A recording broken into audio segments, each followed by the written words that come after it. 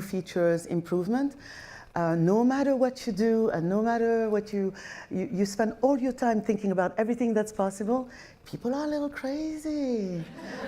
You know, few people did things that we were like, wow, don't ask me what. Really? Do you see the camera? Seriously? We've also learned one big surprise for me. I thought that seniors would be more apprehensive. We are seeing a lot of seniors that are actually, that prefer it. They enjoy the privacy, they enjoy the simplicity. And then from a company standpoint, we're learning about, you know, it's one thing to build technology, it's another thing to operate a business, and especially that's customer facing. So we've learned a lot and we'll continue that journey. And what do you see as the biggest differences? Now, obviously, you just alluded to some particular problems you might have in Vegas, but as you launch in San Francisco... Hey, come on, San Francisco too. But what are the biggest differences as you go from a desert-based city to somewhere like the Bay Area where there's fog and some other challenges? Yeah, you have to deal, first of all, hills, trains, fog. It's also just denser. The scooters and bicyclists all over the place, some of the transient population at times. So different circumstances, a little bit denser driving environment, but also lower speed, which is essentially a trade-off, whereas in Las Vegas, the speeds tend to be a little bit higher. But in general, in Las Vegas, you're going to hotels, you're going to destinations. People are there to be entertained, right? It's not like a utilitarian, take me from here to there. Whereas in San Francisco, it's more like, no, I need to get to this meeting or I need to go to this store, and it's more utilitarian, and we're starting that journey. And there's already a lot of competition on the road when we talk about this space. Obviously, Waymo has launched in several cities. There's Tesla's programs with robo-taxis in Austin. How do you think about the competition, and is there room for all of you? Oh, so first, I'm a little weird that way. I think about it more as fellow travelers. We each have a different approach.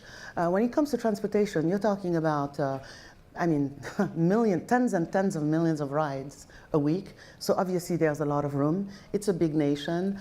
If we even eventually make a dent into less cars, less individually owned cars being driven, that's the good thing. I think depending on who you ask, the average is roughly 2.5 cars per family. If we bring that down to even 1.5, I think everybody will agree that's a good thing. So there's plenty of room. By the way, it's funny, when people ask me the question, I'm like, I feel a lot better because now it's, 3 of us. It's not that long ago, there were like 50 of us. And I was like, goodness gracious. And so plenty of room, different approaches, different views, but at the end of the day, we'll serve customers. It's a big nation, lots of people who are busy going places still all the time.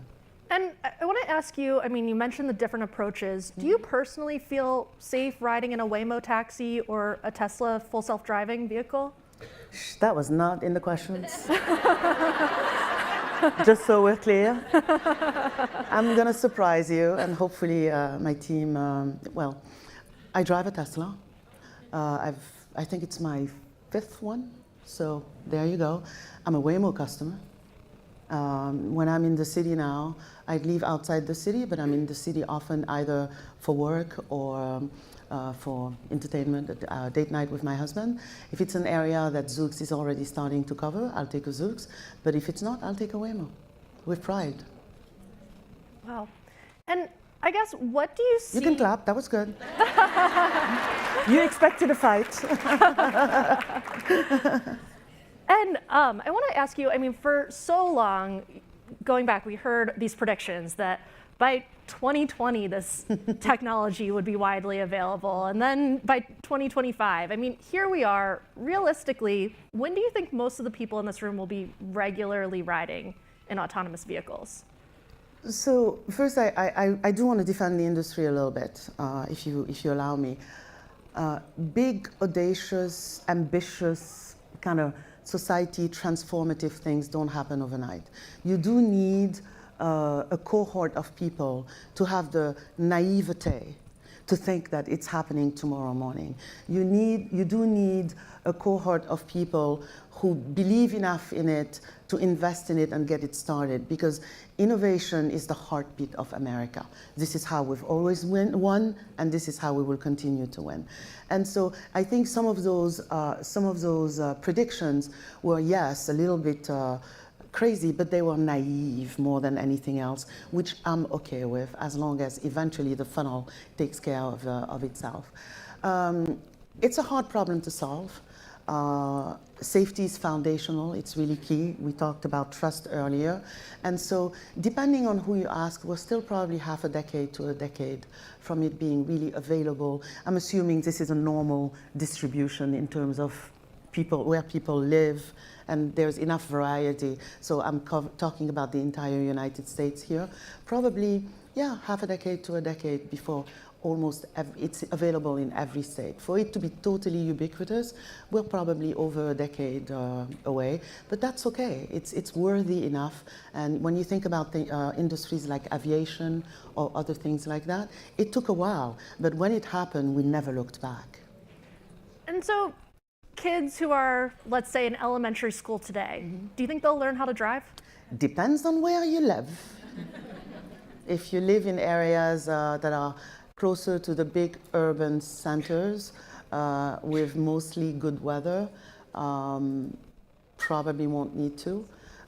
If you live far from an urban center or in places where harsh weather conditions are the norm on a consistent basis, well, actually, I don't know that you should learn to drive in those conditions, but it's less likely that we will be available sooner.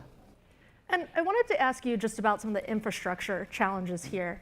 I mean, we're in DC, we still have a people mover at Dulles, how difficult it can be to upgrade some of this technology.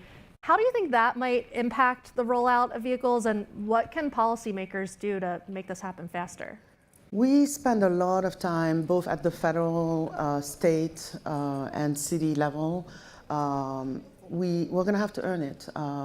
Most of the folks who are in the self-driving industry are spending a lot of time in DC. We started testing, but with a safety driver. I believe other fellow travelers are doing the same, and we're going to have to show the data, earn it. By the way, if you live in DC and you really like it, let people know. But I also believe in, I don't know about the people mover at the airport, but this is something that transportation, ride-hail transportation is already something that's known. We just want to provide it in a different way. So I'm assuming that as it's growing in other cities and as we continue our conversations with the local authorities here, we will find a path forward. And you mentioned that your vehicles have safety drivers right now. What's your message to DC regulators? Because that is a requirement right now for these vehicles in the city.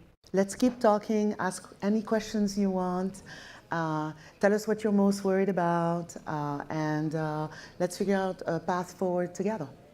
And you mentioned you own a Tesla, but I'm just trying to think about how this works moving forward. In the future, will people own their vehicles, or will it be more like a hailing service when it comes to using tools like Zoox? So, you know, we're like a typical American family, so we have several cars. And especially now with the kids headed to college, one doesn't get used much, but you know, I don't want to sell it. I still hope she comes home. I know she won't. And so could we get to a future where I don't need that many cars? Because when it comes to my utilitarian transportation, or night on the town, or I know it's going to be congested and there will be a lot of traffic, and I truly just need to be transported, I will use transportation as a utility. And I want to just go back to the cabin in a Zoox car. I mean, you mentioned the gossip that happens there, the conversations, the things you can't tell us about. But now that you have these on the road and you can test what works, what doesn't work for people, are there any features or new additions that you're going to be making to the cabin in the future? We'll make anything that's digital, we're making adjustments. So inside the vehicle, as you sit down, you buckle up, a wireless charger, cup holders, and get comfortable, there's a little screen on the side that is giving you a lot of information. And so we've made some enhancements. So for example, some folks, in terms of knowing when there's going to be a turn, wanted to know that a turn is coming up, and we don't want to distract you with blinking things and whatever. So we're giving you the choice there, and eventually, in terms of your profile, you'll be able to select several things so that we can sort of give you on that screen what's important to you versus what you don't like or what somebody else might want that you don't want.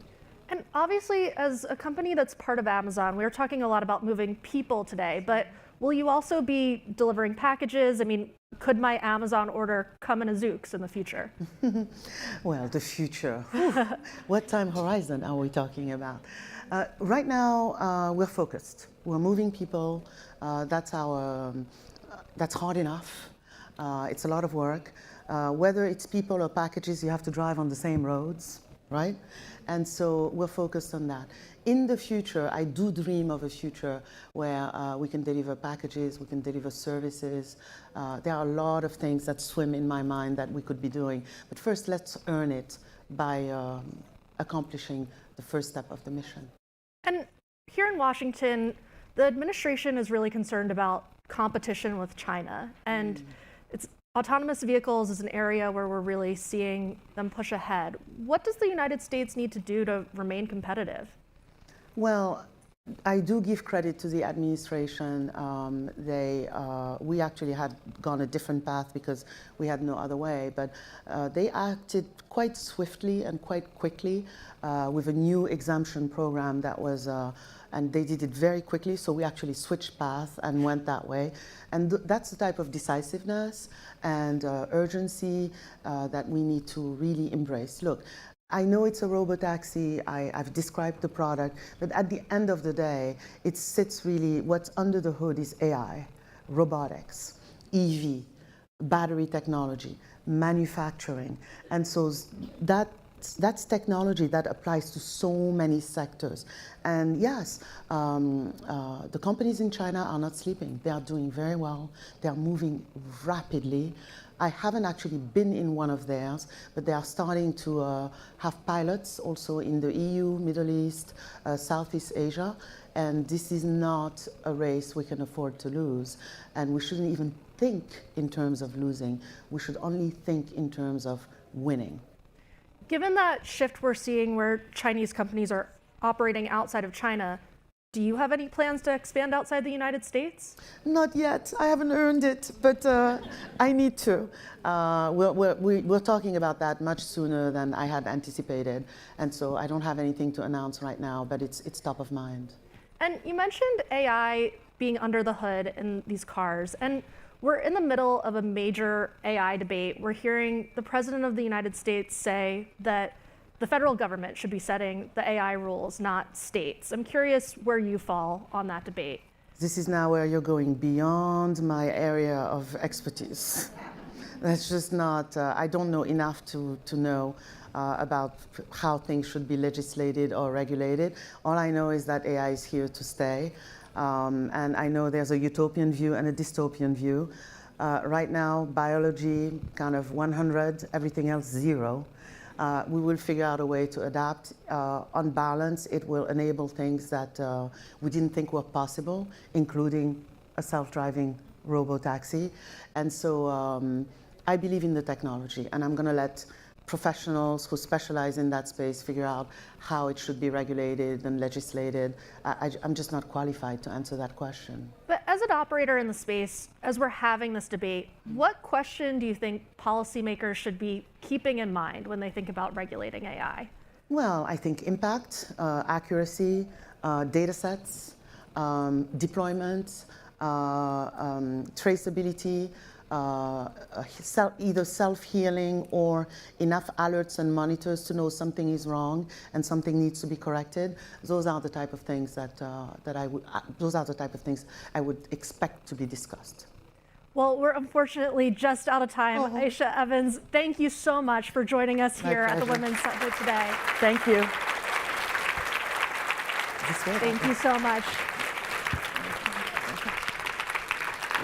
And please stay tuned. We have a segment coming up on AI in the classroom. Thank you all.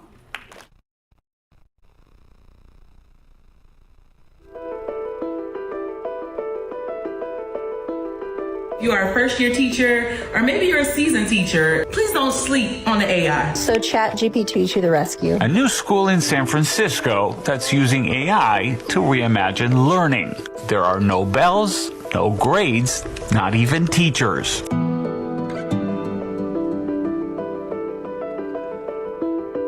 I'm answering math questions on my app Nori. Use repeated addition to find the product.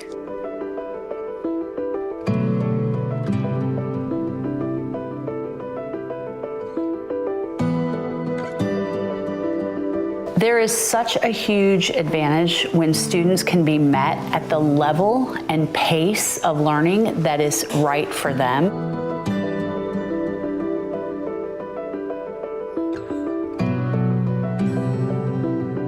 My teachers and staff and my students understand it's a tool. It is not a replacement of the human intelligence.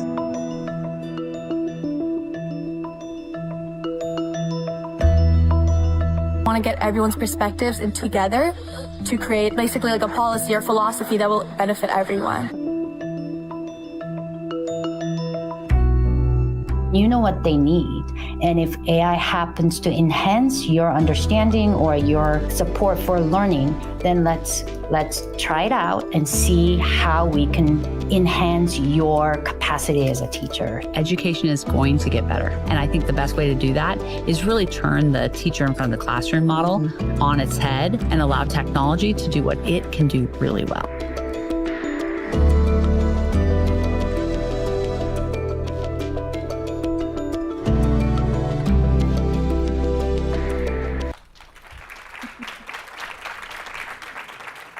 Good morning, everyone. My name is Lisa Bonos. I'm a Washington Post tech reporter based in San Francisco, and I'm thrilled to be joined today by two leaders reimagining the future of education in the age of AI. Mackenzie Price, co-founder of Alpha School, and Kip Glazer, principal of Mountain View High School in Northern California. Mackenzie, Kip, welcome to the Washington Post Global Women's Summit. Thank you for having us, and thanks for being here, everybody. Thank you so much. Let's get started. Kip, Mountain View High School is a public school in the heart of Silicon Valley, and you are deeply immersed in the world of AI. First, can you briefly explain how AI is being used in your school, and what are the questions or concerns that students have about the technology? First of all, thank you for having me. And I just wanted to give a huge shout out to my parents who are back in South Korea. 엄마, 아빠, 저 여기 있어요. AI is being used in a way that is enhancing our student learning, but also not as readily available as people like to believe in Silicon Valley. We have been approaching it as go slow to go fast. So we have had technology committee to decide what types of tools that are already existing and how do we slowly adopt so that students are at the center of all the decisions that we're making.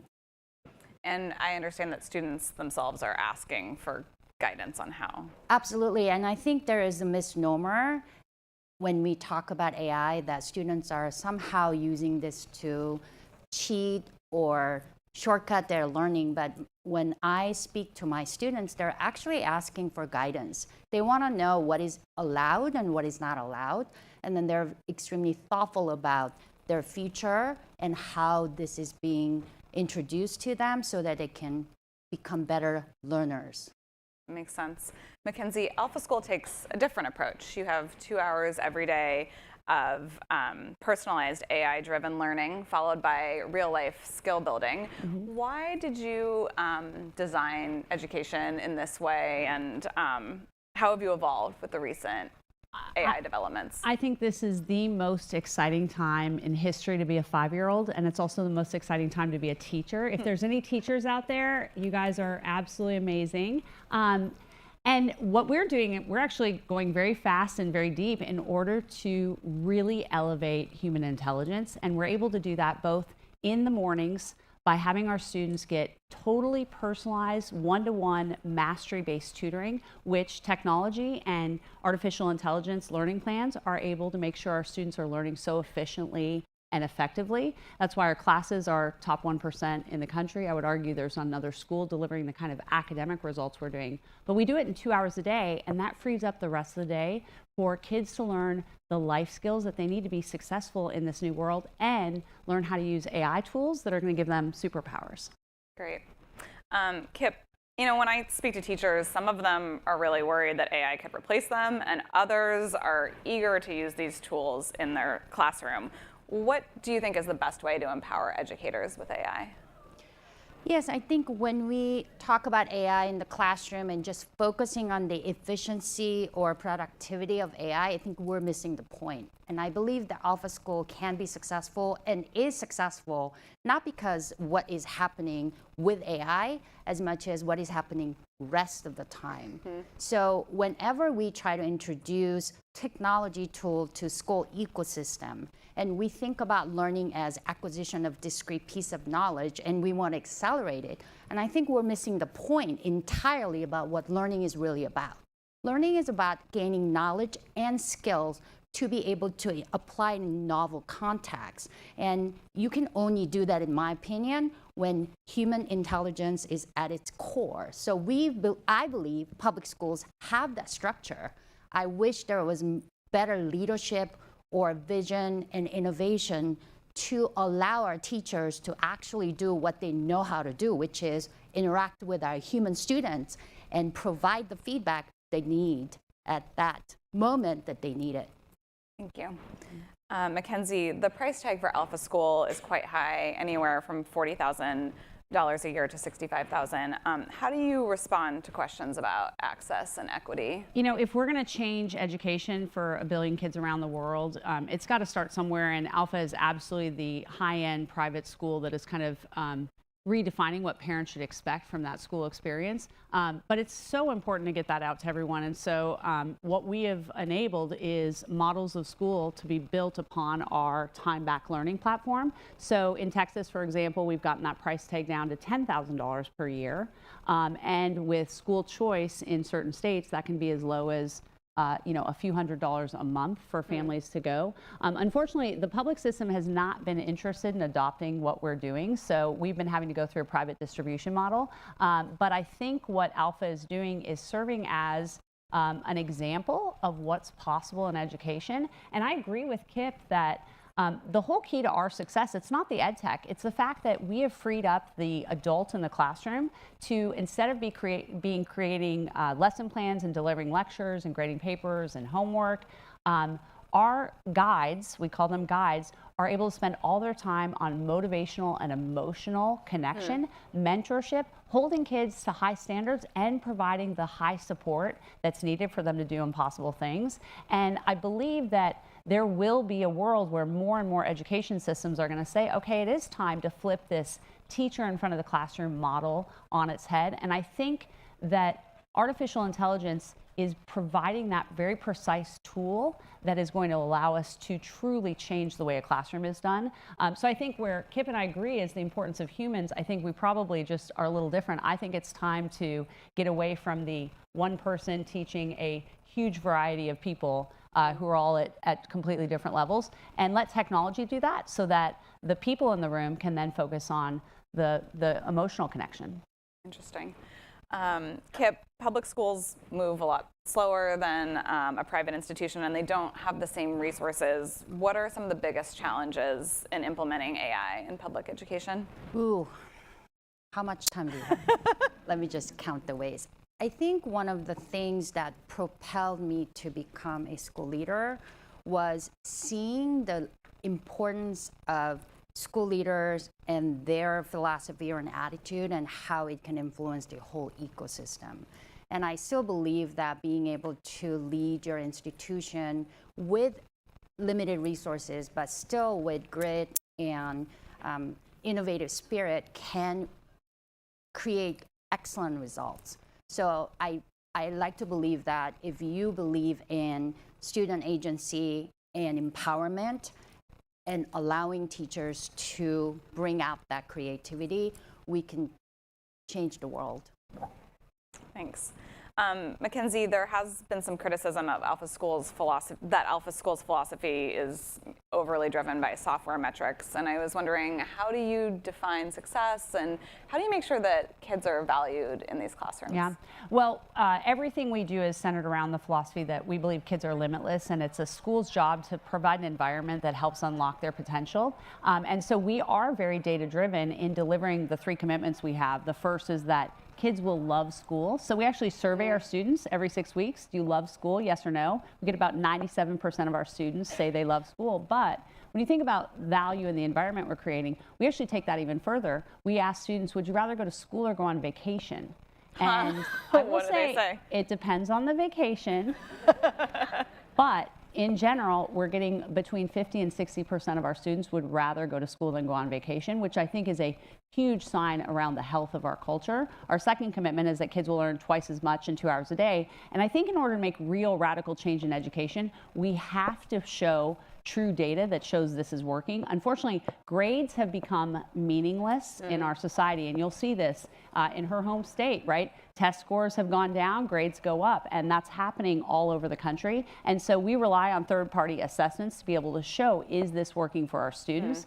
And I think the beauty about our model is that we can take those assessments and use them to actually implement learning plans that meet kids where they're at, whether they're in the 10th percentile or the 99th percentile, the rate of growth goes. And then our third commitment around building life skills, we're able to show all these really fun ways, which is part of what makes kids love school. When they're getting to do things like practice communication and uplifting language, and then go into an escape room and they're mic'd up, and we use AI tools to basically judge the quality of their uplifting language. Kids can have so much fun and learn these skills that are going to help them be successful. And so I think, you know, fundamentally, schools should be doing a better job of educating kids and providing them with things like grit and teamwork and relationship building and socialization, which unfortunately a lot of traditional schools just don't have the time, because they're instead kind of focused on getting through math and reading and English and science. Yeah, I've certainly experienced that throughout my life. After school, you have to get all those skills in that you didn't learn Exactly. before. Well, and then add homework, which, you know, is another thing that, you know, I think kids in this day and age, they're so overbooked. And I just think that when you can provide a deeper and more effective learning experience in only a couple hours a day, and then have the rest of the school day to do these other things, then give kids time at home with their family and their friends, and being able to do the fun things that they love. School should be a place where you help find that intersection of passion and talents, and that's what we're working on at Alpha. Great. Kip, we had the unique experience back in Northern California. I got to observe some of your students lead a workshop with parents, teachers, and younger students talking about AI and how should it be allowed in the classroom or not. How do you think that all these different populations can work together to ensure that AI in schools doesn't diminish students' abilities to think critically and creatively? I believe that the purpose of education really is to create the educated populace for the protection of democracy, and diversity of thought is fundamental to creating the democratic society. And I think that when you actually allow students to iterate and innovate and productively fail in a school system, rather than worry so much about how am I going to go to the next rung and bring all the diverse voices together, we can create great learning environment. I just think that there needs to be more focused on that human aspect of it, rather than defining learning as acquisition of knowledge that can be tested on a multiple choice test. And I think AI does definitely push us to that direction of being able to create learning environment that is much more targeted and differentiated. Great. Mackenzie, the federal government is increasingly paying attention to AI in education. And I was just curious, your thoughts. What role do you think that the government should play in either supporting innovation or setting guardrails?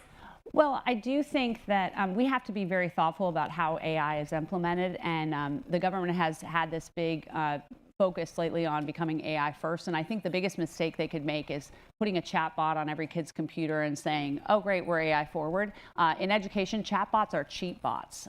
That's one of the things we do not allow in our school system because unfortunately, most students are using them to cheat. And they have some pretty creative ways of doing that. And it's so important that we help kids understand how to use these as tools to make them more successful without going into that cheating role. But I think also communities know what their families are interested in. I believe from a government perspective, the best thing we can do is open up the market to lots of different types of models so that families can find the type of school that works best for their child. And it's one of the things I think has been really exciting in the last several years, especially since COVID, is there's just been such an emergence of lots of different schools and school models that are giving families that flexibility that they need. Yeah. I have to respectfully disagree that most students use chatbots to cheat. That's not the experience that I have. I think we can agree to disagree. I do believe that students definitely understand what is harming them if they're shortcutting certain learning experiences. I would like to invite the teachers to really think about if an assessment is designed so that a student can use chatbot to cheat, then perhaps you need to look at that as feedback from the students and think, how do I design an assessment where students know how to use chatbot to enhance their learning experience? So I think we have to be super careful about making generalized statement about how the students are interacting with these tools, because I know for a fact many of my students not only understand why they should not be using chatbot to shortcut their learning, but also how do they want to create the chatbots to enhance other people's learning. Thank you. Mackenzie, I'm curious, where do you see Alpha Schools in 10 years? AI is moving so fast. Yeah, what do you think the future holds? We are constantly iterating. We often say that we are like the Apple iPhone. Every 6 weeks there's an update. And so what we're seeing is our apps are getting better and better. We believe that our learning is getting more and more efficient and effective in terms of delivering great student outcomes from an academic perspective. And we've had a lot of demand and interest from families who are saying, you know what, it's time for education to change. This is an industry that's largely been the same for the last 250 years. And if you go to a rural school in India or you go to a high-end private school down the road, you're going to basically see the same model. And I think that demand for something different is what's grown us to 20+ schools around the country. With more opening, as well as, again, models that are more accessible in price.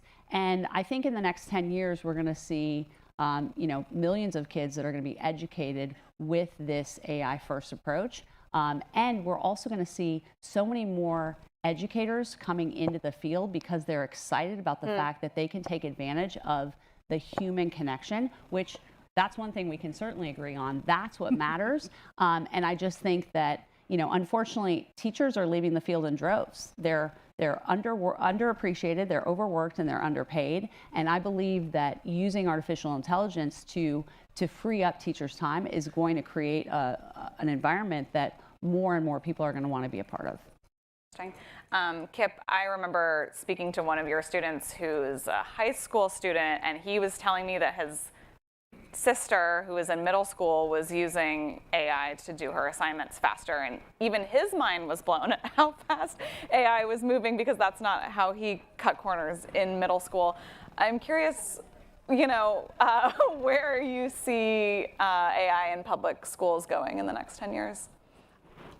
I think better questions to ask is, where do we want to see AI go in public education? And I would love to see differentiated training for the teachers and school leaders as much as we think about our students, because I believe that there are so many great educators who want to know how to help their students.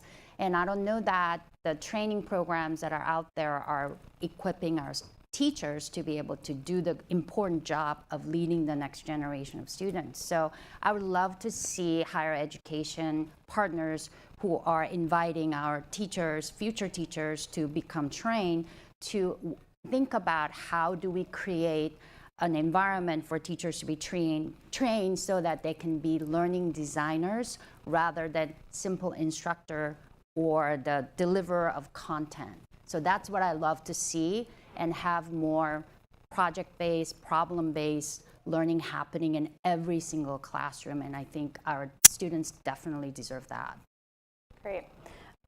Mackenzie, out in Silicon Valley and maybe here as well, there's a lot of conversation around Jonathan Haidt's book, The Anxious Generation, and has spurred lots of schools to restrict screen time or even remove phones from schools. And so I'm curious how you balance innovation with concerns about screen time. Jonathan and I have actually enjoyed great conversations around this. And one of the things that we've come in agreement on is that not all screen time is created equal. There is a huge difference between doom scrolling TikTok all day or playing video games and getting this engaged academic experience where learning science principles are allowing you to stay in that challenge zone, not too hard, not too easy. And so that's a big difference. The other thing is our students actually spend less time on screens than the average student around the country. The Wall Street Journal, they released research this past spring that shows the average student is spending about 2.5 hours a day on a screen while in school. And often that's doing things like using screens to go into your textbooks, to do things like that. And so what we found is that the screen time that we're providing is matching that one-to-one tutoring experience that's keeping kids more engaged. I also would look at it as, there's probably someone in the audience who's sitting like this, about to fall asleep listening to us talk. And unfortunately, that's the experience that so many of our students have in our country. And I think the engagement that we're getting from our students is a much richer environment. But the other thing that's really important is, as far as teaching kids skills, screens are going to be around. We have to teach kids how to use them well. And one of the things we focus on is helping our students learn how to be creators and contributors,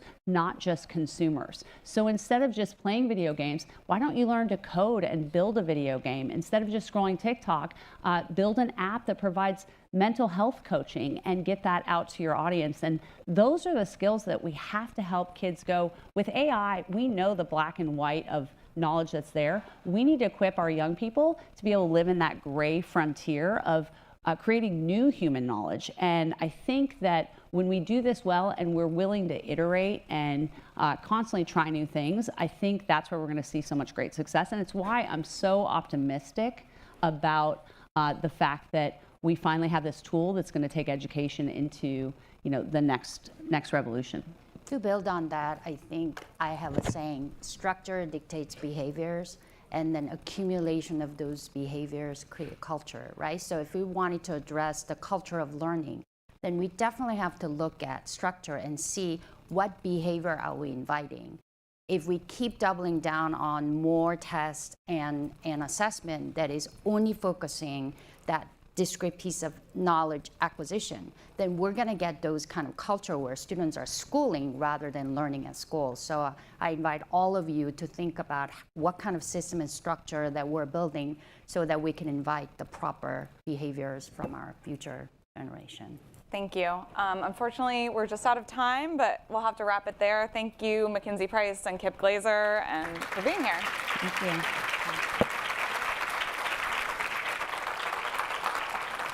Coming up next, we have a conversation that is literally out of this world. My colleague Libby Casey will be speaking to an astronaut from the International Space Station, so stay tuned. You won't want to miss this.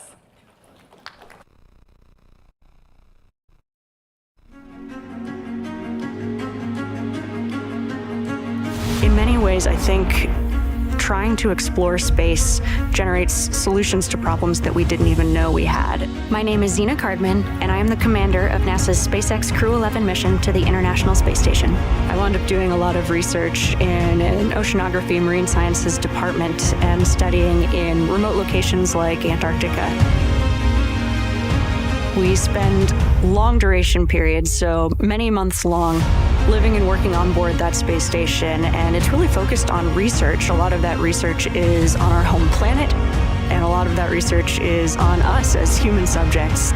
I don't think we grow if we don't challenge ourselves. I think that's true for myself, it's true for teams, and it's true for us as a society and as a species. We have to take some risks, we have to challenge ourselves in order to push ourselves.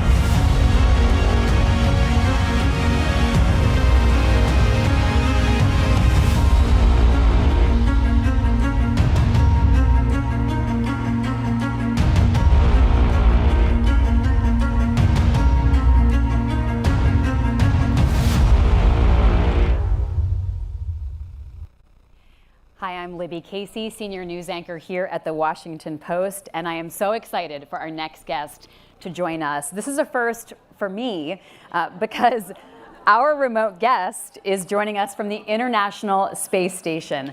Before we begin, we have some technical steps to go through though, so I get to say something I've always wanted to say, which is that we have to connect with Mission Control in Houston, so please stand by. Houston, Libby Casey here. We are ready to connect with Zena Cardman.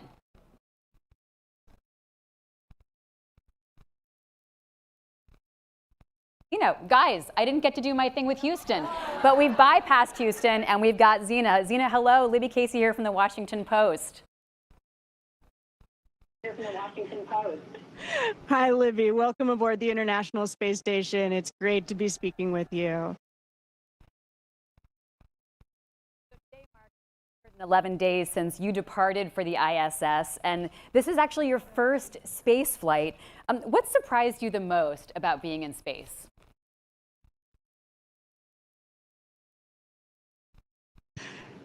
It's a funny answer, but I think one of the biggest surprises has been that it isn't surprising. I've felt so incredibly prepared for this, and that is largely thanks to an incredible team of people on the ground, crewmates, mentors, training teams, people who built the spacecraft that I'm working on. I felt really ready for this mission, and it's been just such a joy to get to carry it out. What made you realize that you wanted to become an astronaut? We saw in the intro video that you're a researcher. You have a long career working in places like the Canadian Arctic, Antarctica. What made you want to do this? I think that story is different for every astronaut. We all come from different backgrounds, but you're exactly right. For me, I came from a scientific background. I was studying microorganisms and how they affect the chemistry and geology of the environment around them on microscopic and global scales.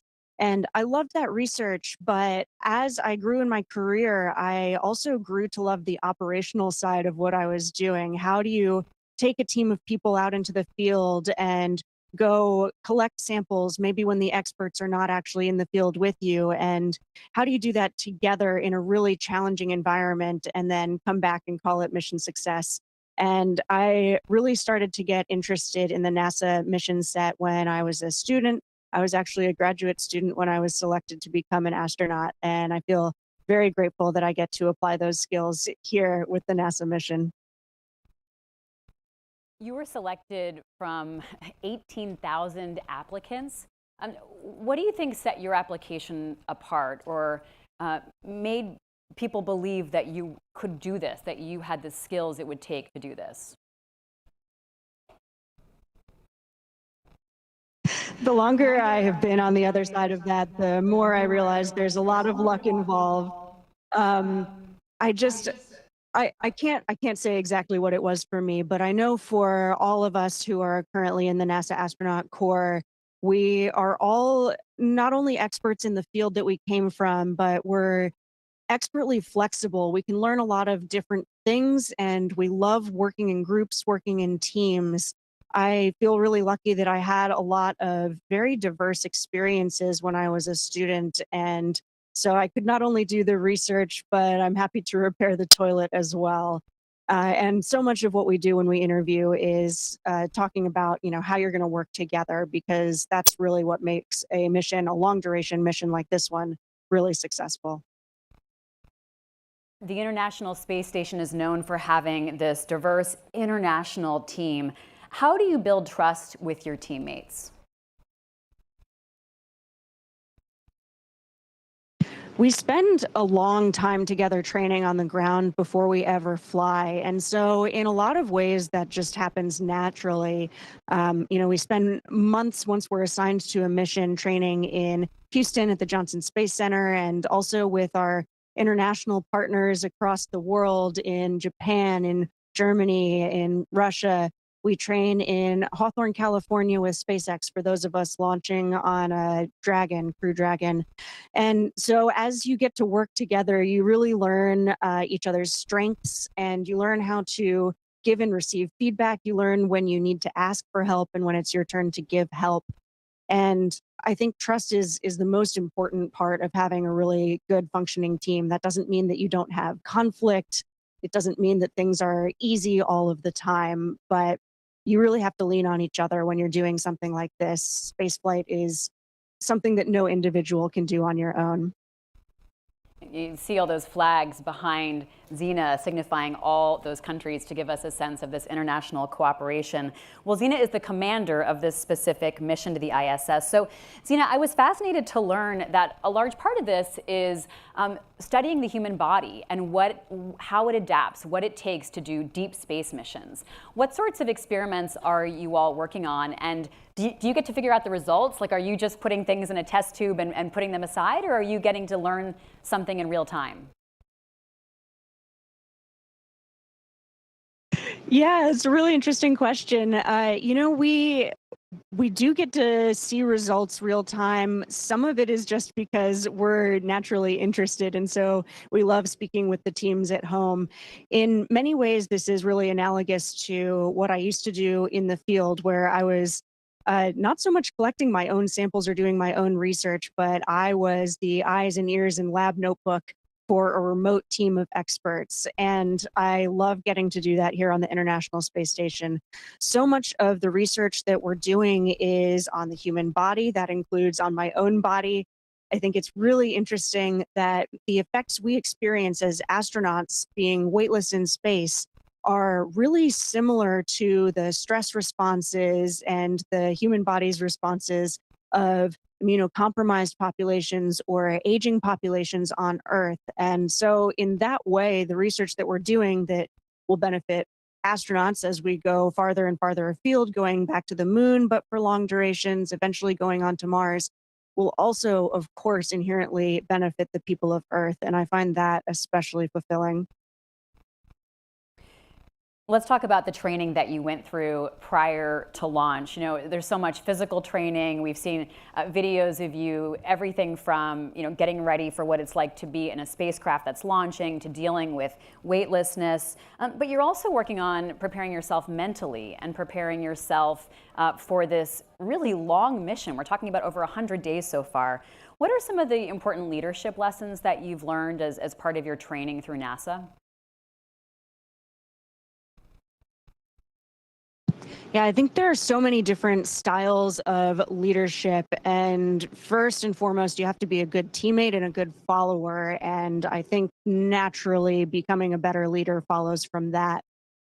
We need different styles of leadership at different times. Sometimes the situation is time critical and you have to be a very assertive decision maker.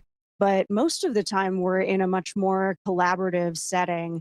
And so I think being really successful in a long duration mission like this is having mental resilience, knowing what is in your control, when to let go of things, and really having a lot of trust in your team. Sometimes that comes easily for me. Some days I really have to talk myself into it. I think my crew that's up here with me right now is really good about helping each other out in that way. We all have bad days, but we all are able to overcome that together and just really find joy in what we're doing and what we're doing together, especially. There's so much attention and investment being made right now on space travel in particular, the potential for space tourism.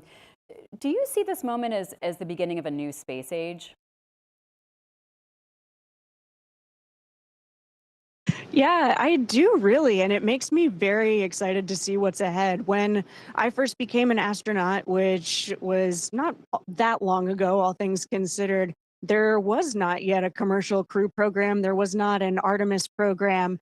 And just in the time that I have been an early career astronaut, we now have this new blossoming of space industry. There are now also multiple ways to become an astronaut. You don't need to be a government astronaut or a NASA astronaut. And I really am excited to see this frontier open for a lot more different, diverse types of people. And I can't wait to see where all of that diversity of experience and diversity of thought brings us in the future as we keep exploring. You mentioned the Artemis missions. Next year, the Artemis True Crew will be flying around the moon, and this is considered to be a key moment for the future of space exploration. What do you hope that that crew is able to accomplish? I am so excited for that crew, and it's just so thrilling to be at NASA and in the world of human spaceflight as we're getting ready to go back to the moon. But we're setting ourselves up to go and stay for long durations and really do something sustainable. I'm also so excited that this time the Artemis program is going with international collaboration. That's been, to me, one of the most profound parts of the International Space Station and this incredible diplomatic collaborative benefit that something like this space station has. So I'm thrilled for the Artemis program from a scientific perspective, of course, coming from my scientific background, but it's really that collaboration and going farther together that makes me most excited. I might actually still be on the International Space Station when the Artemis 2 crew launches for their journey around the moon. And whether I'm up here or I'm back home watching, I can't wait to follow along. Let's talk about this moment in science. There have been a lot of cuts to government research, attacks on universities that do scientific research. What are your hopes for Americans, for all of us, seeing the value of the science that you're doing right now, the science you've done throughout your career, and connecting that with something as exciting as space travel, but maybe as simple as, collecting samples in the icy Antarctica region? Yeah, I think there's something inherently inspiring about the research that we do, whether that's exploring our own home Earth or exploring space, which is also exploring our own home and our place in the universe. But I really hope that people realize, as a NASA astronaut, as someone working for the taxpayers, we have a really incredible return on the investment for something like NASA and the NASA mission. Just using Apollo as an example, I think setting a really bold goal like that, but having to do it fast and with not a large budget really drives a lot of creativity. And we wind up with these innovations, things like the integrated circuit that the Apollo missions developed, that then lead to benefits like having a phone that I can hold in my hand that has more computing power than an entire spaceship. So I really am excited to see where that development takes us in the future. And I hope that everyone gets to know and gets to see that return on investment. When there are cuts to funding, are you concerned about talent and knowledge leaving and going into the private sector, going elsewhere? I mean, you talked about the potential for commercial space exploration, of course, but how do you encourage people to try to work at NASA or get involved in the kinds of work that you've been doing? It's not a concern of mine, but I'm very excited that there are so many different options for talented people who are interested in taking part in human spaceflight. I think we need more than one simple option, one and only option. NASA is, of course, smartly collaborating with a lot of different partnerships, whether that's other government agencies, private companies. And I think having more diversity is actually going to make us stronger. So I'm very excited for this evolution. I somehow couldn't believe that the International Space Station marked 25 years recently of continuous human presence. Where do you want this to be in 25 years from now?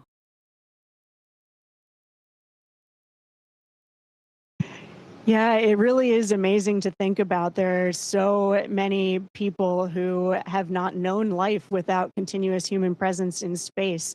And the fact that we've done this with international collaboration here on the ISS is just astounding.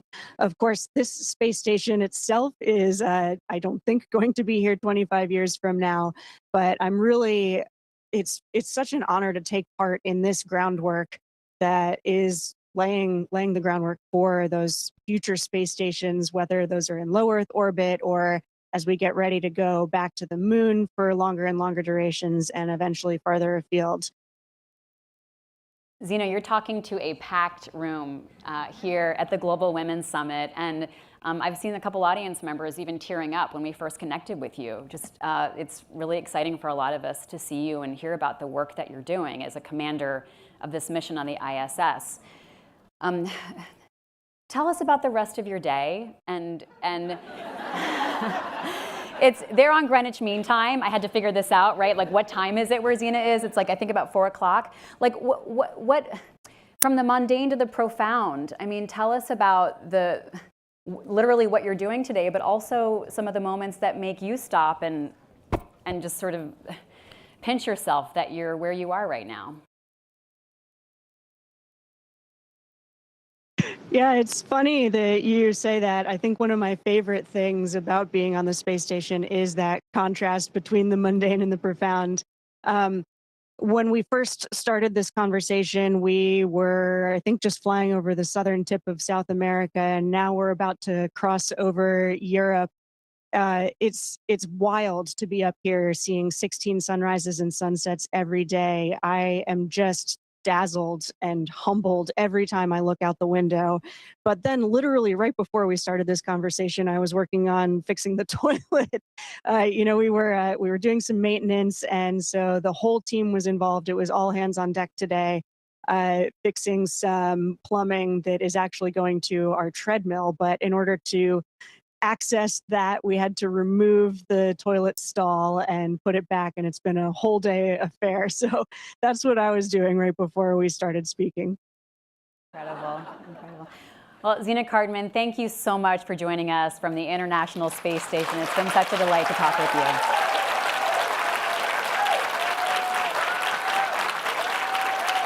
Thank you all so much. I wish I could be there in person, but it's such a treat to get to join you this way. Zena Cardman, stay with us for the next segment of the Global Women's Summit. Thank you, everyone.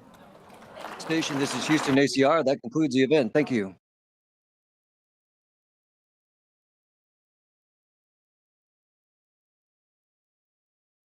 One in 4 new moms returns to work within 10 days of giving birth. 25 million workers lack a single day of paid sick time. More than 2/3 of women are worried about the cost of groceries and housing. No one should have to choose between their paycheck or caring for themselves and their family. Join us in fighting for a more just and supportive workplace for us all. A better balance.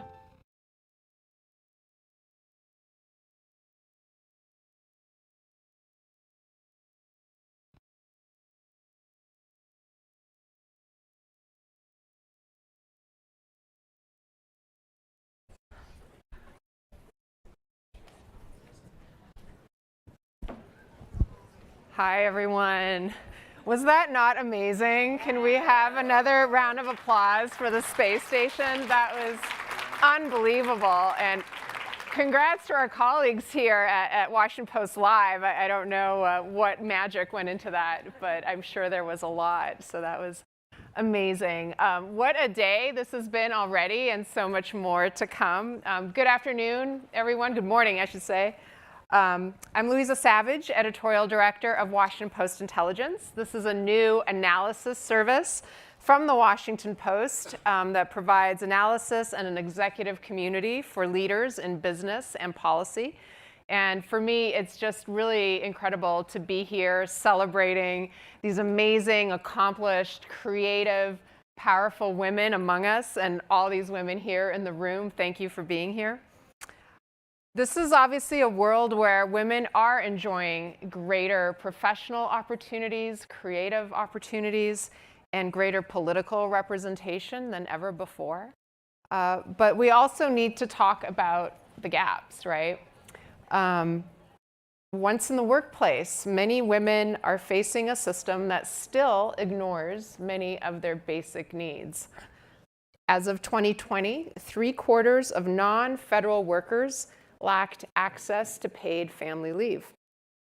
And here's a startling fact that we can all just digest for a minute.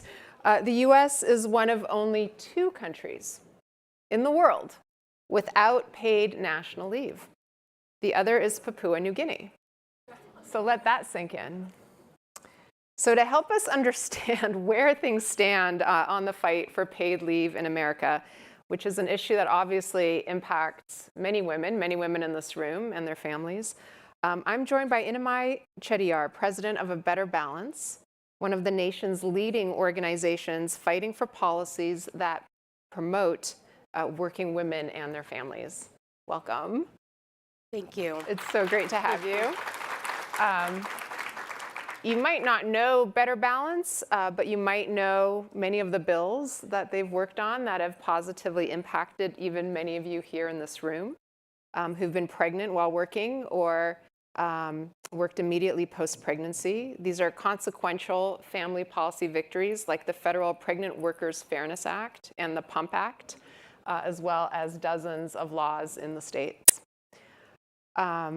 So we are just thrilled to have you here, Inamai, to help us understand this set of issues.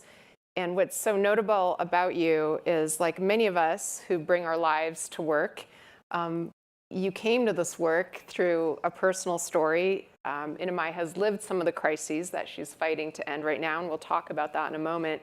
After enduring years of infertility, high-risk pregnancies, and navigating chronic health issues with her young daughters, she was also maintaining a career.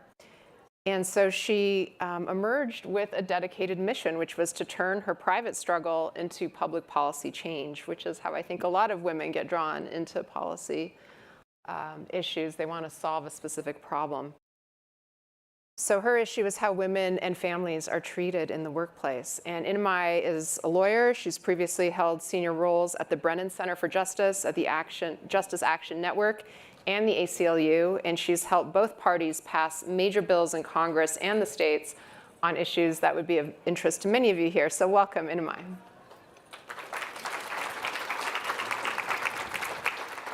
So I think where we could start is, many people, just to level set, may be unaware of why family leave is important. I think a lot of people basically consider it, okay, it's just like one of the many perks you get in a company benefit plan, but like, help us understand the importance of this broadly. Yeah, so thank you so much, Louisa. I am really happy to be here talking about this issue. So paid leave strikes at the heart of what families care about the most. So their financial security and their health. So paid leave basically is where you get a certain amount of time off of work to take care of specific needs, like if you're sick or if you've had surgery or if you need maternity leave. And this kind of policy has real benefits. It reduces infant mortality, it saves tens of billions of dollars in lost wages, but 1/3 of mothers don't have access to even 1 day of paid leave. And as you mentioned with that statistic previously, it's truly absurd that the US is only one of 2 countries that doesn't offer paid leave. No, it is quite surprising. But where do things stand now in terms of policy in 2025? And you, particularly, you do a lot of work in the States. Like, where are things trending? Yeah, what's really interesting about paid leave is that it truly is one of the rare issues where there is a bipartisan consensus, which is really rare. A full 82% of voters support paid leave across red states, blue states, purple states. And this has been really successful at the state level. So there are 18 states that have paid sick leave laws, and there are 14 states that have paid family medical leave laws. Just last year in Nebraska, they actually passed a sick leave ballot initiative by 75 to 25%, so a huge margin there. And in southern states, perhaps surprisingly, there have been Republicans who have been leading this year after year, trying to pass paid leave laws for government workers. And what about federally? I mean, here we are in Washington. What's happening on Capitol Hill? Yeah, so on the Hill, there are two key bills. There is the Family Act, which would give 12 weeks of paid family medical leave. And there is the Healthy Families Act that would provide up to 7 days of paid sick leave. So in the last presidential election cycle, we heard a lot from both candidates about how they care about families and how they care about economics. But here we are, almost a year later, with little to show for it. We still have the same crises going on with families struggling to make ends meet and women being sidelined in the workplace. And so even despite all of this success at the state level and the real public support, Congress hasn't acted. And so that's really where the obligation is, for Congress to really act and deliver on this issue. Well, here's what I don't understand. You mentioned that this is an issue with bipartisan support. It's been around for a long time. We've definitely heard leading voices in both parties talking about it. But progress at the federal level keeps stalling. Like, why is that? Yeah, so in my opinion, I think that there's two reasons. An issue of prioritization and an issue of perception. So I think we really need to push both parties to make this a top priority. And to make it a top priority, that means delivering action, not just speaking about it. There are some Democratic women legislators who have been championing the issue. We have increasingly seen Republican women come to the cause, but we need more from them, and we need more from both men and women on both sides of the aisle. The second issue, I think, is perception. So when you referenced this in your original question, I think a lot of people still think of paid leave as some kind of work perk, like a free gym membership. And it's really not fully understood that this is truly an issue of basic economic survival, particularly for people earning low wages. Yeah, well, let's sort of build on that, because you've noted in the past that the consequences of the lack of legislation around paid leave and pregnancy accommodation are actually very great for specific groups of women. And I'd love for you to unpack that and really help us understand where that impact happens. Yeah, so this issue affects people who are earning lower wages the most, especially shift workers, hourly workers, and disproportionately women of color. A lot of them are faced with the impossible choice of either trying to keep their paycheck or trying to keep their families healthy. So at A Better Balance, we run a free legal helpline where we hear from thousands of women every year who call in with these kind of questions and asking for help. And there are just so many stories about how women are struggling with this. So we have one client, her name's Aria. She works in a Speedway gas station in Ohio. When she got pregnant, her doctor told her that she could not stand for long periods of time. So she asked for a stool to be able to sit on while she worked the cash register. Her manager denied that. So she was forced onto unpaid leave for 4 months, so making it really difficult for her to pay rent, pay bills, and secure food for her family. We have another client, Jennifer. So she works in an Amazon warehouse in upstate New York. When she got pregnant, her doctor told her that she could not do any more heavy lifting. And so Amazon denied that request, and so she was forced to continue heavy lifting. When she did, on the job, she suffered a severe abdominal pain, was wheeled out of the warehouse in a wheelchair, hospitalized, and then fired for taking time off to be in the hospital. Yeah, and unfortunately, these are not isolated incidents. This happens all the time. And these are really the women who are paying the price for our policy failures. As I mentioned in the introduction, this is very personal for you. Can you share your own story and sort of how it brought you to the work that you're doing now? Yeah, so I struggled for many years to conceive. When I finally got pregnant, I had a really difficult pregnancy that often made it difficult for me to move. I was hospitalized in pain and terrified, but had to keep working.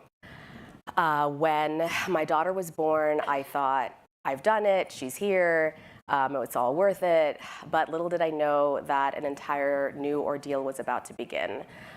So when she was born, she was losing weight to really critical levels, and nobody knew why. And so I took her to 50 different doctors, rushing from appointment to appointment while trying to hold down a job. The hospital would randomly call me and tell me that a specialist appointment opened up the following day. And so I'd have to drop everything, give very little notice to work, and show up there the next day. And I was faced with a choice. Am I going to meet my obligations as a mother, or am I going to meet my obligations as an employee? And lucky for me, my employer at the time provided me with both leave and accommodations. And that is really how we were able to get through it. And millions of women don't have that same benefit. And so that experience is really what brought me to this work.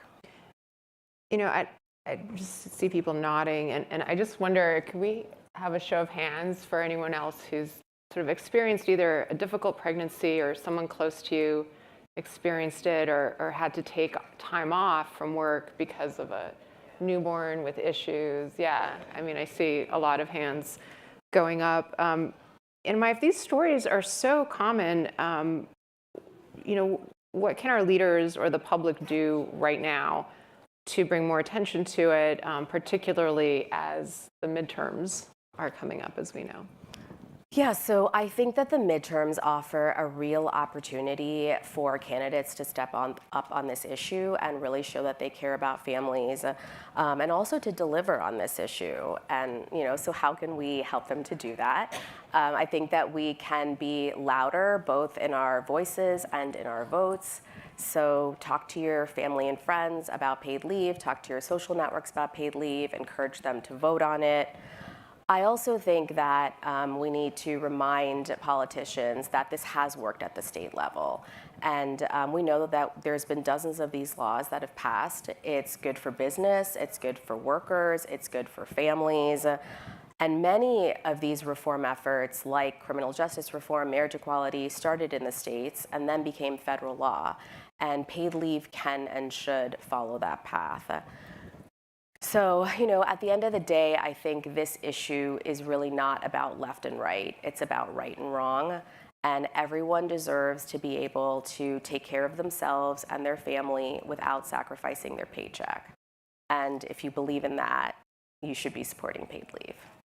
Well, thank you so much, Shinamai. Thank you. Thank you. Just thank you for this important reminder of how impactful these policy decisions are on women across the country, and why this conversation matters. So thank you for being here. Thank you.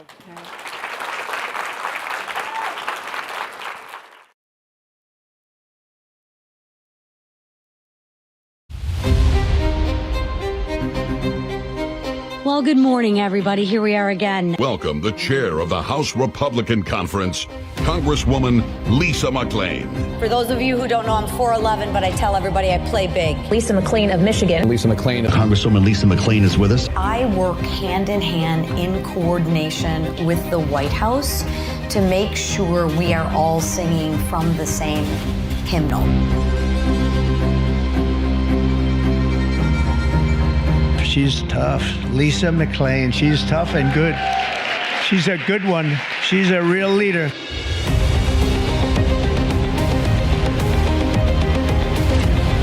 Let's look at what we can get done in the time frame we have and recognize there is real urgency to get these premium tax credits extended. We want to work on affordability. We want to work on bringing premiums down.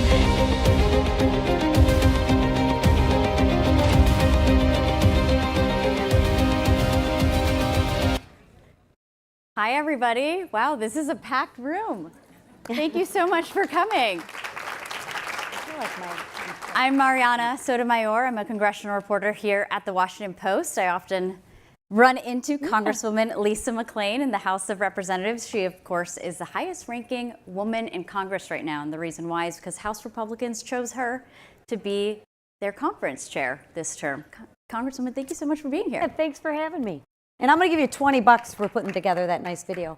That wasn't me. That's our crew out there. There's so much to talk to you about, but what I wanted to start off with, obviously you are a woman in a position of power, but there's many women in our lives who actually kind of push us to get to where we are, who have influenced us.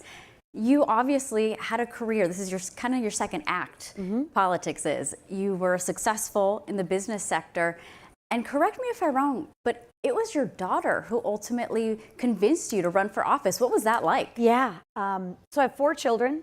2 boys, 2 girls, and I'm Italian. We do Sunday dinner. And if you don't come home at 4 o'clock on Sunday dinner, you're out of the will. It's really simple. But that's kind of my time to hold court, right? And kind of talk, right? And I do. And I was complaining about something, I'm sure. And my daughter says, well, Mom, you can either be part of the problem or part of the solution. She was using my words against me, right? But really, she's like, be part of the solution, right? Yeah. And I went to bed that night and I was still kind of mad at her. And I said to my husband, Mike, I said, you know what, why wouldn't I? You know, our business is in good shape, blah, blah, blah. And he's like, okay, go to bed, honey. And then 2 weeks later, Paul Mitchell, who had the seat before me, decided not to run. And I'm like, oh my God, it's a sign. Yeah. So she really encouraged me, but I have a ton of support from my friends, my family. It's been great. I love it. Don't tell anybody. Yeah, you don't, we share something in common, which is you kind of have to be patient to be up there on Capitol Hill. Long days, a lot of votes. Who knows who's trading barbs with who, a lot of agenda setting on your front. Did you feel prepared when you came to Capitol Hill based on your business experience? And I ask it that way because business traditionally has been pretty male dominated. Capitol Hill, there's many more men than women. However, Republican women in particular, it's the largest class in US history. Yeah. You're often the only woman in a room with leadership. What's that like? How do you make sure your voice is heard, your position's heard, or you stand up sometimes and maybe even to the speaker or the president and say, hey, I'm thinking about this a little differently? Yeah. First of all, I love what I do, and I wouldn't do it unless I loved it. I mean, that is just, you shouldn't do anything unless you enjoy it. Life is just way too short. And I don't look at myself as a woman in a man's world, but it kind of reality is through business, especially I was in the financial services sector, and the financial services sector is pretty much male dominated as well. I try to use that to my advantage, quite frankly, is I don't always have to speak, but when I speak, it's usually, pretty valuable. So I think my business experience and my business background prepared me for Congress, kind of, in that respect. Right. So, the advantage is I'm 4'11" too. I usually get to stand in front. That's an advantage, right? You got to take what God gives you and take using it as an advantage. But I like it. It's enjoyable. And what I've found is if you don't have to say something every single solitary time, right? We all know who those people are. You get a little bit more, people listen differently. People listen differently. So, it's, you got to use it to your advantage, I think, sometimes. So now as chairwoman, conference chair, your priority is essentially setting the message, trying to figure out, what is the White House saying, as you mentioned in a previous speech, we all have to sing from the same hymnal. How do you get the White House and House Republicans, and they're very opinionated House Republicans? Super easy. All the time. Super easy. I mean, our president, he doesn't tweet much, right? Nothing crazy. Yeah, and I will tell you this, like I'll come out of a meeting or whatever, and the reporters will be around and like, did you see President Trump's tweet? No, I honestly didn't see his tweet, right? Yeah. He is he's very active. are, and I'm trying to put my best political speech, package on this as I possibly can. Yes, he's very active, and our conference is very diverse and very vocal. So at times, it is like herding cats, if we're going to be honest. But I think if you break it down to the core issues and don't personalize it and put an optimistic bend with a little hope on it, I think the message is really easy to sell, and you take a look at where we're at right now with the tax credits, right? I know this is a dirty word right now, but bipartisanship, right? Both sides truly want it. I want to believe this. Forget about the extremes, right? But there is an appetite to fix the affordable health care, or I don't think there's anyone on either side that would say, oh my gosh, the healthcare system that we have right now, it is just awesome. No one's saying that. I haven't heard anyone. In fact, we did polling, and I think 6% of America says that. So we know that there needs to be reform. How do we package it in a way that we can actually get something done? That is probably the biggest frustration between business and Congress. Is I managed 700 people before, 700 salespeople. But when I said, here's the direction we're going, they just all went. It's not exactly the same up here. So you got to craft a message that works. Right. So this next endeavor you mentioned, obviously, is healthcare. You also said you don't always read every single Trump truth. But here's a good example. No, I always read it. Always.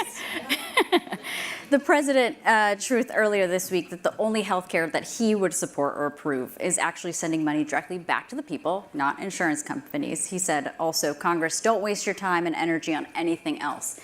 When you get a directive like that, you guys, House Republicans, I know, talked earlier this week about the path forward on, I think you guys are calling it the Unaffordable Care Act. How do you address that? I mean, that's a good example of, okay, the president's saying, this is what I would like to see. You guys embarking on these conversations. Where do you fit in trying to package it all? I feel like my experience with my 4 kids have served me very well in this role, because you all know, if you have children or even nieces and nephews, you got to kind of manage those relationships, and that's what we're doing, right? And that's what my job is. And how I do that is, one, I listen, and I think most importantly, you got to let people get things off their chest. And if you listen to them long enough, believe it or not, people start very far apart. But if you truly, truly listen, they really come back, and they're pretty close together by the time you get there. The key is, and I thank my mother for this, God gave you 2 ears and 1 mouth, use it accordingly. So the key, I really think, is if we can listen, and listen long enough, and truly listen, not just humor you to listen. Right. We really are saying the same things, because the issue is, it's the premium. Let's just talk about healthcare for a second. Yeah. It's the premiums with the healthcare is a big deal, right? Making sure that there is healthcare is a big deal. Okay, we're going to disagree on the radical fringe stuff, right? And both sides have it. The right has it, the left. Okay. But on the core principle of healthcare, if you take the media and you take the microphone out of your way, believe it or not, we are way more aligned than you think. So in my opinion, let's focus on that. And really what I think the president is trying to say, and God knows I don't want to speak for the president, is we have an issue, we got to deal with it. So let's deal with it. And he's trying to push us. I mean, love President Trump or hate President Trump, love President Biden or hate President Biden. I hope there's not hate on either side, but they move at different speeds. I'm not saying that's good, I'm not saying that's bad, because there's positives and negatives to both of them, but they just move at different speeds. President Trump moves 90 miles an hour, and sometimes it's like, whoa, whoa, whoa, just. But that's the reality in which we live, so let's deal with it. I'm not going to complain about it. I ain't changing it, right? So how do I deal within the constraints that I have? So a constraint, maybe not a constraint, a reality next year is the midterm elections. Obviously, the balance of the House's power is a big question that's going to be put before voters. Remember, almost a decade ago, healthcare was front and center. The Affordable Care Act was front and center before the 2018 midterms. There were a lot of votes to try and repeal it. As you, again, as this messenger kind of thinking ahead, staying united on policy principles, do you fear that history could be repeating itself? Possibly, if you guys are not able to get on the same page, find a healthcare solution, put it forward, could it possibly end up embarrassing a number of vulnerable Republicans? I mean, anything's possible. I think you have to really answer this question. Do we really want to honestly work on healthcare? You got to ask that question. And healthcare right now, from what I've had 3 briefings on it from AEI, and I still am scratching the surface. What I'm noticing with healthcare is there's not one quick, simple fix. Because if there was, I can share with you, it would have been done by now over the past 10 years. Where I'm celebrating right now is, for the first time in a long time, both sides agree that Obamacare, it's not really working so swell.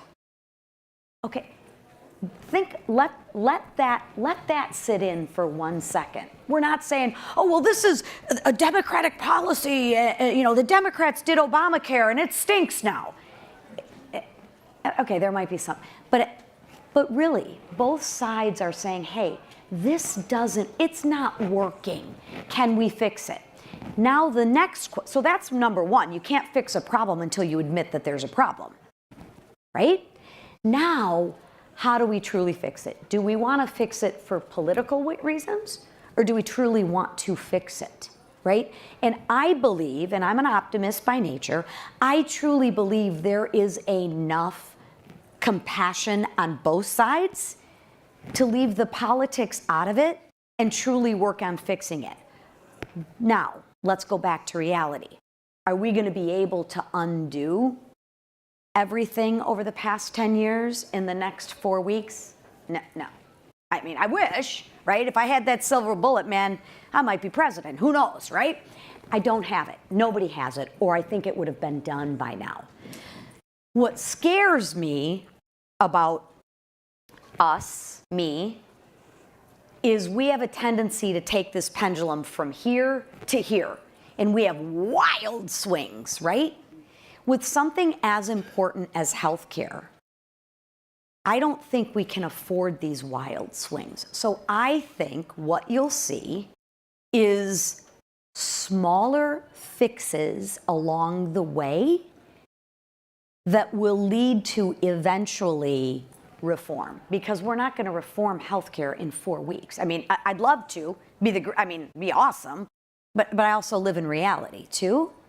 So that's what I see, but I really see, if we can leave our politics, so to speak, at the door, I really think we are in a spot to fix it, because I think we're closer together, because for the first time in I don't know how long, both sides are admitting healthcare's not working.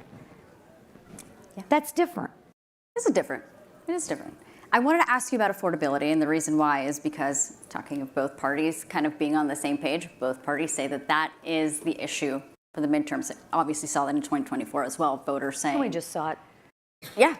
And earlier this month as well. Democrats obviously saying they won in different races across the country because their candidates were talking about that issue. Talk to me about how Republicans are going to be discussing this. And I also wanted to mention specifically on the issue of tariffs. I mean, I've heard from some of those swing district Republicans, vulnerable Republicans in your own conference, that they're weighing, if the question votes come up on tariffs in the near future, like they may break with the president on this, because this is such an issue that's front of mind back home. So you want to talk about the tariffs first, or affordability? Tariffs, and then we can go into the affordability. So I think tariffs have done their job. I really do. I think tariffs, this is my opinion, tariffs were a tool in the tool shed to bring fair trade and better deals to America. And again, get the politics out of it. It worked. if that was your goal. Bring manufacturing jobs back, level the playing field. I think that has worked. Look at the amount of investments that President Trump and it's a tool that we've gotten from the tariffs. At what point in time have the tariffs done their job that we can settle in now? I think that's where we're at right now. Is I believe as a business owner, and what I hear from my constituents, both in my district and around, when I travel, is just tell me what the tariffs are going to be now. We need certainty, right? That is, so you see sometimes it's like, ooh, I'd rather have a bad deal and know what it is than have the uncertainty. So to me, I think the tariffs have worked. The tariff has done their job. I mean, thank God we had the tariffs or we wouldn't have been able to pay WIC, right? That gets kind of lost in the shuffle, during the shutdown. But it's a tool in the tool shed to level the playing field. And I think it's done that. Now, how much more valuable are there? And I think that's what people are, the president and the administration is really assessing right now. That kind of leads into how do you message all of that, explain that to voters who really are now starting polling showing, blaming the Trump administration, not the Biden administration, for all of these economic issues. Yeah. One, just tell the truth. I mean, that's crazy. It's a little hard to do for some people. Well, I learned a lot of lessons from my mom, and I hear her on my shoulder is like, just tell the truth, Lise. And that is the honest to God's truth is I think the tariffs have done their job. They worked. We brought investments in. We got trade deals. We leveled the playing fields. Okay, now how much longer do they would go? How much? Because we are getting into the affordability issue. And I can sit there and talk to you about, well, under Joe Biden, inflation was 9%, and under President Donald Trump, it's almost 3%. And, cost of gas is coming down, and heat's coming down, and coal's coming down. Okay, but I shop at the same grocery stores y'all shop at. Right? And those prices are going up. You're right. And we can sit here or we can do something about it. And I think during with the working families tax cut, that was a little bit of a bridge. I think the whole reason why we wanted to get that done by July 4th and signed in July 4th and make it retroactive was to help relieve some of that issue because it is going to take time. We have to get less regulation. Look at the amount of money. I have a compliance, in my old life, I have a compliance business. We have got to get rid of this burdensome regulation. I think that's huge. But nothing happens overnight. It doesn't. It takes time. Okay, well, people, it's like, okay, it's time. We got to have, I appreciate the gas is low as that has been in 4 years, but what about my grocery bill? And they're not wrong. And that's why I think you can't fix a problem until you first admit there's a problem. So let's work on the problem. And I think that's exactly what we're doing. Now, again, I'm an optimist by nature, so let's work on it. I mean, I'm not going to tell you that, oh my gosh, groceries are super cheap. I shop at the same grocery store as you do, right? I got 4 kids. I still do Sunday dinner, right? But we are committed to bringing it down, and we know that that's what we have to do. I know we only have a couple of minutes left, and I have a zillion more questions. Sorry. It's okay, you're good. I'm talking too much. I wanted to ask you about, obviously, messaging, big part of your job. There's traditional channels, and now we're seeing newer channels. A number of conservative influencers, particularly Charlie Kirk, did bring in younger voters. I know you mentioned shortly after his death that you were struck by just how much your own daughter was struck by that moment. How are you thinking about your own messages coming from Capitol Hill, making sure that those conservative influencers that people are listening to, or, it might just come up on their feed, kind of using them as channels? Is that kind of the future of political messaging and communication? Yeah, I'm old. Let's just start with that. I'm old. Messaging has changed, right? Legacy media is still there, but I think there's a lack of trust sometimes, and people are searching for different media outlets. If you look at the young people, and that's with the unfortunate death of Charlie Kirk, I saw that very, very differently through my daughter's eyes. it hit her very, very differently because that's who she connected to, right? And I think it's incumbent upon us to give people something to follow. And if you give them a positive message to follow, people will follow it. If you give them a message of hate, people will follow that too. So I think it's incumbent upon us to give them a positive, forward-looking message to follow. And it's not through the traditional channels. And who's going to be our legacy? It's going to be my daughter. It's going to be my grandson. I mean, things have changed. Yeah, and they continue to change pretty rapidly. And we have to adapt and adjust to it. Yeah. It changes hard. I wanted to ask you separately, we're obviously here at Washington Post headquarters. The president earlier this week did have the Saudi Crown Prince at the White House, and he essentially said that he did nothing wrong. The Saudi Crown Prince did nothing wrong in relations to the murder of Jamal Khashoggi, who was, of course, an opinion writer here. What do you make of that statement, especially since U.S. intelligence has shown the opposite? Yeah. First of all, that is extremely tragic, what happened. And I don't think anybody can deny that or denounce that. And I don't care on what side of the aisle you're on. Whether it's that, whether it's the Uyghurs in China, whether it's what happens in around the world, we just, wouldn't it be better if we just didn't have that? But here's the situation that we live in, is I think what the president's trying to do, and I'm not trying to speak for the president, I'm talking as Lisa McClain, it's a really ugly neighborhood over there. And I think what he's trying to do is bring peace in the Middle East. If you look at, we got the hostages home, I think that's a positive. We got several peace deals and ended quite a few wars. I think that's all positive. The problem is you can focus on all the positives and then there's this one negative that just stands out. And it's hard to look past that, right? Because that's what you're focused on. And I think violence and I think hate is never ever the answer. It might fix it short term, but long term it just doesn't solve anything because we still have the underlying problem that you need to deal with. And I think that's just unfortunate. I really, really do. Just imagine what we would have if we didn't have any wars. I mean, we could feed everybody if we didn't. Look at what we spend on war. Look at what we spend on hate. Imagine, we could feed people, we could house people if we didn't have that.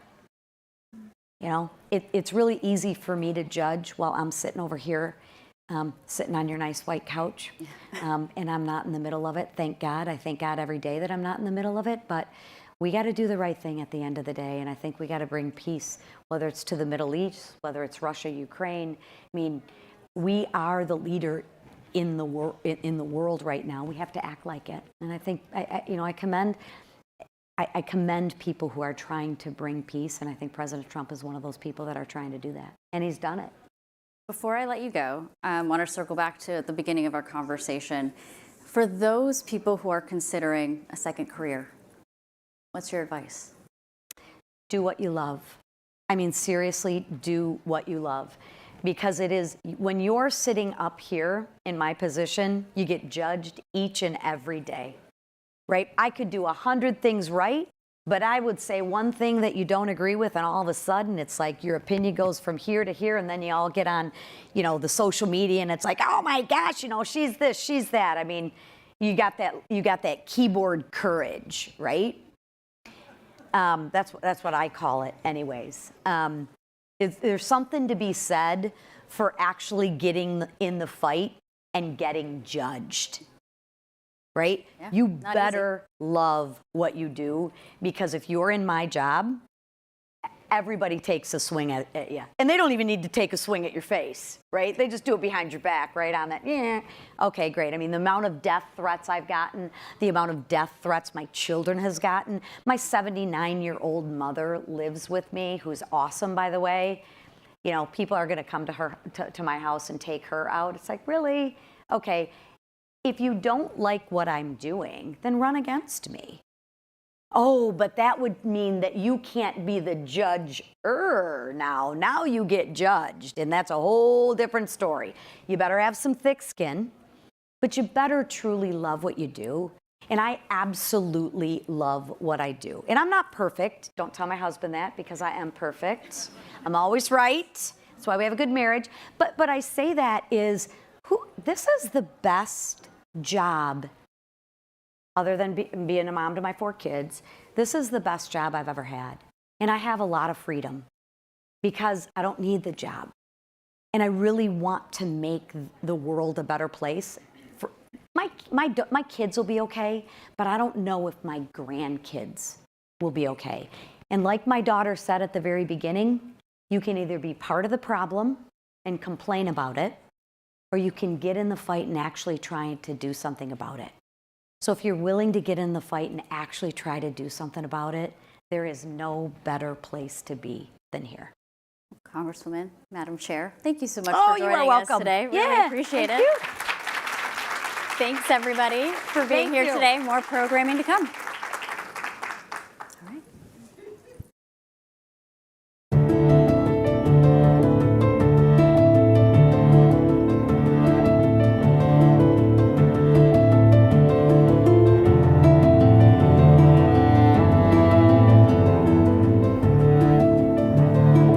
We could not have more favorable political environment for this war to get to the end.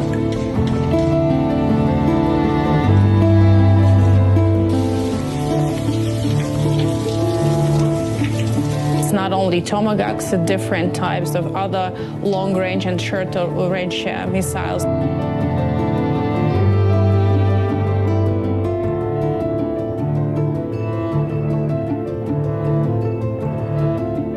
European Union stands with Ukraine, but also will stand with Ukraine as long as it takes.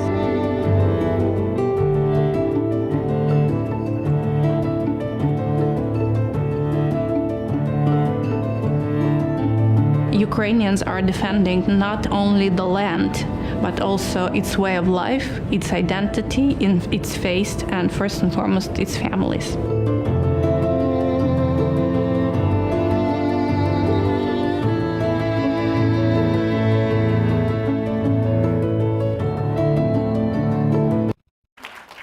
Good morning, everyone. I'm David Ignatius, a foreign affairs columnist for the Washington Post.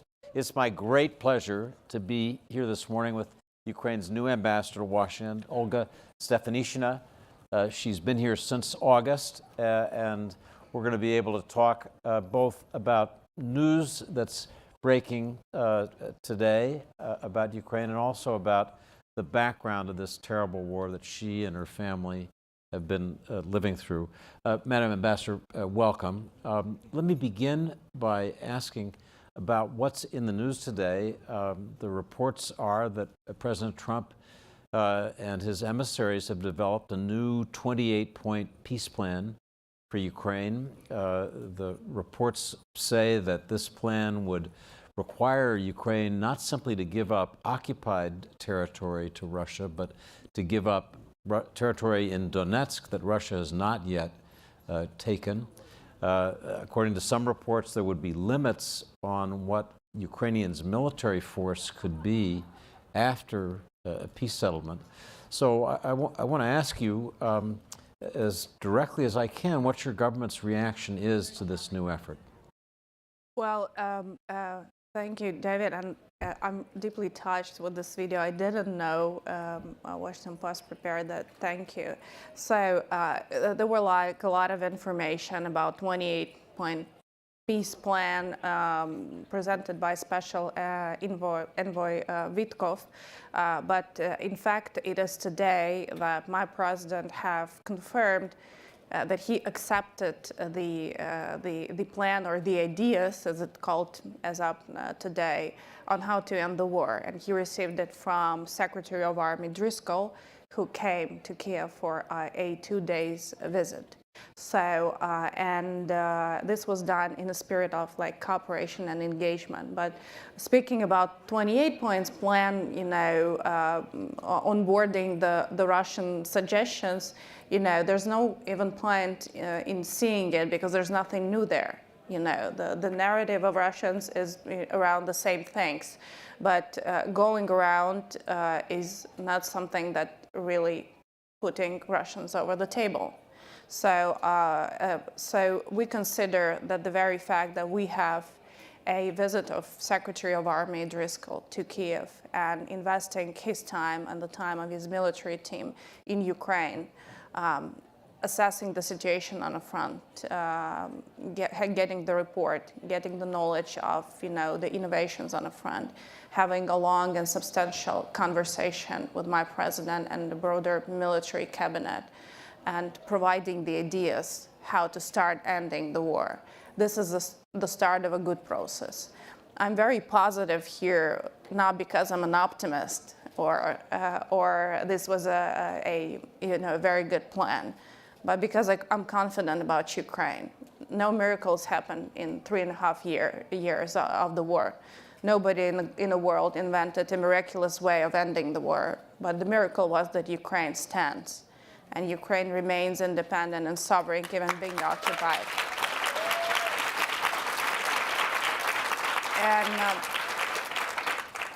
And that's very easy. But at the same time, Ukrainians keep on dying, families keep on facing losses, and if we're finally having the leadership of President of the United States, and this leadership is backed up by a real process, I think this is serious. So we are optimistic because we do not doubt ourselves, and we are happy to do whatever we can to support President Trump's efforts to end the war. So that's a significant and positive statement. I want to ask, as this new process of negotiation begins, negotiations are about give and take always, but at this starting point, what are Ukraine's red lines, the things that you really are not prepared to make concessions on? Well, I think these are like things which have been already said and obvious. The territorial integrity of Ukraine and changing of Ukrainian borders is not something which is, should be put on the table. We are speaking on stopping on the existing line. This is something my president said when he was here in Washington after the meeting with President Trump. There might be more detailed conversations on what the stopping line is, but this is part of this dialogue already at this point. But speaking that Ukraine will, change the borders and would say that, Russia succeeded in this military aggression. This is not something that could be accepted anyways. And of course, whatever would threaten Ukraine's independence and will enable Russia to even think of having another aggression, this is something not acceptable. But also, they're speaking about 28 Russian points. They're you can speak of every point, and if you would take it seriously, this would not make too much sense. So I think we're concentrating mostly on, again, we're confident in ourselves. We're backing up the leadership of President Trump. But what I'm personally afraid of that, Russians never committed to.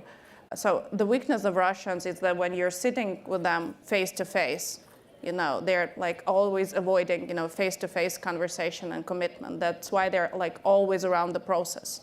So, my biggest fear is that Russians would just continue with these delays and playing the game's tactics. Even if you force, sort of a Kirill Dmitriev to bring you a Russian plan on a piece of paper, they could just turn a blind eye and say that it never existed. So it should be a combination of instruments. The real dialogue is there, but also the pressure should continue. And one more question about today's news before we step back. The issue now, and since negotiations began in part, is how Ukraine's security will be protected after a peace agreement is made. And so the issue of security guarantees has always been central. As you begin this new effort, just tell us what Ukraine would feel is necessary to be sure that it would be safe behind whatever line is finally negotiated. I don't have too much freedom speaking about this publicly right now because, I mean, this plan has just been presented to my president. This is a new momentum, and, you know, every public communication is very, like, fragile. But security guarantees is something that's been discussed not only between Ukraine and the United States, also by European allies. So this is definitely broader, like, Ukraine, American, European effort. This implies partially the discussion about military presence, deterrence forces, let's say, on the territory of Ukraine, and like air defense and many other capabilities which disable, you know, from further attacks or next attacks. But also these are like legal commitments at the level of the European and potentially American allies, and it should be something which is equal to what is granted for the NATO allies. So that's a key point, that it should be equal to what NATO allies get. And when you spoke of deterrent forces, I'm assuming that you mean that at least going into the negotiations, you'd like the European countries to be able to have boots on the ground in Ukraine supporting your efforts to keep the peace. Is that right? Yeah, this is part of the discussion. So again, I don't have a lot of liberty, you know, just to throw some points. So this has been a part of the discussion. This is something which is structured in you know, some documents prepared by the Coalition of Willing, and it's to be discussed further. Okay. So let's pull the camera back. As you said earlier, it's a miracle that Ukraine has survived against this onslaught. You're about to enter your fourth winter of war, and from what we know, it's going to be a difficult winter. It's going to be a cold winter in Kyiv. I want to just ask you to share with this audience what that's going to be like for families in Ukraine as they go through this winter, go through Sorry, December. can I just ask to take these photos? Well, Yes, we I should mean, take it's that very down. not comfortable, you know. Sorry. Yes, so those are disturbing to all of us, and especially to you, and I'm sure to people in Ukraine as they watch this. So just help us think about what this winter is going to be like for people in Ukraine, and what the spirit is that will help people get through this winter, assuming there's no peace. Thank you. I'm sorry, we're just sitting in the suits, you know, on a sofa and, you know, putting this picture Yes. on a backdrop, so it's not very comfortable. So this is probably the hardest winter of all these 4 years. And I was yesterday recalling a group of my friends who just climbed the Kilimanjaro. These were like 4 veterans. They are amputees, and they made it to Kilimanjaro. And after every day, they said, so while climbing, surviving through one day, you know that the next day would only be harder. So, and when you're finally making it to the top, you know, it means that, you know, every time it's getting harder and harder. So I think every week of this winter would be harder and harder. What I know about the logic is that under any logic circumstances, it would not be possible to survive the winter because Russians, you know, heavily bombing the infrastructure. They know what they are bombing, and they know what, you know, goals they are trying to pursue. It's total demoralization of population, depriving Ukrainians of the ability basically to live in a country, but also depriving economy from functioning. But at the same time, speaking about Ukrainians in my country, I know that we will survive this winter as we survived many other things, not only over these 3.5 years, but over the centuries before. But the level of destruction would be tremendous. And as you can compare the deep strikes Ukraine conducts on the territory of Russian Federation, you see only the information about the deep strike and the target it achieved. You know, in Ukraine, you see the pictures like that, with residential houses killed, kindergartens bombed, facilities and productions destroyed, not only energy infrastructure. So this would be a devastating winter.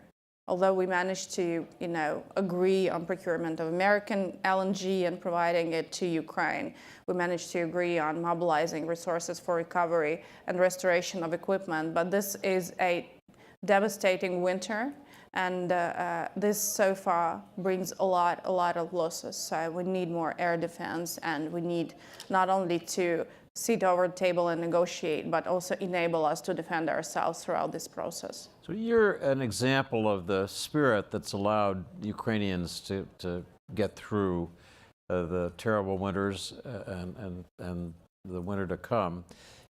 You're a mother with 2 young children who were with you in Kyiv until you came here in August as ambassador. Give us a sense of what it's like to be raising your kids. Our correspondent who spoke with you in Kyiv said you have your car rigged up with pillows and blankets in case the air raid sirens go off. Just give this audience a sense of what it's like for you as a mom and just living in Kyiv under this attack. Well, I mean, this is a very, very complicated town here in Washington. Everything is so personal, you know. In Ukraine, it was really different because, I mean, it was very, very much divided part of my professional work, the public work, and my family. And now it's like you all people are forcing to combine it. So, yeah. I mean, that's very hard to explain because whatever I could be like speaking here would not sound really normal. But the wartime really forces you to make tough decisions. So it's a decision whether you continue to serve your country and remain a mother, because in the first months of war, my kids fled with their grandparents to Slovakia. They stayed there for a couple of days, a month. And then, you know, I came, when we didn't know, you know, whether, you know, Kyiv will stand. These were like the first weeks of the war. So, and I didn't, you know, first I didn't know whether I will see them again, ever, you know. So this is something, you know, nobody could really want to be related to. But then when I knew that I may see them again, I came to Bratislava, and I saw that they start having different habits, you know. So they start forgetting, you know, our life. So I decided to be a mother, and I brought them to Kyiv. So, and you know, we had this life as we had it, but we remained as a family. So I thank you. Sorry. David, come on. I'm looking in my pocket for my Kleenex. I don't. That's all right. Have it, but thank you for sharing that. And I don't mean to take you into ground. It's okay. Too personal, but that's this is Washington's fault, you know. So it's like we cannot. You know, that's something. It's not me. We would it's all agree you. on. Let me turn to another question about your past work. Before you came here as ambassador, you were deputy prime minister, very close to President Zelensky, and you were charged with negotiations with Europe. That was your portfolio. And so, you know, whenever people ask me what this war is about, I always answer, Well, it's about Ukraine's desire to be part of Europe and Russia's refusal to allow that. That's the core issue. And so I want to ask, when this war ends, soon we hope, how quickly do you think Ukraine can move towards the European Union? And what preparations did you make in your previous job and are making now to speed that up? Well, this has been a very important process for all Ukrainians because, as you remember, the annexation of Crimea started after former president of Ukraine just escaped the country after he, tried to force the course of the country, from the European direction to, to sustain it in this, post-Soviet, gray zone. So people stood up on the streets for their way of life because Europe for Ukrainians is about justice, it's about democracy, about so many processes. And European Union is about prosperity and sustainability. And over these years, Ukraine has done so much to turn its country to a vibrant democracy, to serve the people. And we have created a lot of institutions. We have transferred a lot of areas of economy to a market-based competitive framework. We have got rid of Soviet regulations, and we're open to a lot of opportunities. And even on 24th of February, when Ukraine was under attacks, it was the same day when we cut off the Russian electricity grid. And we turned to European ones. So this is very symbolic. This was happening exactly from night of 23rd to 24th of February. So this is existential because that gives Ukrainian people the ability to feel safe, that they do not have to stand up, and go on the streets to protect their state every time. So this is very important, and we started the accession process to join the European Union, and we engaged around 4,000 people into the accession process. This is how big it is throughout the war. So you have heard also that for Ukraine's membership to European Union is part of the security guarantees as well. So I want to ask you about the part of your job that's challenging and important, and that's reaching out to Americans who are not already supporters of Ukraine, and trying to encourage them to take more of an interest in your country. Conservatives who may be supporters of the president who just don't have Ukraine as an issue. How are you trying to do that, and how's it going? Well, I think, thank you for reaching out with this question. If you would look to this from the perspective of, regular diplomatic office, right? So usually when you want to do nice things, meeting your friends, having good conversation, this is something you can do, if you're coming from a different country, let's say. Here, I think it's a normal political job because it's not only that I have the position of the ambassador, I also have a mission, and I'm in a country, and your president has made a personal commitment to end the war. And not people who are decision makers, whether it's like White House or Department of State or Congress or Senate or think tanks or journalists or influencers. So some people who can influence the decision and who can, help Ukraine and President Trump with reaching this goal. These are not necessarily people who are your friends, but if they have something to do to bring us closer to the end of the war, this is what matters. So, and I think having this experience of, being in a government for the years of war gives a lot of stamina to that, because when you need your country to be part of European Union, to get necessary financing to survive, you can really go and cry to your pillow that it was not a nice person, but then you need to get what you need from this person, but then you can cry afterwards. Speaking of that, you were in the Oval Office in February of this year with President Zelensky. I think we all remember the scene, things pretty obviously were off track in that meeting.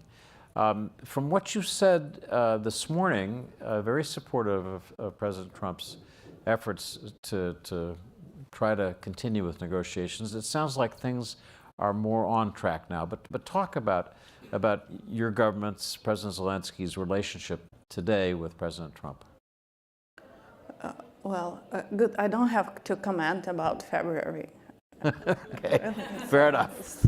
I think a lot has been said about that already. Yeah. So this is definitely whatever it is assessed by different sides. This was definitely historical for everybody who are in this office. Hard to forget. Yeah. It's really hard to speak about the personal relations, but I think the fundamental word here when it relates to my president is trust. So my president is open and frank on whatever discussion is, and I think that there is a confidence that whenever my president sits over the table or leaves the table, he sticks to what he said. Sometimes even when the discussions are not that easy, they're open and frank. And I think this is priceless, and this is the fundamental basis of the whole dialogues we're having here. And again, there's been a lot of different processes, and sometimes it's really hard to match between the messages we hear from President Trump and the White House, him talking to American audience, to American people, to people here, and to match it with how it is heard in Ukraine. And sometimes it's hurting people. It may hurt us, but there's so much understanding and knowledge that should be grown. So I want to ask about a difficult subject for your president, and that is dealing with allegations of and evidence of corruption in Ukraine.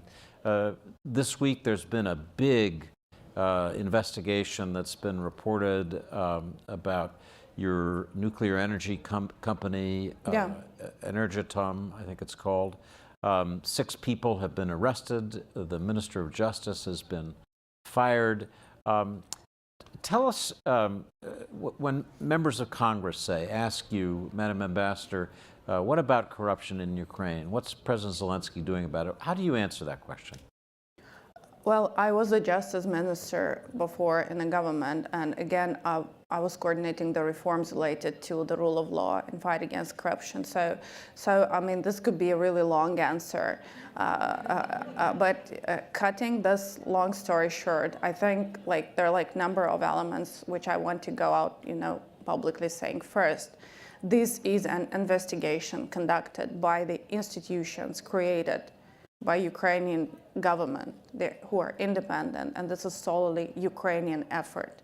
So it's not the information or the data we received from abroad and from some colleagues. So this is, a domestic product. So this is important.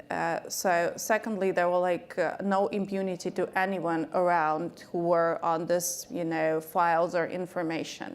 Everybody who were related to that were dismissed. The parliament voted and retired them, and president has been, vocal every day since. So he wasn't really letting go of the situation after dismiss. He was really communicating every day the effort he was trying to take to that. But also, this is really something that hit it very hard, because we spend a lot of time to get rid of oligarchic economy that has taken years. We have spent like a lot of time creating the institutions like anti-corruption court, law enforcement, whatever needed for that. And then we thought that all the framework is there, and and let them just do their job, right? And we didn't probably thought that it could really hit so hard. But I think the right reading of that it was exposed, it was mitigated. Those who are guilty should be punished and convicted. But second, it's a fresh start because it was exposed so loudly and in such details that there's no way that anybody who used or misused resources could continue that. So this should be a really fresh start, and the government would have to go, with totally new strategies for state-owned companies. But again, from a human point of view, a lot of Ukrainians, of course, been very much demotivated and depressed because, in Kyiv and, central and eastern Ukraine, people are sitting without light and electricity, like for 12 hours, for 14 hours, like for 10 hours. And then when you see it in the media, that really not helping at all. But this should be considered as domestic thing. A president is as somebody I know very closely for these years, and I didn't know him before I joined the government personally. So we just spent this time throughout the war, facing different challenges. He's such not a person, to be even looked as somebody who's around that. So he's such a different person, and let's not forget that he didn't came to the position of president from politics. He was a successful, self-made, wealthy businessman. He's not somebody who would really be dealing with these things. So I really wish him strength, to face this challenge, and I only wish that there's nobody who could feel that there is an impunity because of some positions or stakes they have in the state. So, Madam Ambassador, we have come to the end of our time. I can't imagine anybody giving a more powerful representation of what Ukraine is about and its fortitude and resilience, why Ukraine still is successful in fighting. So we're so grateful to you for joining us, and thank you on behalf of all of us. Thank you. Thank you. Oh. Thank you, David. Thank you. Thank you.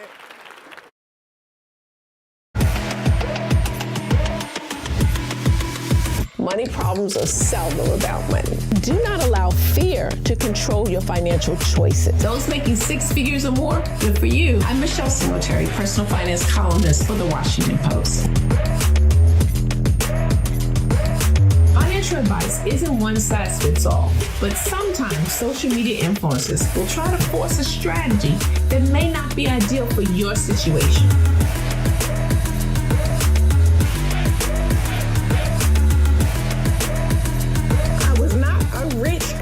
Girl, I was a girl on a scholarship who had to send money home to help her family. The psychology behind reward cards are to get you to spend more money. I encourage you to check your credit report on a regular basis. I hate that. In fact, if that was a person, I'd slap it.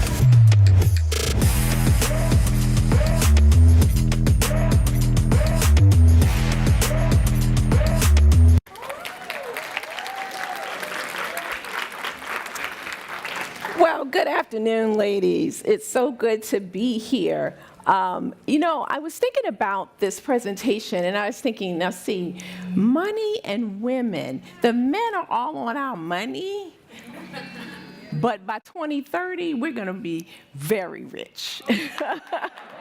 About $34 trillion of money going to be handled by women. So we don't have to have our picture on the money, do we, ladies? So I want to talk to you today about being a superwoman money mentor and manager. I want you to figure out how to be a superwoman when it comes to managing your money. Now, if you look up on the screen, and if you're watching, there's a picture of me. Isn't she cute? Look at her. When I don't wear my braids, my hair still look like that. That's my grandmother, Big Mama, who raised me. I went to go live with her when I was 4. I had a sister who was 8, a sister who was 3, and twin brothers who were just under 2 years old. And so when I talk about money, I don't talk about from the position of someone who came from money. I actually literally know what it's like to be hungry. Not your kind of hungry, where you open up the refrigerator and there's food in there and you go, I don't want to eat this. I'm saying you open up your refrigerator and there is nothing in there but a box of baking soda. So I'm speaking to you from a position of not having a lot, but now I have something. And so I have to say that because I can identify with people who are struggling in this economy right now. But that picture of me, that's my wedding day. I know, right? I've been married for 34 years to the same man. Now, because of how we grew up, we are a very female-dominated family, not a lot of men. And so when it was time for me to get married, everybody was like, oh my gosh, what are you gonna wear? What about the wedding dress, the dress, the dress, the dress?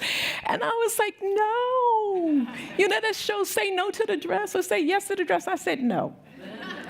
And so I went to a consignment shop and I bought that dress. It was about $100. And that was too much. And when I brought it home, my family, all the women were just aghast. How could you buy somebody else's dress? What is wrong with you? And I said, look, the woman who wore that dress is not going to be at my wedding. It's not like I'm going to come down the aisle. She go, ooh, there go my dress. No. And I tell you that because I have always wanted to handle money in a way that grows my wealth, not so that I can have stuff, so that I could help the people in my community, send my kids to college debt-free, and tithe to my church, 10% gross, not net. As my pastor said, do you want a gross blessing or do you want a net blessing? So I know I got some amen corn over there, I appreciate that. So listen. If you are watching or you're here today, here are the things that you might be worried about. Bills, bills, bills. Credit card debt, planning for emergencies, retirement, and building wealth. So we're going to cover a lot of that. I don't have a lot of time, but I'm going to try to cover as much as I can. But I like to show commercials because they show them all the time and we sit there and watch it, but it gets into our psyche. Now, some of these commercials are a little old, a little grainy, but they still apply. So I want to just show you this one. It all started with a drawer full of stuff, but then your husband bought a computer, you got a karaoke machine, and suddenly your stuffed drawer became a stuffed closet. And then you got some skis and a car for your daughter, and before you knew it, your drawer of stuff turned into a garage of stuff. And after a shopping channel marathon, a trip to the outlet mall, and a stuffed deer head, your stuffed drawer is now a house overflowing with stuff, and you've become the mayor of Stuffville. So how do you get your house and your sanity back? You visit publicstorage.com, call 800-44-STORE, or stop on by. They're right up the street. Public Storage. Problem solved. Phew. Reserve now, and your first month's rent is just $1. So not only does your stuff have its own place, it's air conditioned.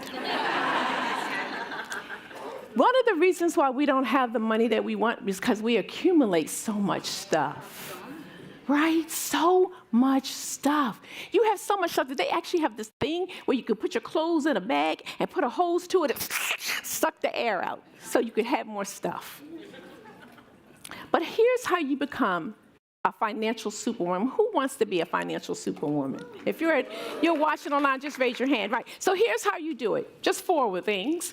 Don't live paycheck to paycheck. Don't overuse credit and debt. You heard in that video, if debt was a person, I'd slap it. Don't ignore retirement savings, and don't give into entitlement issues.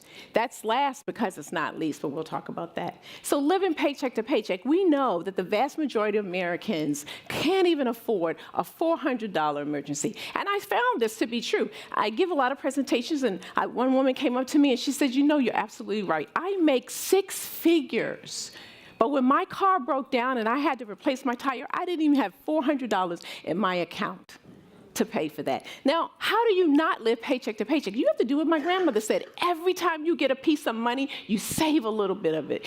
And I tell you, my grandmother taught me that from the time that I was 14 when I first started to earn money. Now, when I went to go work for the Baltimore Evening Sun, a new cub reporter, the first day on the job, I covered this major fire. I mean, I was on the front page. Yay! So I called my grandmother and I said, Big Mama, I was on the front page. She said, did you go up to HR and make sure you put some money aside from your paycheck? I said, no, let me tell you about the fire. Click. So I thought the phone dropped by accident. I called her back. Did you hear about the fire? She said, did you go and make sure that you put a percentage of your paycheck away before you see any of that money? I had not clicked. I went up to HR, called her back, and I said I did it. She said, now, tell me about that front page story. Be a super saver. So you have to set up an emergency fund. You've heard this before, but you don't have an emergency fund. You have a slush fund. Money comes in, money comes out. You set up a Life Happens fund. That's different from the emergency fund. The emergency fund is if you lose your job, you get sick and you don't have enough sick time. You have to take off without pay. The Life Happens fund is when life happens. Your car breaks down. You got kids, they gonna break something. If you got a dog, he gonna get sick. Now, it used to be you let him out and eat grass, but now you have to take him to the vet. You have to choose to be cheap. Now, I know that's not a great word. You want me to say frugal? I'm cheap. I breastfed all 3 of my kids because the milk was free. But I want you to be cheap for a purpose. Because, people are watching us. If I'm back here next year, I want to be able to say the same thing again and again because these rules still apply. And let me tell you why. I work in prisons. I do financial literacy in prisons with my husband. And I went to do a seminar there. And I only have like 4 suits. If you watch me online, you see them when I'm on CNN. It's the same 4 suits. I taught at the prison. I got off. I went to go do Meet the Press. Meet the Press. What are you going to wear? One of the suits that I had. I went back to the prison, and one of the inmates came up to me, and she said, I saw you on Meet the Press. And then she said, I noticed that you had on that same outfit that you wore when you came to teach me the first time. Now, in my head, I was thinking, girl, all you wear is blue.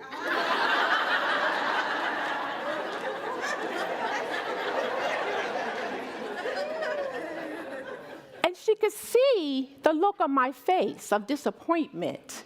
And then she said, I told you that because when I saw you on that very impressive major show and you had the same outfit on that you taught me here in prison, I thought, you know what?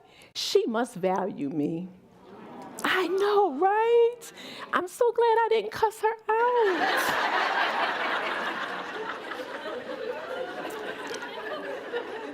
Ladies, we have to live our financial truths. We can't live above our means. And if those means are meager, you might have to do some things a little differently.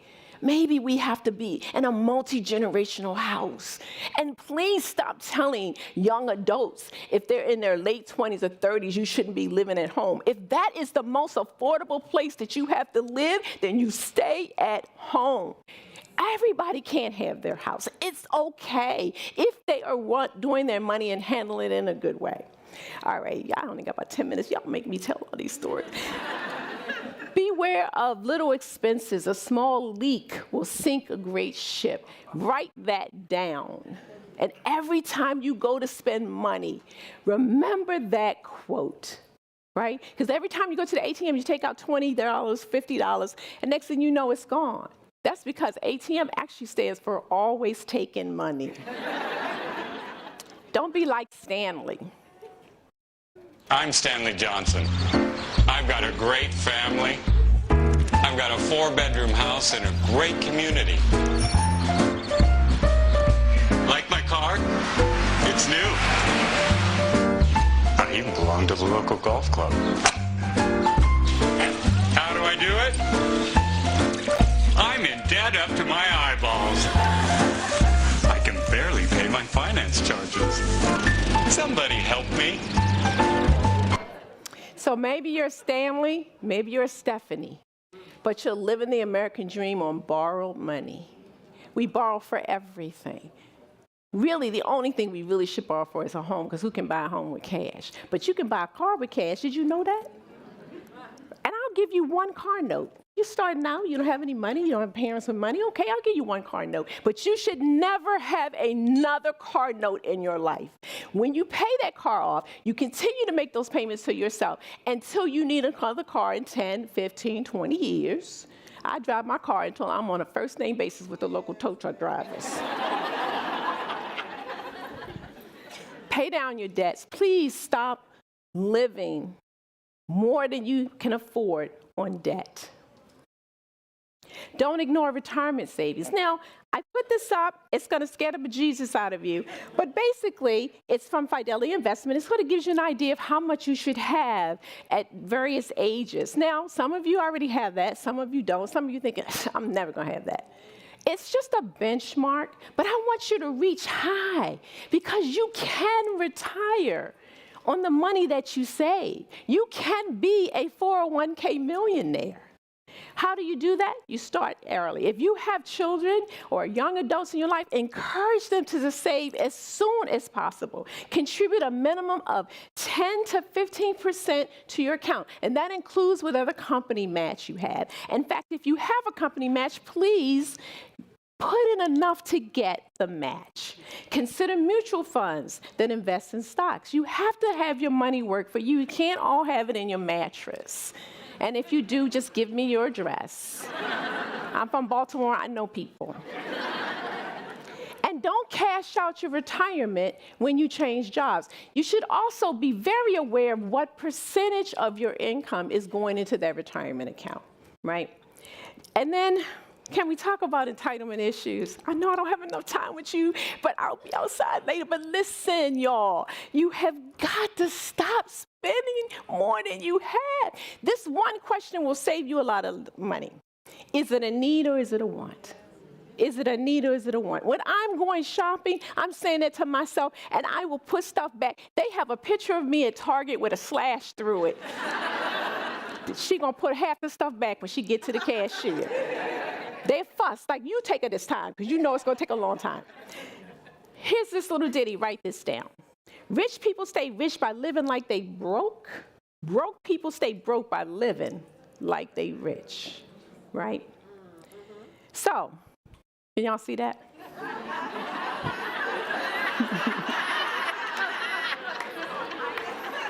My daughter sent me that. Because I will do something like that. I did that all their childhood. They didn't get a whole lot of stuff, right? And don't worry about whether or not they're damaged. They have enough money to pay for therapy. Watch this. Most popular toy for toddler, $500. Most popular stuffed animal for toddler, $350. Most popular picture book for toddler, $60. Watching her play with a cardboard box instead? Priceless. I know, right? That's so sweet. Now think about that commercial. What they're saying is, listen, we know you're going to buy your kids something, but mostly they don't need a whole lot. What they need is your presence, not the presents. I was raised by my grandmother. You know who I would have probably liked to have in my life is my mother and my father, who weren't there. Right? So if you have kids or your grandparents, the most powerful word to help you save money is no. It is a complete sentence. Your kids will ask you for stuff till you want to scream. And all you have to do is say no. Now, in my house, we have rules. So what my youngest child, who's 25 now, one of the rules was that you couldn't get anything that you saw in a television commercial.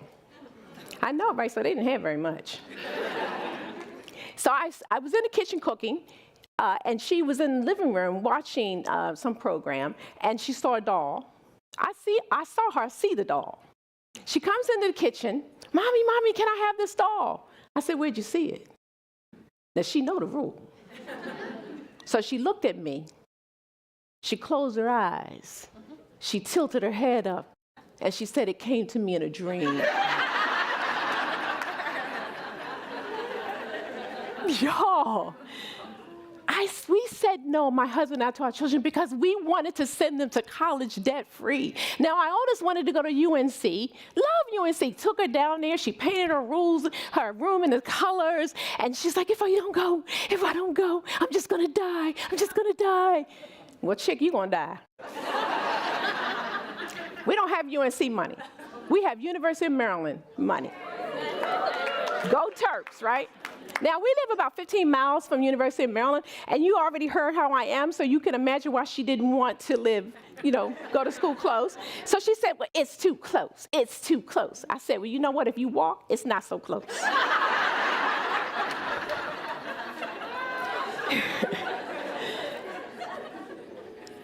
I've been telling you about the rules you should have for your life, and if you live that way, you'll create wealth. And what I'm talking about, when I say wealth, I'm not talking about wealth that buys you stuff. I'm talking about generational wealth. I told you that we sent our kids to college debt-free. They don't have any debt, and we don't have any debt for them. Because we started to save when they, go ahead.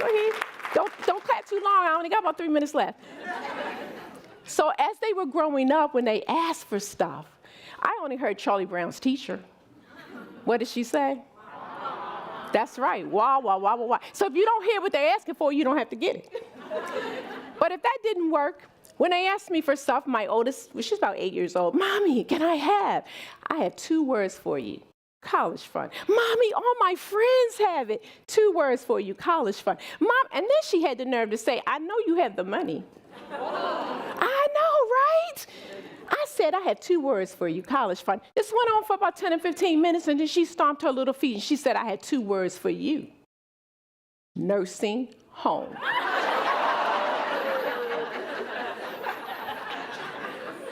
That's why I'm saving for my own retirement.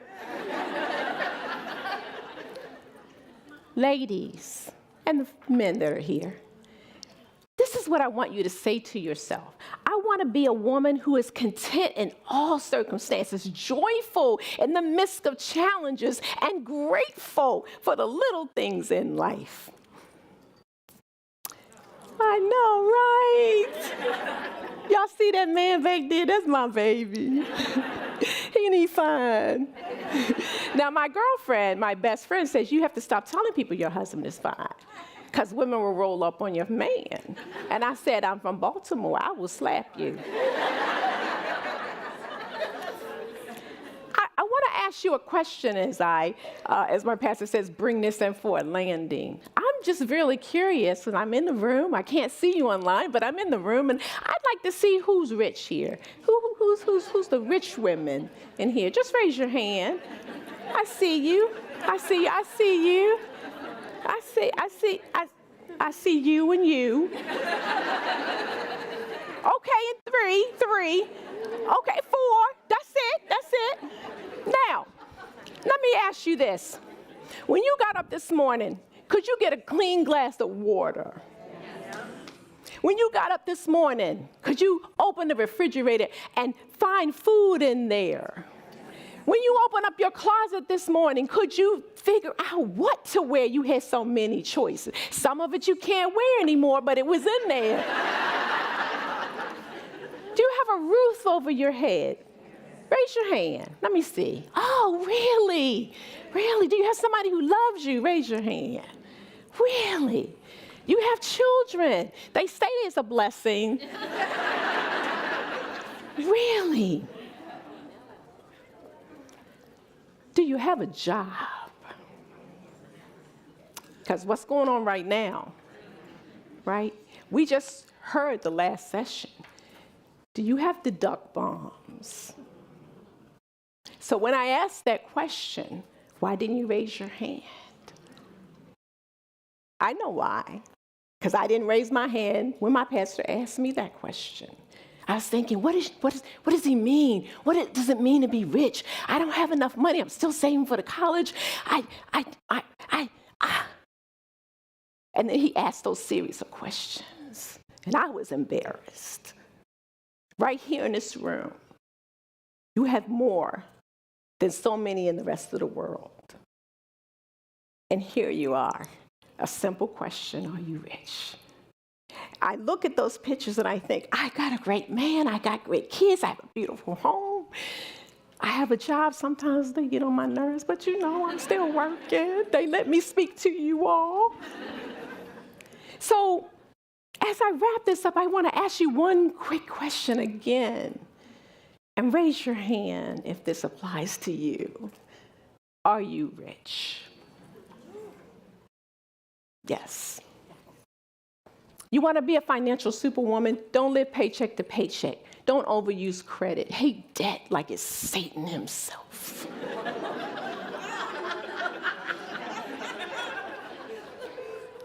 Don't ignore your retirement savings and be grateful for what you have. And if I come back here next year, if they allow me, because I went over my time, and I have this same suit on, you better not say nothing to me.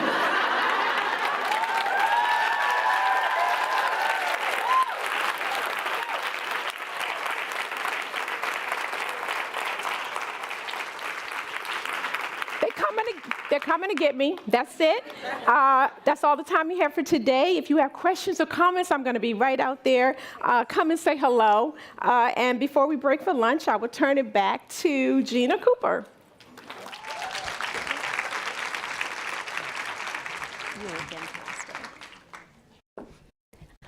Excuse me while I fangirl for just a little bit. I have been personally gleaning financial advice from Michelle Singletary for years now, so much so that when big moments happen in my own personal life, I have like a little voice in the back of my head, like, what would Michelle do in this circumstance? Well, gratitude, joy, those are really great themes for us to take into lunch. Hi, everybody. I am Gina Cooper. I am Managing Director of Washington Post Live. It's been an incredible morning, right? Woo! Awesome. Well, I have probably the best job of the day. I get to invite everyone to go to lunch. But before we head out of this room, I just wanted to share about a couple of the really exciting programs that we have coming up. So as you just heard from Michelle, she will be available just outside to answer your personal finance questions. So please have an opportunity to go speak to her. And then in addition, we will have Dr. Trisha Pasricha, our Ask the Doctor columnist, will be in our wellness lounge, and she will be taking your questions about health and wellness. So both of those programs will start momentarily. Also, if you happen to be a techie, I encourage you to go to our AI lab, which is just outside. The Washington Post team is debuting a brand new product that we've been working on for quite some time. It is super cool, so I highly recommend that you swing by and give it a try. And then last but not least, please grab some lunch, mingle, meet some of the incredible women who have convened here today. What an incredible, incredible group. I just love this vantage point. I get to look at everybody. So awesome. So please meet each other, grab a bite, and then we will all convene right back here at 2 p.m. for our afternoon programming. Thank you all so much. Enjoy.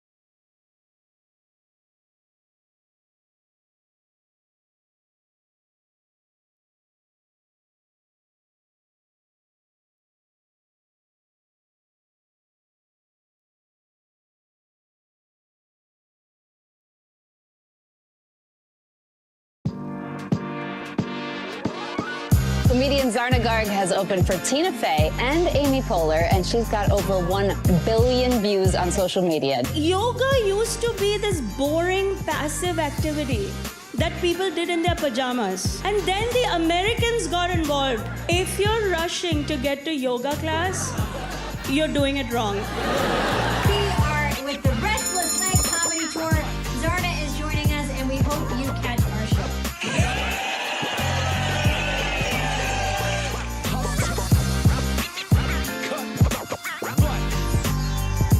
I was a stay-at-home mom for 16 years, and I was really trying to get back to work. I wanted to make some money. You're also a personal injury attorney. I am. I actually was really bad at it. At one point, all my clients were in jail. What's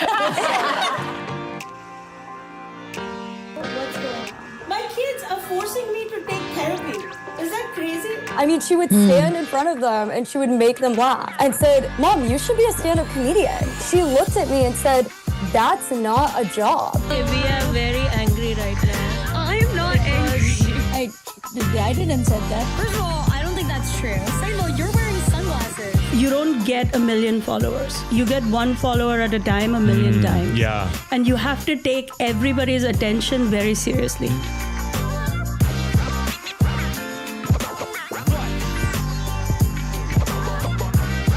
You have to stop worrying about what people think. Success is written every day by people who look like me and you. There's millions of Zarnas out there writing their own stories.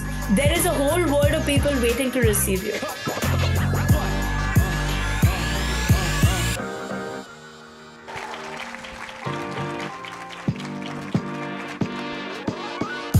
Welcome back from lunch, everyone. I hope you were so excited for this conversation. My name is Elahe Izadi. I am a staff writer for the Style section here at The Post, and I am also a host of the Post Reports podcast. And you all are now part of a special live taping of the Post Reports podcast. And I'm thrilled today to be joined by Zarna Garg and Zoya Garg. Zoya, thank you so much for being here today.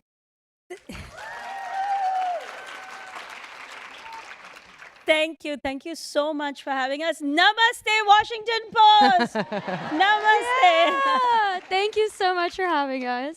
Yes, and thank you for participating in the Washington Post Global Women's Summit. I want to first ask this question for you, Zarna. As the video showed, you came to the U.S. as a teenager. You put yourself through law school. You were a stay-at-home mom for 16 years. I would imagine stand-up comedy was not on your radar as a thing that you would do. But I now ask you, now that you have become a very successful stand-up comic in a relatively short period of time, looking back on your life, do you see that comedy was always present for you, or did you come to and find comedy?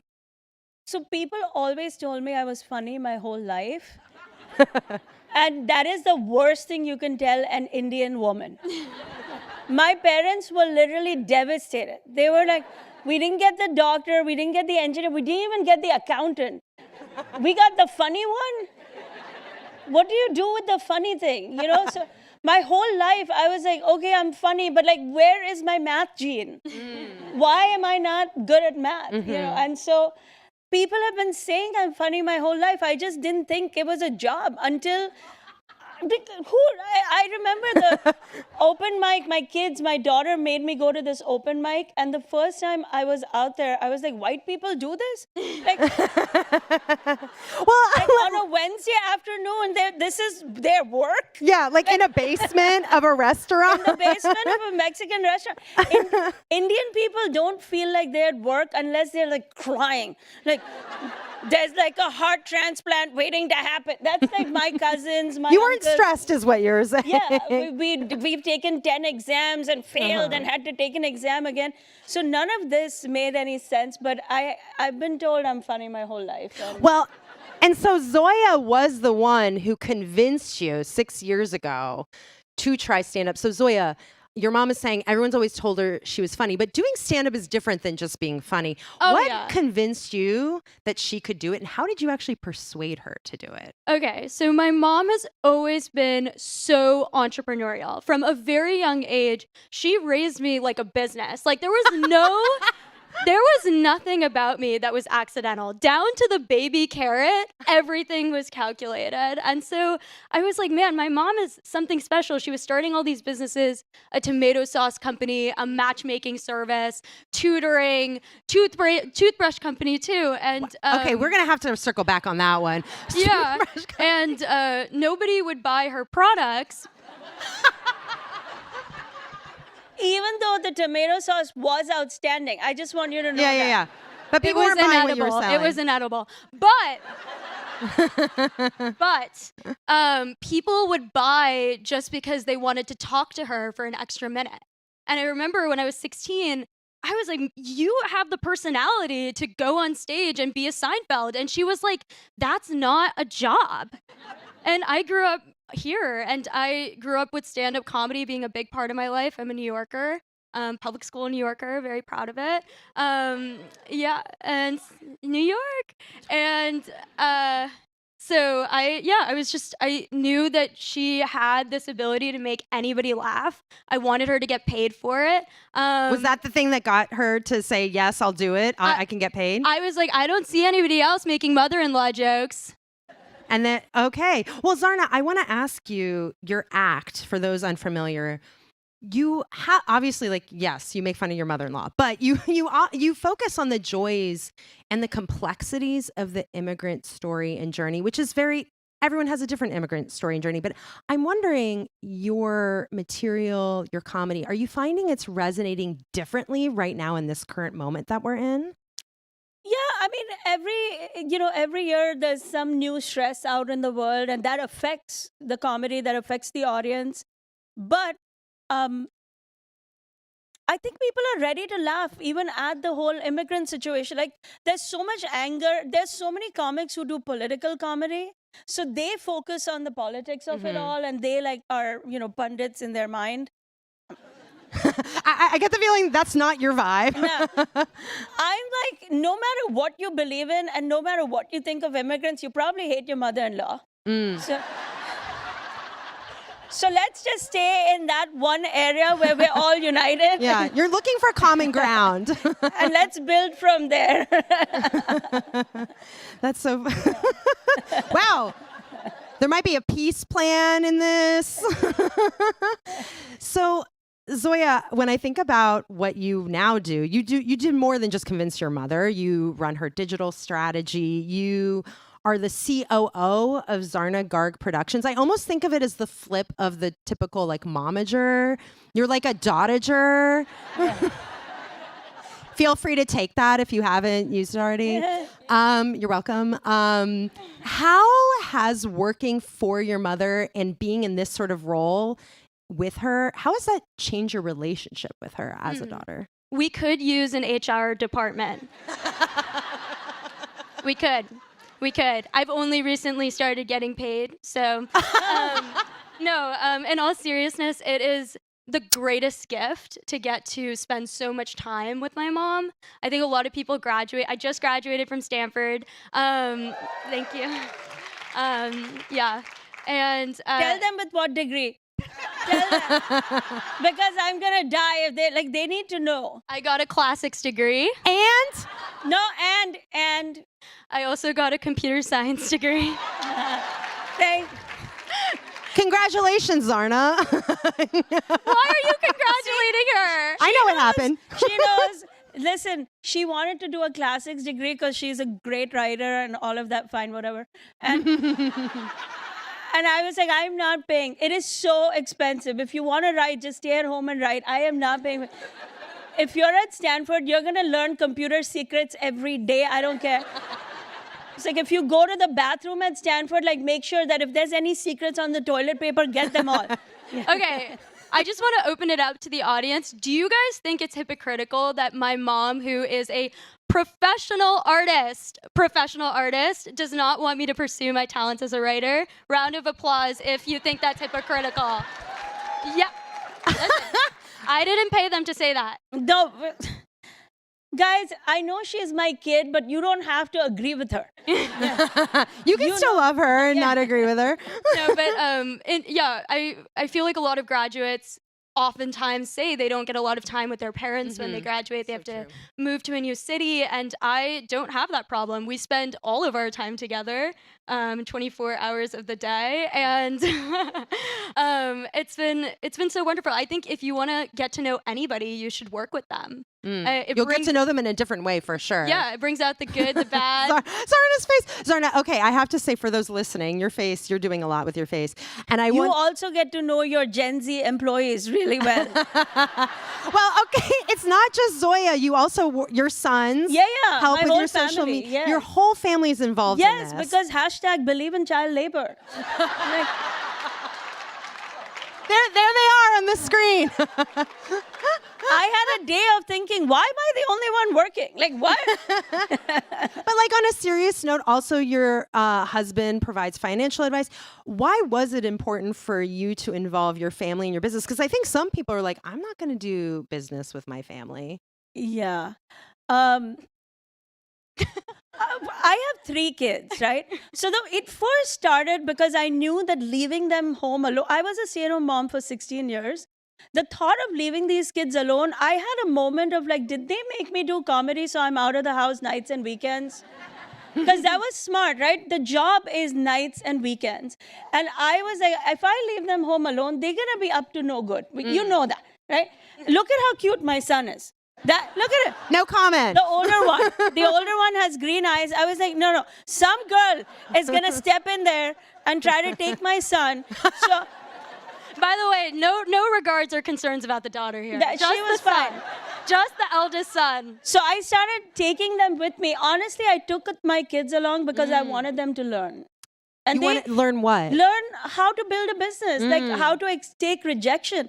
They were with me every time my businesses before comedy failed. And I wanted them to be completely normal with the idea that most shots you take in life, you're going to fail at. That's a really interesting point because I think, especially with stand-up, there's so much failure built in. The only way you learn how to do it is getting in front of human beings and bombing, performing badly. Yeah. And the fact you wanted your family to witness the ups and the downs, like what you were methodical in wanting to build resiliency in them. It's an education and you have to learn. And they saw it.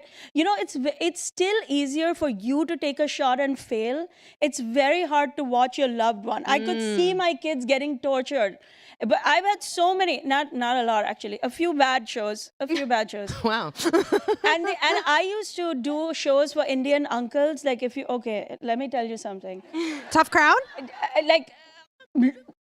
Okay, Zoom comedy, COVID years. That I was one of the first to go straight to Zoom because I knew that's where the future was. And for people who don't know, it was like during COVID, you would instead of going to a live show, you'd log onto a Zoom and just see Zarna talking into a computer screen. So let me tell you, in Zoom, the Indian uncles don't hold back. No. The chat is lit. She's not funny. She's not funny. That wasn't funny. You're still doing the show. You're reading the same chat. You're like, and as you're delivering the joke, the reviews are coming, like mid-joke. But they were all in the rooms with me because one was managing the lighting and one was managing. Yeah. So they saw that surviving that and having to survive that is a part of building a business. And if it wasn't for how desperate we felt in the very beginning, because this didn't come out of nowhere. Like, it is an honor to be in this room with all of you and like really surreal, genuinely, that it's only happened in 6 years. But when we started, no New York City comedy club wanted to give her minutes, because she was a mom and that wasn't new. And at this time, social media wasn't such a big part of the equation. Like things were just getting started. And I remember a lot of stand-up comedians weren't comfortable with putting their stand-up online because you want to save your stand-up. You want to save those minutes for ticket buyers. And my brother, who was 14, was like, let's just put Mom's set on TikTok. And my mom was like kind of hesitant, like, okay, I haven't really heard of TikTok, but we can try it. I mean, nobody else is giving me minutes. And I remember we put her joke about I've never said I love you to my husband on TikTok. And which I would never. What's the joke? It's only been 26 years. What's the rush? Yeah. So you put and it went viral, right? And it was like 100,000 views, 200,000 views, 1 million, 2 million from people around the world who were like, yes, I also have never said I love you to my husband. And after that point, it wasn't about whether or not the comedy clubs wanted to book her. It was about who wanted to see her. And I believe that she pioneered the beginnings of putting stand-up on social media. Now every stand-up comic is doing it. But 6 years ago, that wasn't the case. Yeah, that is a huge equation within comedy right now. And there is this tension among many comics of wanting to preserve their material for the live show, for the special. I mean, you already have 2 specials in 6 years in addition to a book. That's like pretty prolific as far as comics go. And I remember years ago first talking to you for a story precisely about this. And at that time, I was when I asked you that question of like, aren't you worried? Don't you want to preserve some of your material for your live shows? And I was really struck by how you talked about your audience and your fans. And at the time you told me, I'm selling a vibe here. Can you tell me a little bit more about how you knew, like from the beginning, this is how I'm going to approach it. I'm not going to worry about this. I believe no one is going to a comedy club to hear a joke anymore. You want to hear jokes, they're available on YouTube for free. You can hear endless hours of jokes. You can even craft your own on ChatGPT. You can be like... It's not very good, though, I have to say. No, but you can put your mother-in-law's photo up there and be like, write jokes about her. and in a minute, you'll get custom jokes. Wow, technology is amazing, Zarna. Whoever created that feature at OpenAI, thank you. I believe that people who follow us and our journey follow us for more reasons beyond the jokes. The jokes are fine. The jokes are a way to open the door. But we stand for a lot more than that. I think a lot of moms follow me because they feel like they too can have a second act in life. A lot of women follow me because they think, oh, maybe they could, like brown women had never seen anybody that looks like them do what I do. You know. So you don't buy a ticket to go to a show because, oh, I wonder if there's going to be a new joke, which, by the way, I write jokes every day. It's my business. That's the other thing. A lot of comics are precious about their jokes as if they're only going to create for a day or a month or a week. We're in the joke writing business. I write jokes all day long. I walked here, I wrote a joke. You know what I mean? But who gives her the material? Now I see why you're the COO. Yeah, and you did build up this audience very quickly. And, you know, you brought up being a woman of this, you know, you're a brown woman, you're a woman of this age starting out, and you have reached a lot of people. I did want to ask you this other question, which is a couple of months ago, Zarna, you were one of, I believe, just 3 women who were invited to perform at the Riyadh Comedy Festival. And this was put on by Saudi Arabia. Yeah. Since then, many of the comedians who participated in this festival have been criticized for their participation, given the kingdom's record of human rights. And we should say that also includes journalists, including a Washington Post columnist. Yeah. And I know some comics who participated since then have spoken about this. They've either defended their participation or they have since apologized. For you, why did you agree to do this? Why did you decide you wanted to do this? And what do you make of the backlash now? So the backlash was interesting because it was mostly comics who weren't invited who turned that into a press tour. And that was an interesting choice, like jobs that we were not doing. Because I don't really involve myself in decisions that other comics make or don't make. So but whatever gets them the eyeballs, I get it. Like, I'm a content creator, I get it. I personally understand. I understand the anger, especially at Washington Post, given, the history.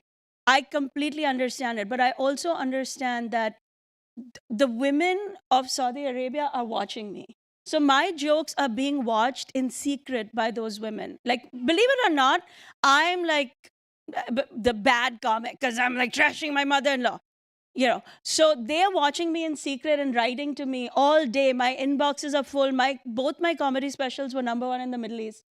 And so all these women are writing me all the time. They're like, please come to us. We want to see what you do. We want our daughters to see what you do. So I personally was caught between a rock and a hard place. And I was like, you know what? I want to go there and see with my own eyes what it's like. What are the people like? What are we dealing with here? Because, you know, you read the news in America, then I read Indian newspapers every day because I'm Indian and that's what I'm used to. And today in 2025, how do we have any hope of moving forward in some way, even with the history of that regime? So I went with an open mind, and the audience was all everyday women who've never, they're like, we can trash our mother-in-laws? Yes. Yeah. I was like, yes, let's start there, you know? Again, it's full circle, going back to... if I'm your Gloria Steinem on this topic, let's go. But it is true. They had never seen this as a possibility in their lives. And I believe that even to effect any kind of change, you've got to fight for a seat at the table. You've got to show up and talk to people you disagree with, deal with people that scare you. Quite frankly, a little scary to go there as a woman. Like, we don't know. I didn't know what it's like. I'd never been to Saudi Arabia. She didn't allow me to go. You didn't go with Zoya. No. She didn't allow me because I wasn't sure what the lay of the land is, and you know, there were a lot of moments where I was like, should I be doing? I get it. I get why my fellow comics have their own feelings about it, but I went for the women because I'm trying my best to advance women everywhere I go. I'm trying my best to create more opportunities for women everywhere I go. My opening act on my tour is a single mom who has MS. She tours with me all over the world, and no club was going to give her a spot. But I don't want her to be stopped by this. So that's why I went. And honestly, like, the person who was most excited I was going, my mother-in-law. She was like, go do your favorite thing. Give them all your opinions. They say don't drink, but have a cocktail or two. So when I came back, she was disappointed. She was like, you're back? And I said, yeah. And she goes, how was it? I said, it was great. I got a standing ovation. And she's like, they didn't put you in prison. They didn't reprimand you. I was like, no, in fact, I think they want me back. I had a sold out show. They want to hear more stories about you.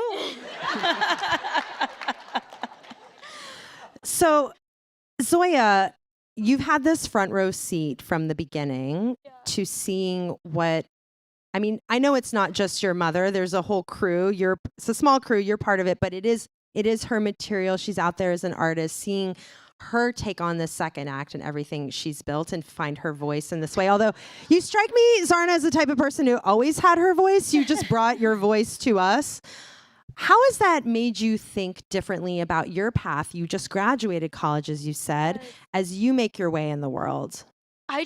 I've never seen the fullest extent of what my mom could be until she took on this second act. There's so many parts of her identity that were so like nascent and kind of hiding under the surface. And then with every gig, with every appearance like this, with every opportunity she got a little bit stronger and a little bit funnier. And her outfit in many ways is a protest to what like a stand-up comedian's outfit Let's is talk about it for those just listening. Yeah. What do you mean by that? I mean, she wears a Serva Kameez. Did I pronounce it right? Oh my God, every Indian. Eye roll. There's an eye roll. Guys, I know Latin. I don't know Hindi. But, you know, she wears a bindi everywhere she goes, and she proudly spreads her culture. I think a lot of people sometimes ask, what's the most important job in the next 10, 20 years? I think stand-up comic. You know, there are so few rooms left where we can actually push the political boundary of what's culturally appropriate and have these hard conversations. And I think a stand-up club is one of those rooms. And so I feel in awe that I get to work with somebody so brilliant every day. Well, does it allow you... I don't know. This is streaming, and my mother-in-law is watching as we speak. I can see her being like rolling her eyes a little bit, unsure. I mean, but like, does it make you think of, like, you're in awe of her, but does it empower you? Do you feel like a sense of, well, if my mom did this, like, what's to stop me from doing what I want to do? I'm constantly under threat. I mean, what do you mean? Meaning, if I don't make this work, I'm getting fired. Is there no severance package? No, it's very serious business. I mean, she puts a lot of pressure on me. In fact, like, my most recent accomplishment within our business was I led the New York Times bestselling campaign for her memoir, This American Woman. Which you all are getting a copy of, I believe. Yes. Thank you. Surprise! It's very well documented. Forbes did a story on it, how I used AI tools to help us get on the bestseller list. But in November of my senior year of college. Wait, how did you do that real quick? Oh, I'll explain. I'll explain. Hold up. It wasn't anything bad. I didn't do anything bad, but I was very strategic. But in November, I had just completed an internship at Apple, and I was exploring technology a lot because I was in the heart of Silicon Valley. I mean, how could I not? I had this intense amount of FOMO around the AI boom, and my mom was like, go be an engineer, and I was like, oh my God, okay. And I didn't feel like my heart was really in it. And I remember I felt really lost. I was like, I don't know what I'm doing. I don't know what my role is. And her memoir was about to come out. And for many of you who might be unfamiliar with the book industry, pre-orders determine whether or not you make a bestseller list. Pre-orders determine whether or not bookstores stock your book. Pre-orders basically determine the success of a book. It's not about the sales afterwards. And so she looked at me and she said, hey, I need somebody to sell 10,000 copies of my book before it's out. It's going to be you. I was in my senior year of college, and my mom looked at me, she was like, sell 10,000 copies of this book, figure it out, go. And I was like, what? I don't even know what a pre-order is. I don't know how to sell a pencil. I mean, I just didn't know what to do. And over the course of like 9 months, I learned everything you could possibly learn about selling a book. I talked to AI models. I was like, how many books do I need to sell? I helped source leads for small businesses that we could collaborate on small bulk orders with. And now I've like advised incredible teams like Bobby Brown and Malala on their own book campaigns. And okay, so now you're like an AI book promoter? Yeah, This is amazing. I mean, they tried to poach me, but she wouldn't let me She go. wouldn't let you. So we're almost out of time. And before we wrap up, Zarna, I want to ask you this question. You touched on it, this idea of you're in your second act of life. What advice do you have out there for women and for anybody listening if they are a little nervous about taking a second act in life? My advice is the way true to my voice. It's a little bit of tough love. You can't afford to not. You just have to. You can't afford, it's not an option. If you're living your life, you should be taking shots every day. Take shots and fail. It doesn't matter. Nobody cares. But you don't want to look back. The way I saw it when I was losing every day, I was like, even if I win the day before I die, I still won. I still won. And that's all you should be focused on. And I think as women, we cannot afford not to take shots. We all have to roll up our sleeves and get involved in the world, in creating, in engaging in every way possible, which is also exactly why I did Riyadh. It was like, it is not helping anybody for me to sit here and give a press conference. I gotta go there. 2,000 women there saw what I do. 2,000 women there now know that a woman that looks like them can do what I do. And that's me. Your version could be different. Your version could be whatever other things that you want to try. But we need every human being with good intentions to get involved. And seek inspiration from the world we're in. People who should have imposter syndrome don't have it.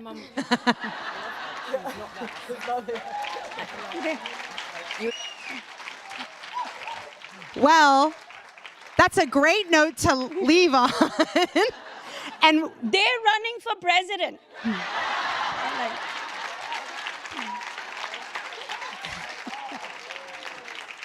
You can start your chili business. It's good.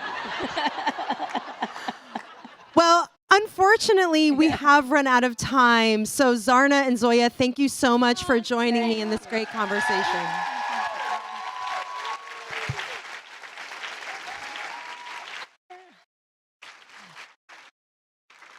Coming up next, top executives discuss what's next for the creator economy.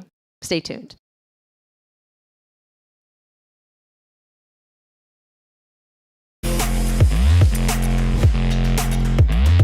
What's up, guys? My name is Michelle Carre. Marquez Brownlee.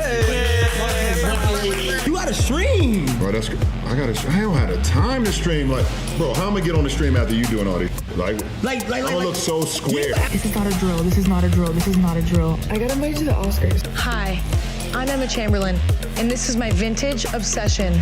confession. Unwell Hydration is the official league sponsor of the National Women's Soccer League. Support women's sports. People need to realize that the creator economy is one of the fastest growing in the entire world. When I say that the creator economy is going from a $250 billion industry to a $500 billion industry, what does that even mean? The Whaler Group is a two-sided business, so we have brands that are clients, and we also have over 300 creators who are clients as well.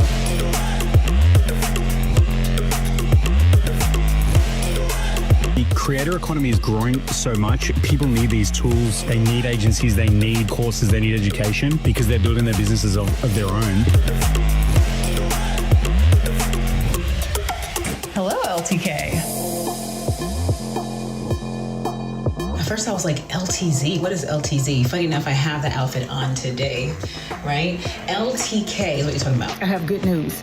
I've been approved to be a LTK creator. For LTK, we're a three-sided marketplace. So for the creator, we are a place where they retain, nurture, and grow their audience, and they make everything that they publish available to shop. I just let AI pick my outfits for a week straight, and it was the best thing I ever did. Trust is the fuel that powers the creator economy. It's actually what a creator sells.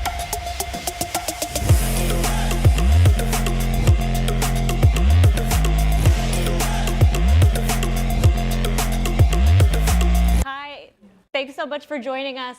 My name is Tatum Hunter. I cover internet culture for the Washington Post. And I am so excited to be joined today by two people who are helping to shape the future of the creator economy. Here with me, I have got Joe Vensbox, the co-chair or the co-founder of LTK, and I've got Joe Kronk. I'm so sorry, Amber Vensbox, the co-founder of LTK. I'm happy with having our names mashed up. I have no problem with that. That works. And Joe Kronk, the co-chair of Whaler Group. So the creator economy, yeah, please.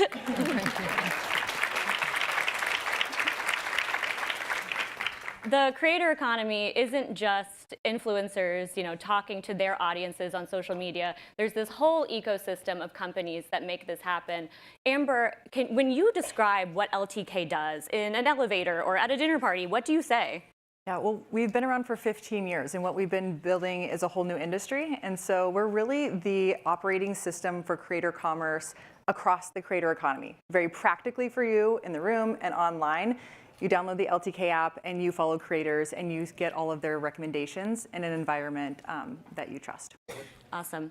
And this is different than affiliate marketing. Can you explain what the difference is? Exactly. A lot's turned around in this space. There's been thousands of companies that are funded, like you said. It's a huge ecosystem. There are companies that are affiliate companies or marketplaces or aggregators or there's a lot of players in this space.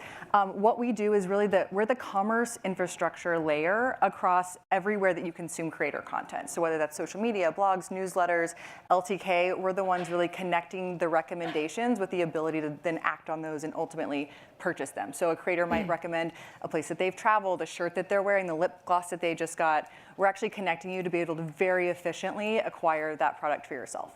And Joe, exact same question for you. How do you explain how Whaler Group fits into the creator economy? So first of all, I'd like to say, if I had one wish when it comes to work, is that we would abolish those two words, creator economy. It's not about the creator economy, it's about a revolution that's happening when it comes to storytelling. And it really starts with the entertainment industry and entertainment business as well. I think creator economy, it kind of boxes everything that we do in.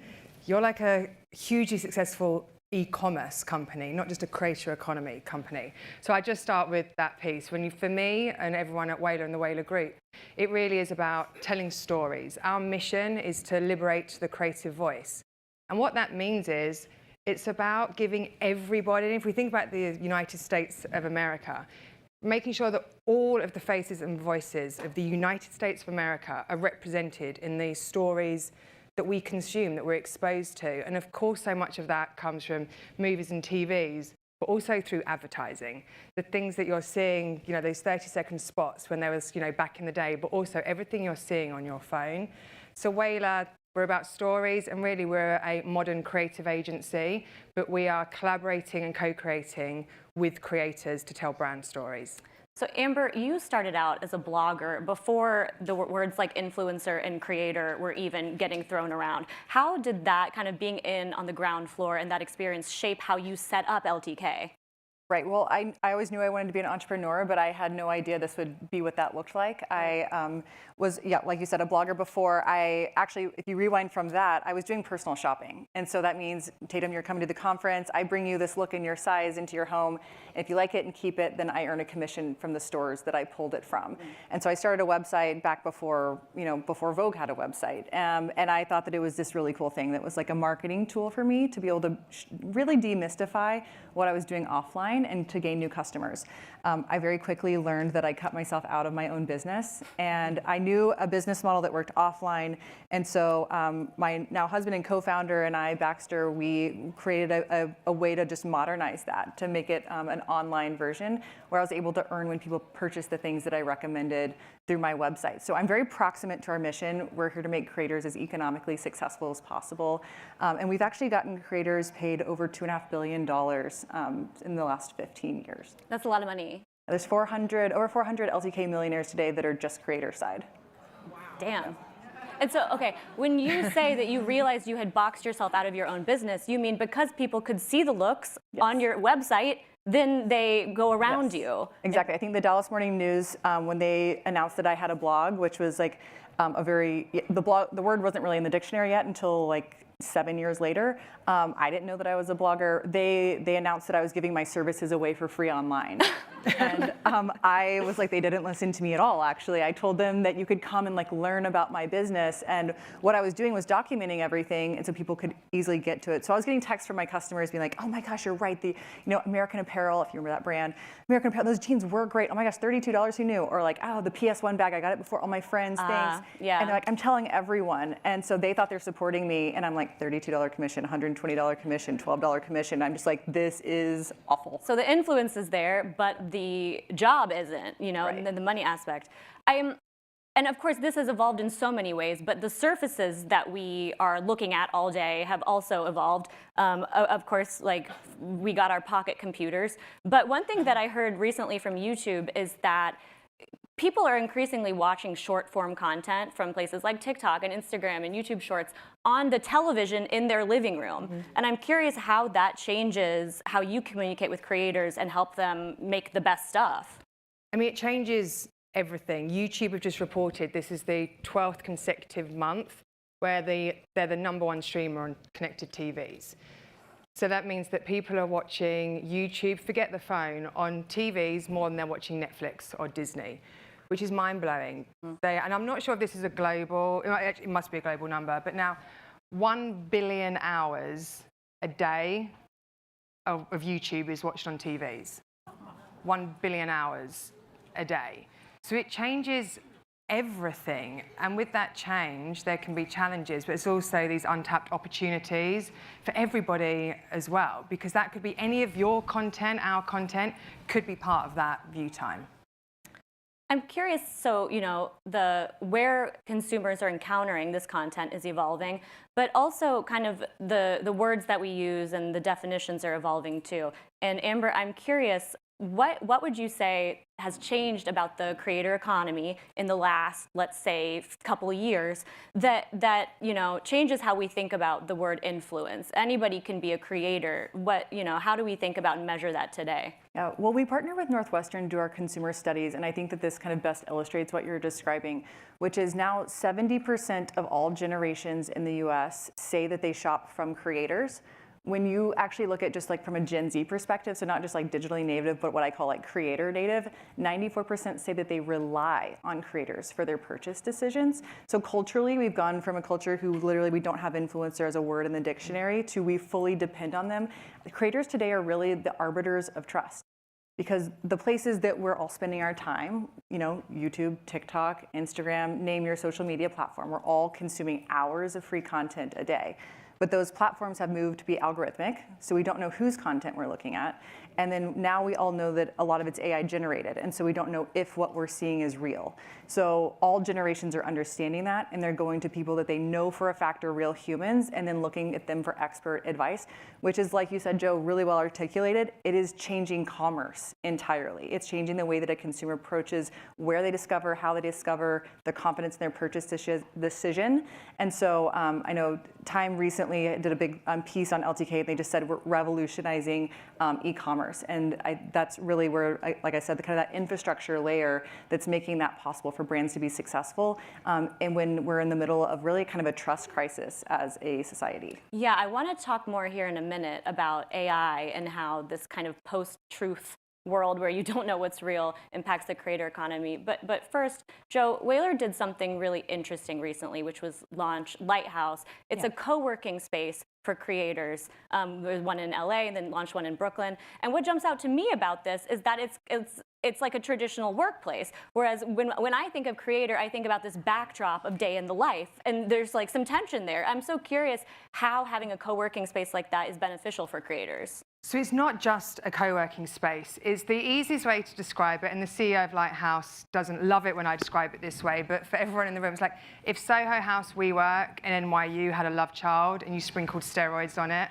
it would be the Lighthouse. So it really is look, creators, all joking aside, they've only worked from home, the majority of them. It can be very isolating, it's very lonely. And regardless if you start at 17 or at 70, you don't know all of the things. You don't necessarily know like an editor, or a great photographer, videographer. So what the Lighthouse has done, and there's going to be more properties coming up. First of all, the one in Venice is 23,000 square feet. The one in Brooklyn is 33,000 square feet on 4 floors. These are huge historic buildings. It provides a space for creators, but also the people around the creators as well, to come, to feel like they have a place to belong, to be inspired, and to create. So there are podcast studios, there are test kitchens, there are bars. So there's very intentionally different places of creative inspiration. And having spent a lot of time at both of them, there's just this magic when you see like creative people, creators, collide. And they have an idea, and they can just go straight downstairs and film it. And that is really remarkable. So the investment that we're making really is to help elevate the entire industry that we're part of.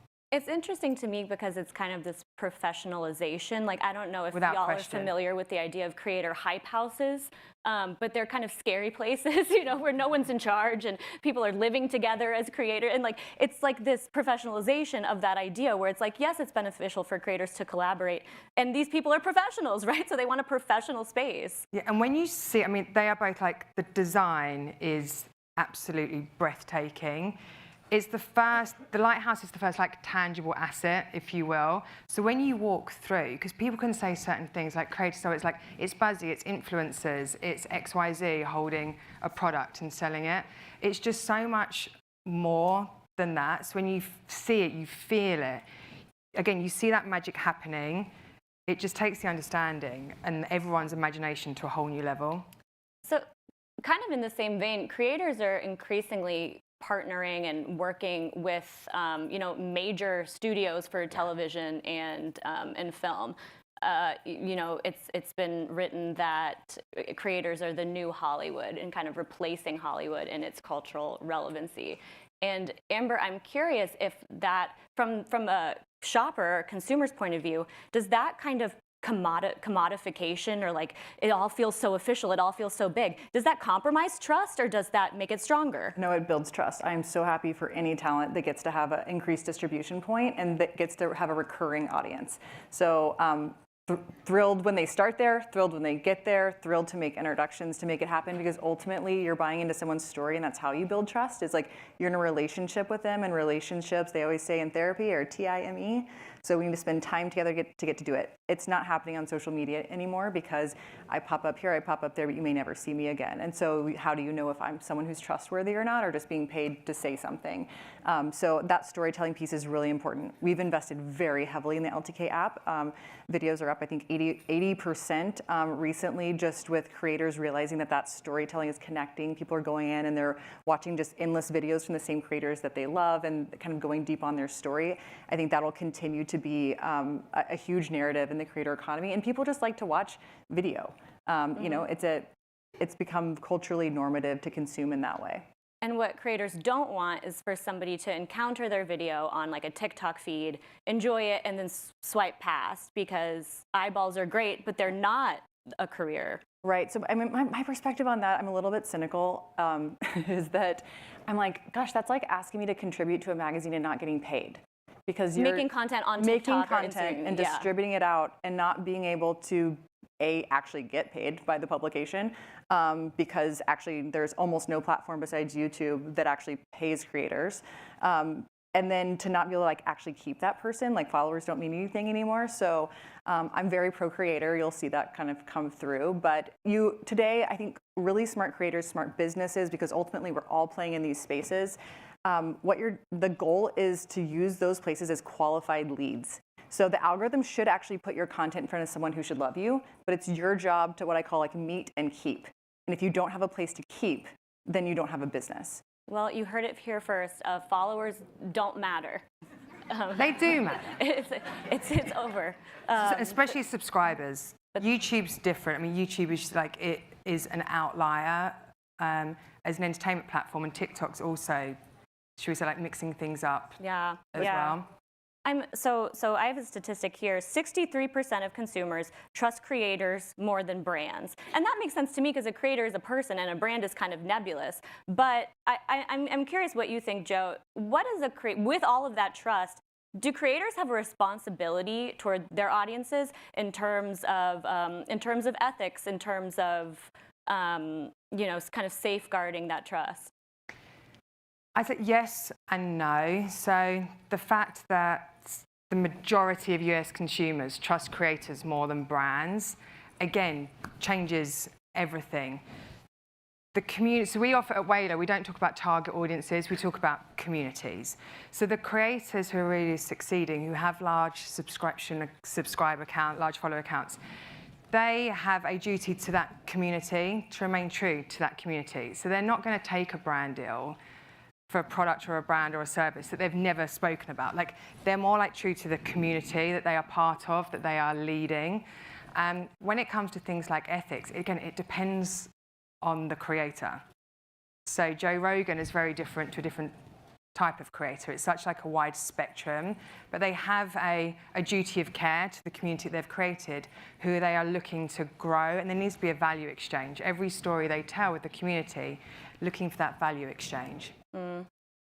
So Amber, you've described LTK as kind of like the infrastructure or like a platform for creator commerce, but there are companies experimenting kind of with their own bespoke thing, like Sephora having an affiliate tool where you can watch creators put makeup on and buy the products they're using.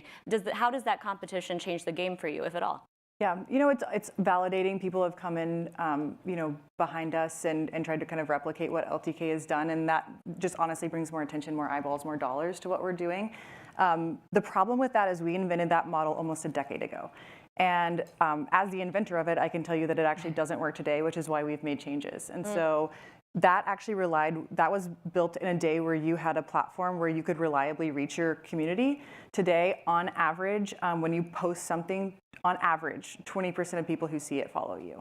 So you're speaking to 80% who don't.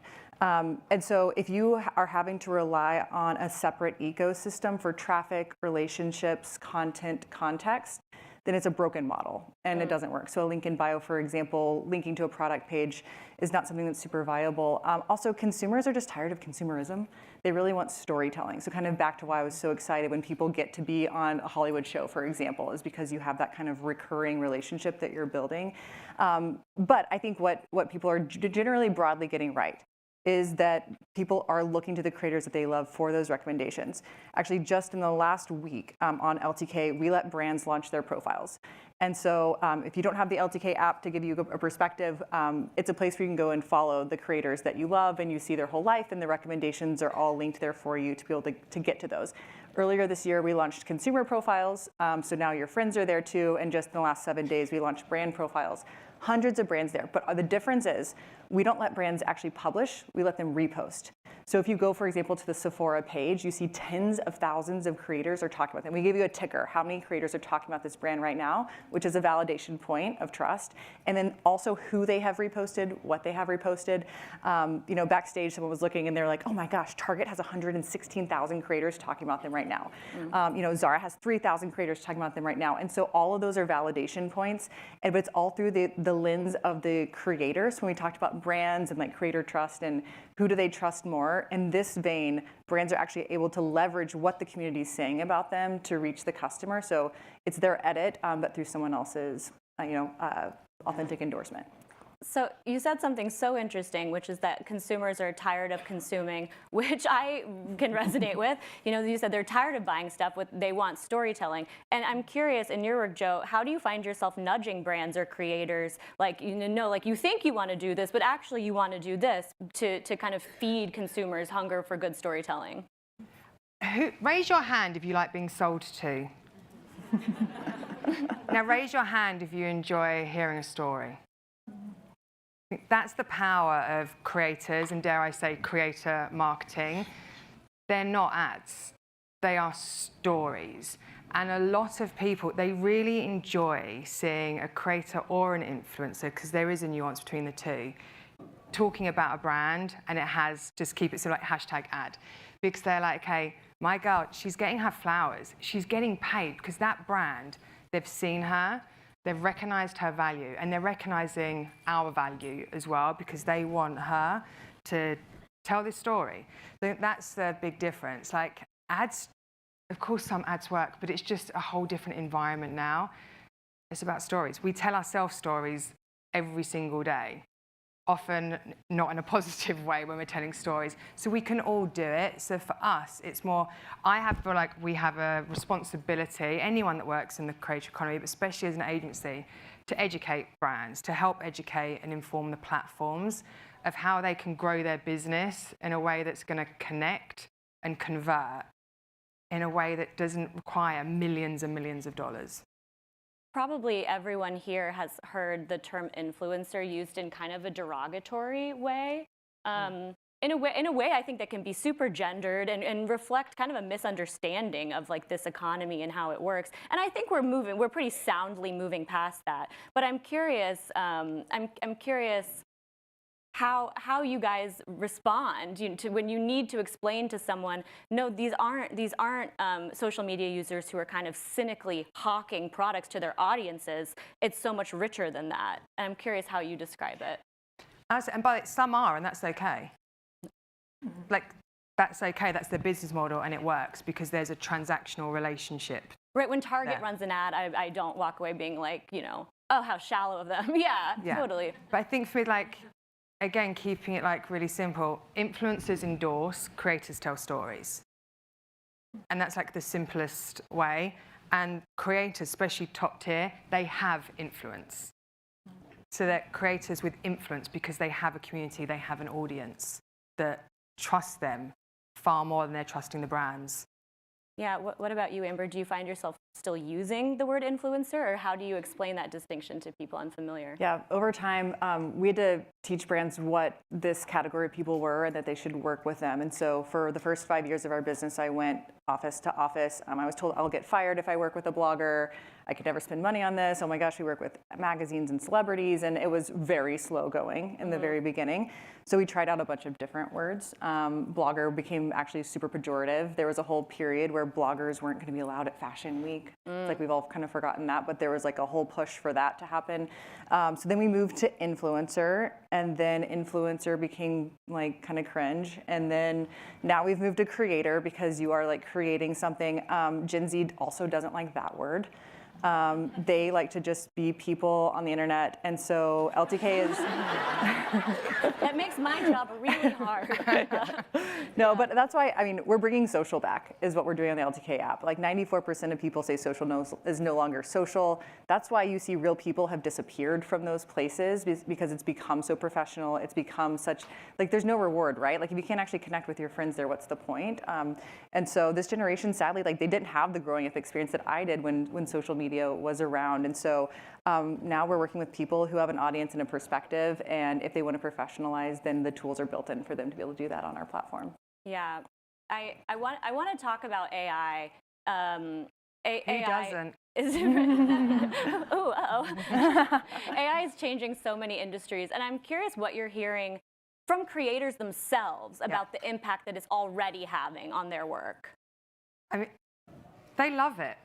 To be honest with you, like creators like all of us, I mean, there's so much admin I do that I'm like, AI helps me do it now. For the creators, whether it be like literally thumbnails, like the success of a YouTube video can rely so heavily on a thumbnail. Spending like hours, if not days, figuring out that tiny thumbnail, AI can now help them with that. So the creators that I'm speaking to and the team is speaking to so much at the Lighthouse and also beyond those amazing walls, is that they have now, we've got a computer in our product called our phones, but now also those little computers in our pocket is a 24-hour, 7 days a week thought partner. So they get writer's block too. They get that creativity block. So now they have someone they can just vibe and jam with whenever. So for them, it's taking a lot of like the shit they don't want to do. They have a partner to do it for them, to do it with them. When you say vibe and jam, like that could be ideas for content, for captions, for visuals, for projects. For a video. Even like, you know, I'm working with X brand and I have to do 3 TikToks. I've got the first one down, I'm not sure. Like they're able to have that dialogue, have that like, again, a creative partner with them all the time. Yeah, yeah. What about you? Yeah. So there's efficiency tools outside of the LTK ecosystem that help inside as well. We have LTK Copilot that actually auto tags their products. It's helping them. We have an automated AI CRM that's actually retargeting their customers, bringing them back at the right time with the right message for every person in their audience. That's incredible work that's helping them build a business. Outside, you know, I've kind of mentioned that it's actually caused this trust crisis, and so they're having to rehome their audiences because they can't be in a place where they're adjacent to something that's known fake, just like brands can't as well. And I tell our creators today, I'm like, your superpower is actually being a human. Sounds so crazy, but I'm like, pull your humanity through your content, because right now, guess what? Any website I go to, it has a collage next to it. You pull up a pair of jeans and it's like, here's a collage of 5 ways to wear it. Guess what? That's a job you are no longer doing because now you're just at parity with what AI is doing. So now you have to be on video. You have to be, your little kid needs to run through the back and you don't need to edit that part out because guess what? That's not gonna show up in AI. Your one eye is a little bit bigger than the other one, good thing, because if you have matching eyes, that's an AI creator. So there's a lot of like weird things that you pull out, like you have to have the imperfections of humanity. It's okay. Just lean over. It's me. Right. It's This is great news for the non-symmetrical among us. I mean, it's great. So when we try to wrap our minds around the risks that AI poses, it can be hard to get a sense of the scale, at least for me. Is this really bad? Is this only a little bit bad? And one of the risks that I notice most often comes in the form of AI-generated video. And this does touch the creator economy because, for example, like already on TikTok, some creators will stumble across videos of themselves that are AI generated and that are promoting a product, which of course is really disconcerting and I imagine bad for business. What sort of risk does that dynamic pose? And by that I mean when the consumer can't tell what's real. You touched on it a little bit, but I'm curious, is this existential or not so much? I think it's existential for the platforms that are promoting it. I honestly think they're tanking their ad businesses. Mm. I also wish IP law would catch up to it, but for those who want to talk to me about that later, come find me. And this isn't unique to creators. It's happening with authors, with anyone that produces content. I think it's a question like, what does IP protection look like in the AI era? Mm-hmm. Yeah, yeah. We have about only a couple minutes left, which is quite sad. So I'd love to hear from both of you, maybe from you first, Joe, if you could predict one big trend or surprise that would shake up the creator economy in the next year, what would you try to predict? More than one creator will win an Emmy in the next 12 months. Okay, more than one creator, More than one. an Emmy next And 12 Michelle months. Khare will be the first. She'll be, if there's only one to do it, it'll be Michelle Khare. Okay, okay. What about you, Amber? Big shakeup in the next year. If you had to guess, what would it be? I really wish you would have told me this before so I could think about it. Oh, one big thing in the next year. I mean, gosh, we started the year with Mark Zuckerberg saying creators are optional on the platform, like in a shareholder call. Like that was the summary that came out of those. And so I think creators actually do hold so much power that they're going to, the next creator platform, the next platform that we as consumers go to will be all human and it will be run by creators and it will actually benefit them as the beneficiary of even like the ad network that supports it. So you're saying not necessarily that the big platforms will come up with some new spirit or some cracking down. No, ship sailed. Okay, yeah, a ship has sailed, but that, new platforms or smaller platforms will see the opportunity to say, you will not encounter AI content on this platform, period, and that will be a selling point. Oh, certainly. We've updated our terms of service where you cannot pretend to be a human form on our platform. So only real humans can show up in imagery on our platform. Yeah, yeah, and of course we've already seen consumers have some affinity maybe for like Lil Miquela, of course, was the first totally computer-generated influencer. But it'll be curious to see over time whether consumers get attached to these folks or don't because the storytelling isn't there. They're not real people. They don't have emotions and lives and the kid running through the background.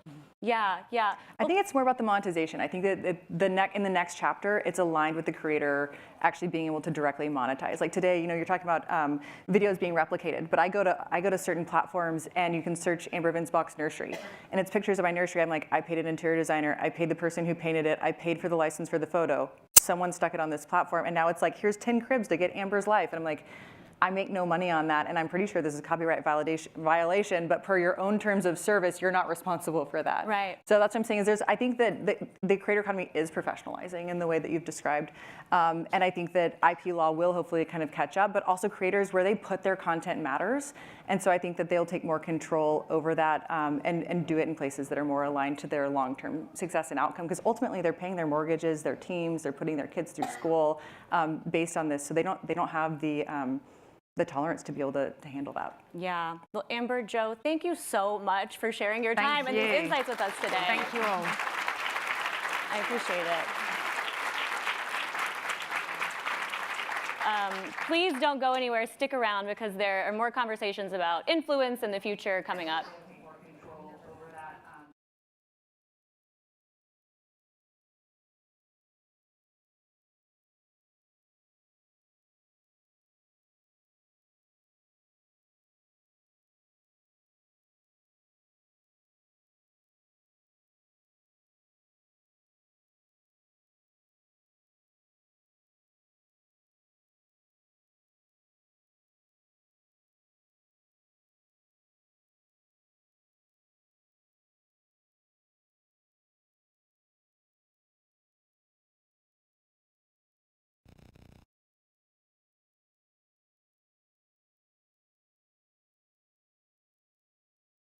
I'm Sarah Gu. I'm president of Washington Post Creator Network. That was a great conversation we just had about creators. We're going to change the subject, and I want to introduce Lauren Liss. She's senior vice president at Capital One's Premium Products and Experiences. And welcome, Lauren. It's so great to have you. Thanks for having me. I've been looking forward to it, Sarah. Okay, Premium Products Experiences sounds very fancy, but you oversee important things at Capital One like the Venture X card. I think everyone's seen Jennifer Garner everywhere, and those fancy lounges at Washington Reagan National Airport. So a lot of companies are trying to get into this premium business. So how do you stand out? I'd love to hear your strategy. Sure. Well, first, I love that you mention our fancy lounges. They're probably the thing I get the most calls about from family and friends in this area, and we're really proud of those, but I'm sure we can talk more about that. Let me jump in and step back, share a little bit about what we've been doing. So I joined Capital One now a little bit over a decade ago. And back then, it was a really different brand than it is now. We were a young company, a ton of momentum. Capital One was able to give credit cards to maybe folks that weren't able to get credit cards elsewhere. So maybe some of you guys, Capital One was your first credit card. But at the time, we didn't have premium offerings. We didn't have airport lounges or premium credit cards with benefits. And we saw an opportunity because we spent time talking to consumers. And there were a lot of options out there, but they weren't really meeting their needs. They felt like they were, didn't have a bunch of value. They were complicated. They didn't know what card to get. And so we really saw this opportunity to move our cards and move our brand more up market. And so that's what I've been doing for the past decade at Capital One. And we started with the experience. You have to build the experiences before you have the product offerings. And so in travel, things like those swanky lounges, in dining, in entertainment, really exclusive, unique experiences. Like going to Spain with Jose Andres and having the opportunity to do that as a card holder. And then we launched our Venture X card that you mentioned, and it's been going really well. So now our premium business is actually the fastest growing segment of our card business. Now, for a lot of us, we have a lot of choice. We all heard Michelle Singletary earlier talk to us about credit, and I think a lot of us, especially women, a lot of women are making a lot of financial decisions for the household. You're a mom, I'm a mom, yes. Right? And so making a choice about what credit card to get is difficult. It can be overwhelming. You want to make your money work for you. Yeah. And so you've talked about simplicity. Can you share what that really means when it comes to the financial services business and credit cards in particular? Yeah, let me bring it to life for you, a little bit of what simplicity means here. So, I talked a little bit about the Venture X card as an example. And what we found, from talking to consumers is that there were a ton of options that were out there, but they were complicated to manage. It felt like, some people want credit cards to be a hobby. There's bloggers out there and that's their life. They want to have spreadsheets or they want to talk about how to optimize. But what we found talking to a lot of regular consumers, and myself included, we have a long to-do list every single day. I have a kindergartner at home. I have a sixth grader. She's getting braces today right now at home. And I didn't need to add managing my credit card to that to-do list. And so we wanted to create something that really didn't add something else to your plate. And so with the card, just a really great earn rate everywhere you go, double miles. You don't need to have 5 credit cards in your wallet, but still access to really great perks and experiences that just make your life easier and more seamless. And again, it's gone well, like I mentioned, fastest growing part of our business. But I'd say one of the things I'm most proud of is that the customers that are getting the product, not only do they love it, a lot of the customers come from referrals. So they're telling their friends about it, which means not only were they excited to sign up, but they actually love having the product. Mm-hmm. And now, I know you've been in the financial services business a long time. So I'm curious, as you've risen through the ranks, how do you bring your own experience, as a consumer, as, someone who's, a mom too, to inform the products that you're building, the products that you're leading, the products you're bringing to the market? Look, first, I think it's recognizing that it is critical to really keep the consumer front and center. And so as a leader of a team, I think just making that part of the everyday culture and not kind of getting too wrapped up and going down a path that isn't meeting a consumer need. And so first I'd say just making it part of the culture. So we have call centers and servicing agents, and we have our teams sit in and do side-by-sides and just listen to customers calling in. We have an insider community where we talk to customers. And honestly, just out in the wild. If I'm at an airport lounge, I love sitting there and kind of hearing what other people are saying. But not even just hearing, watching what they're doing and really ensuring that what we're creating is meeting that need. And so, keeping that front and center and making sure that we're constantly solving the customer problem. Okay, so let's talk about those airport lounges, because I think this is really interesting. I think a lot of us, are familiar and have been familiar with the airlines, have been in the lounge business for a long time. And I think, the credit card companies got smart about this and started building their own lounges. It's almost like cutting out the middleman, right? Yeah. And so, Capital One opened this lounge at National Airport last year. It was very buzzy. It's very fancy. So I'm curious about this strategy. Tell me about why you decided to do that. So let me start by saying you're right. Airport lounges aren't new. I'm sure many of you guys have hopefully visited an airport lounge at some point. I was a consultant earlier in my career, and so I traveled a lot. And what I would say is what I noticed is there were a lot of nice ones out there, but when I looked around, there were a lot of just like male business travelers, and I felt like what was being offered in those lounges, were really built to meet those needs. And so when we decided to build airport lounges, we weren't going to just copy what was out there. We did do a lot of consumer research. And I'd say what we found talking to consumers is it isn't just male businessmen that travel. There's a lot of women out there that travel. When we opened up Dulles, it was important to our team to have a mother's room in the lounge because, when you're traveling, you still have to, take care of your kids and potentially your baby. Yeah. When I'm traveling with my kids, which sometimes we take family trips, I'll tell you, for my daughter's birthday this year, I asked her what her favorite food, where she wanted to go, and she's like, I want the mac and cheese at the Dulles Lounge. So we didn't do that, but an 11-year-old saying that that's the best food is a compliment. And I'd say one of the most unique features, airport lounges, a lot of these had places where you could work out on a Peloton bike or take a shower. For me, that's not what I'm looking for when I go to the airport. What I was looking for was just like, I don't want to get on that plane. My fear is getting stuck on the runway and being hungry, and I want to bring some healthy food with me. And we have this grab and go section. So right in the front, I can get a cheese plate and bring it with me on the flight. Like, I don't want to sit there for an hour. And again, keeping it simple, but those were the things that people really enjoyed.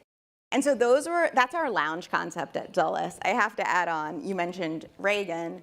Outside of that, we also found that consumers, when they're traveling at those long stay airports like Dulles, maybe you get there longer and you want to eat and all of that. But when you're going to somewhere like Reagan, I personally give myself 40 minutes to I'm seeing a lot of nodding here, get through security and get to my flight. But still, then I'm getting on a long flight and I might want food. And so we partnered with Jose Andres, who's been an incredible partner. And we launched our Capital One Landing. We built a commercial kitchen right there in the DCA lounge, in the DCA landing. And you sit down. You want a place to sit. You have 7 minutes. You can order on a QR code. And if it's breakfast, have an amazing espresso and pancakes or eggs, or in the afternoon, an amazing cocktail, and then head to your gate. And so again, really different concept. And so we think about not just the consumer, but how they're traveling, which is a little bit different at different types of airports. Yeah, that's so interesting because it is meeting the reality of people, how they travel today, and realizing what are the airlines not providing and how can we make up the difference. And just real quick, so just for everybody's awareness, so what do you have to do to get in the lounge? Yeah, so I feel like I was just in the green room talking about this because someone was just saying now you can only use airport lounges when I'm flying internationally and first class, and I'm like, not our lounges. Yeah. So as I was mentioning, the Venture X card, which is our our premium credit card. With the card, you get access to all of our Capital One lounges as well as Priority Pass lounges. And again, great feedback because the card is at a good price point that our customers love and also have that benefit. Okay. All right, so what's next? We talked about lounges and all that, but Venture X, so if you're to look out in the next few years, what should we expect? What is the next innovation space that a credit card company could innovate and move into? It's a great question, not an easy one. We talked a lot today, you heard a lot about technology. It's gonna continue to evolve and evolve really quickly. But I'd say what's not gonna change is that our lives are incredibly busy and we have a lot going on and we want these simple solutions. I think that customers' expectations are just gonna continue to rise in this environment. And as we think about the strategy of what we're developing, it's really getting that experience right. And then I'd say making it more personalized and more customized and thinking about it end to end. So not separately around, travel's one vertical and dining's another. As a human, all those things come together when I'm taking a trip. And I really want, that seamless end-to-end customer experience. Well, thank you so much, Lauren, for taking us a little bit behind the curtain into the financial services business.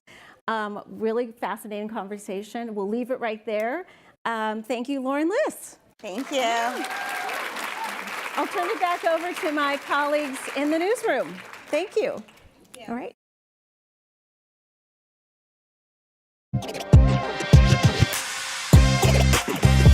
I'm Jenny Brittenbauer, and I'm an ice cream expert. Hi, Sharks. I'm Allison Ellsworth. Today, I'll be trying some of the best ice cream in the country, Jenny's. No, because hear me out. If you don't like Poppies, I don't know if we can be friends. Jenny's is seriously one of my favorite ice cream places. They have the most elite ice cream. Seriously, look at these flavors. I started making ice cream when I was studying art at Ohio State University, and I figured out that ice cream is like this perfect canvas for telling stories. Hi guys, the founder of Jenny's Ice Cream just started a new company. It's called Flora, and it's focused on fiber-rich bars. Fiber is the fastest way to feel better, to look better, and to live longer. Stop spiraling.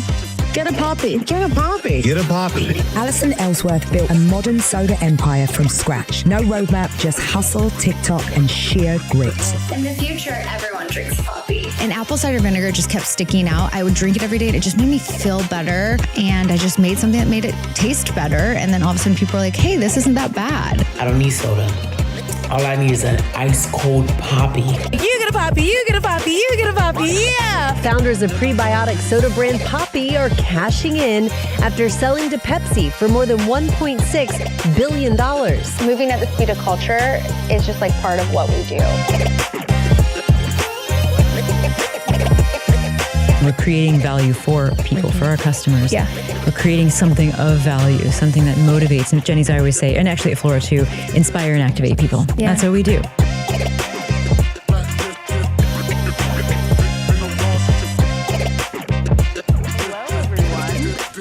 Hi, thank you guys so much for joining us. I am thrilled to be joined by Allison Ellsworth, the founder of Poppy, and Jenny Britton, the founder of Jenny's Splendid Ice Creams, and more recently, Flora.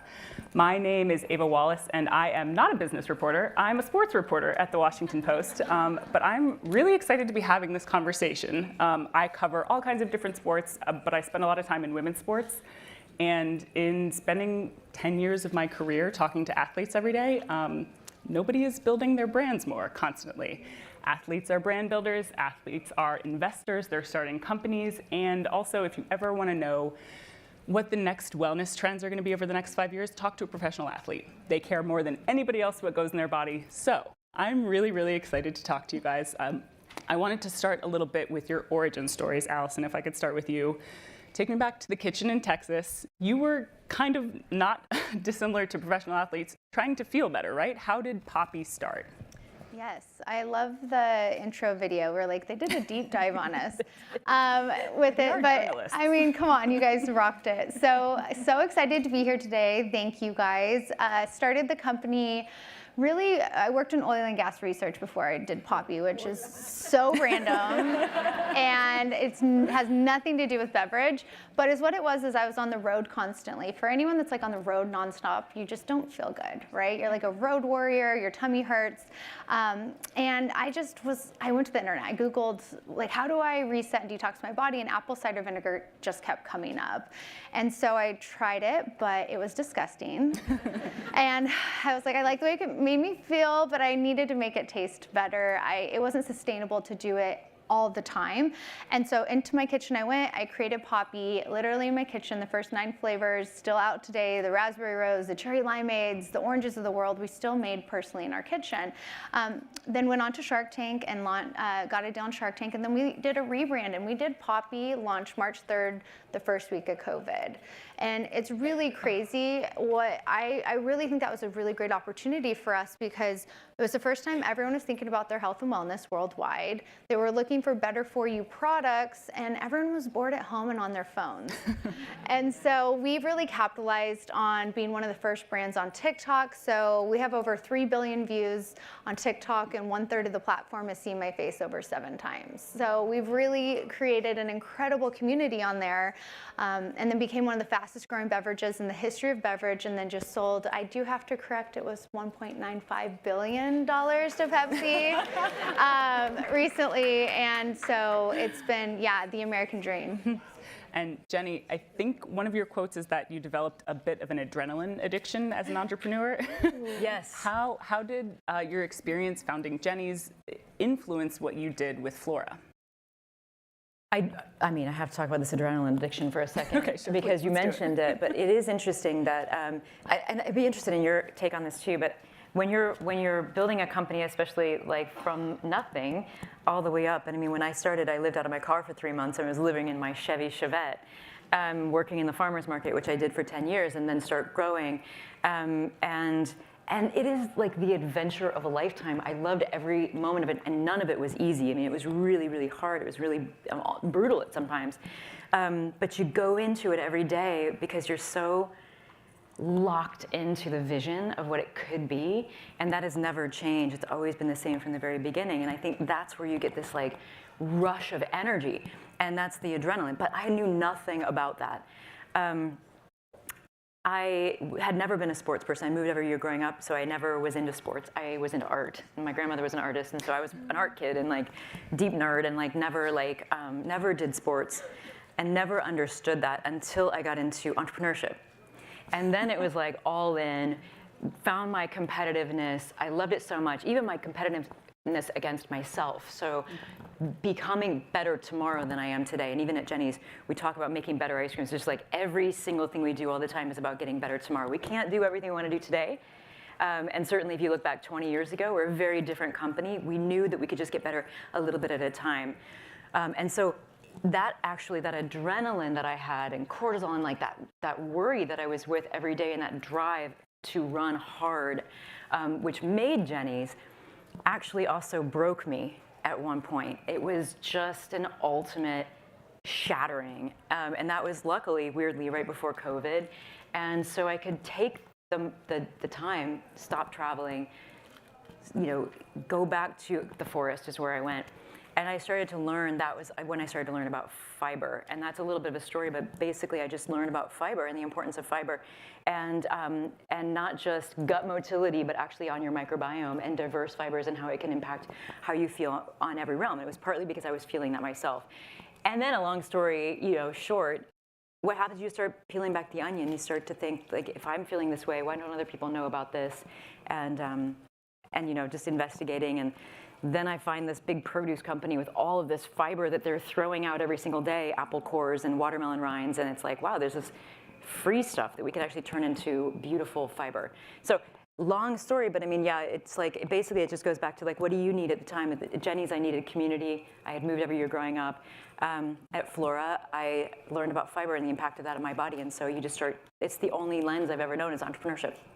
It's so interesting that you mention vision, and I feel like I'm not an ideas person. I'm an executor. I'm not good at kind of that long-term vision. But when you were first starting out, and both of you had ideas and the vision before you had your companies, obviously. When you're first starting out, what's the hardest part? Is it developing the vision and saying, okay, I have this idea, but I don't really know what to turn it into? Is it maybe getting the capital or finding your customer? I wonder between those three, what seem like to me big buckets, how you guys would answer that. What's the hardest one? All of the above? No fair. Yes. No, I think to your point, my superpower is I can inspire. I can make anyone feel like they can do anything, and I think like that comes down to teams. So I think a really big mistake entrepreneurs do is they think they can do everything themselves, right? And then it leads to burnout, and you grow this ego, like I've done every job. This is the second you start bringing people in and getting a good team around you, and you grow, it allows you, the company to grow, it allows you to have sanity, get sleep, do all of these things. So for me, it's like getting a team in early is really, really hard to do, but one of the most rewarding things that you can do. And then I think just like having fun along the way while doing it, because everything is scary while starting a company. Everything is hard. Being a mom is hard. Like while doing the business, like it's just hard, right? I think entrepreneurship is the hardest job in the world, but it's the most rewarding job in the world. And so, I always say like, stop dreaming, start doing, because you can have a vision, a superpower, but unless you're getting shit done, it doesn't really matter. Mm-hmm. So I think it's all hard, but it's so fun. It's so fun. Like you said, I don't know anything else other than this, and you have to be a little crazy too, right? I think absolutely crazy. I think if we took Jenny's as a business plan to any university in the world, we would fail the class. You know, it would not pass any business class. We do everything in-house, and it doesn't make sense, but it makes sense because we gave it time. And then to that point, to your question, just, I think it's interesting because I'm in a time in my life where like I raised Jenny's over like 25 years, 30 years. I mean, it started in 1996 in the farmer's market. I knew nothing. I thought I knew a lot more than I knew. But at 22, that's great, that's an advantage. And so we grew very slowly, but because we grew very, very, very slowly, I could figure out how to do it very differently. If I was gonna, you know, start an ice cream company that could compete with Jenny's right now, or even like be something new and different, right now what you would do is you'd make a deck and you'd go raise money and you would have a factory and you would spend all that money and deploy that and like get your team and do all your things. And I don't know that it would work in the ice cream world. It could. Ice cream is very complex, but what happened over time was that I learned about dairy proteins. I learned how to stabilize ice cream without stabilizers, how to take emulsifiers out of ice cream, how to use homogenization and pressure instead of corn syrup and instead of egg yolks and some of the other ingredients or whatever, but I would never have learned that had I not had the time to do that. But the difference between Jenny's and Flora is that Flora is going so fast, faster than I can control it in a way. And that is so cool. And so now I'm in this place of like, people are like, product market fit, and we're using all these business terms, which I don't care for. Honestly, I don't really like them. I don't, you know, I understand that they're useful in to, you know, make a meeting go faster, but I'm like, product market fit, okay. And like, we're fundraising and we're like, and it is interesting. So it's all hard, but it's also like, and like, you know, building a brand is so incredibly complex because if we had, like at Flora, we're building it right now. We're building it with our customers, just like we did at Jenny's, instead of, you know, launching a brand on people. That's great, but we weren't sure exactly who was gonna buy it. So now we know, but like, anyway, we're upside down, but it's like the best again. So I think like that's how it's supposed to be. It's completely chaos behind the scenes and like so much fun. It's like, I always imagine Frodo at the end, you know, at Mordor when he's like, I mean, you know the image in your mind, right? That's how I feel sometimes. You know, like if you don't look like that at the end of this, I'm sure you look so great. You don't look at all like that.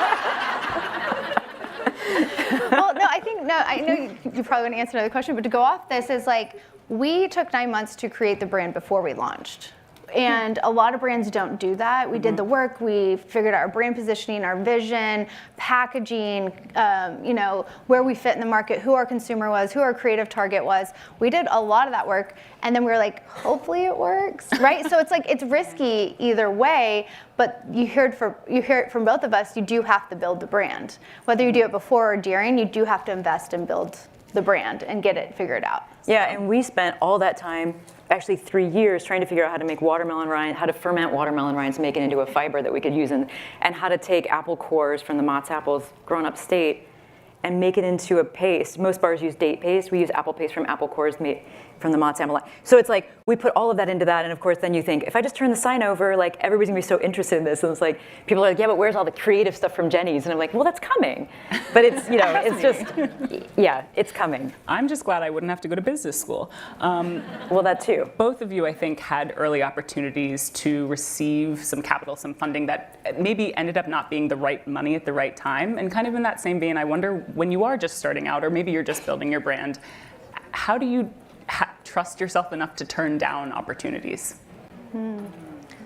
We turned that's a good response to a question. Yeah, no. Right, what it is like, how much of this do I want to say out loud?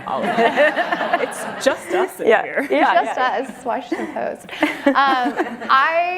We had opportunity to take like $200,000 before we went on to Shark Tank, and it's always like the dumb money. Don't take the money that can't work for you, and it really is true. You know, we went on Shark Tank, we got a deal with someone that had, you know, knowledge, and they were able to help us get employees and open up connections, and like that really is really important. But I think what I really have to say that me and my husband did really good as the founders is we did not let our egos get in the way of that growth. A lot of entrepreneurs don't want to let go of equity and don't see the value in the money, right? They sometimes just see the money. And for us, we saw the value and the money. And so for us, we actually just raised with one VC the entire time, which is really rare. We let a couple people in that were like influencers and celebrities, like the Olivia Munns, the Post Malones, the Alex Earls of the world. We did investments from those just because it was a strategic partnership within like our creator and celebrity. But I just feel like it's not easy though, working with money, because we lost control pretty early on. And it's funny, now I'm on the other side after selling the company. I was a shark on Shark Tank this season, and I'm like investing again. And I saw the founder and I'm talking to her, and we made a deal on Shark Tank. And then afterwards she's like, I think I deserve more. And she's like renegotiating. And I was like, well, we're not going to close this deal then. So it's like I'm getting both sides of it. It's such an interesting thing. All I'd have to say is I think I like being an entrepreneur better. I also want to talk about the social media aspect of it. And I loved your stat that you gave that, okay, so it's 1/3 of TikTok has seen your face 7 times. I guess aside from what you mentioned about you guys launching at the start of the pandemic, we're all on our phones, what do you feel like in your brand strategy or about how you wanted to approach social media made you guys take off on TikTok specifically so fast? I think it was because the strategy came from the top down. So what that means is I think a lot of companies leave it up to an intern or a young kid on your team to figure it out. I was pulling trends every day. I was posting, I was editing, I was studying the platforms. I was going to Meta seminars, TikTok seminars, asking questions, that it became part of our DNA at Poppy. And then we hired for it. We made it a priority. So some of our first key hires were social media managers, community people to create content. And then even at one point, we had like 7 people at Poppy that had logins to our TikTok, and they didn't even have to get approval. Like they could just start posting. Like a trend is a trend, and if you wait 3 days, it's not a trend anymore. So if they saw something trending, I would say post, who cares? Because that's how you move at the speed of culture. And it just became such like an integral part of who Poppy was. Now, once we scaled and we did a Super Bowl ad, you can't really do the music and stuff like that. It's different stages of business, but if you're young and you're just starting a company or you're wanting to be a creator, get online now, tell your story before you scale, because that's how you build community. Jenny, how has consumers, our relationship with influencers and people on social media, how did that go into how you wanted to approach marketing for Flora and how online you wanted to be with Flora versus maybe when you started out and you said 1996 with Jenny's? Well, obviously incredibly different. When I started Jenny's, I had to go to the library to find a cocoa supplier. Like the reference department. Wow. They had giant books that were like phone books, you know? And then I called the cocoa supplier and it was like way too big. So it was a whole different thing. Seeing the rise of everything too. It was so great because I used to take, if somebody wanted a flavor that we didn't have, I would have a notebook and then I would call them on the phone when we would have that flavor.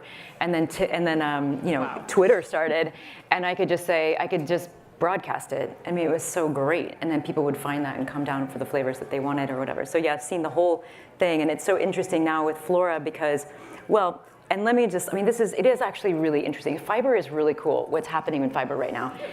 So think about, from a business point of view, obviously also in your body, but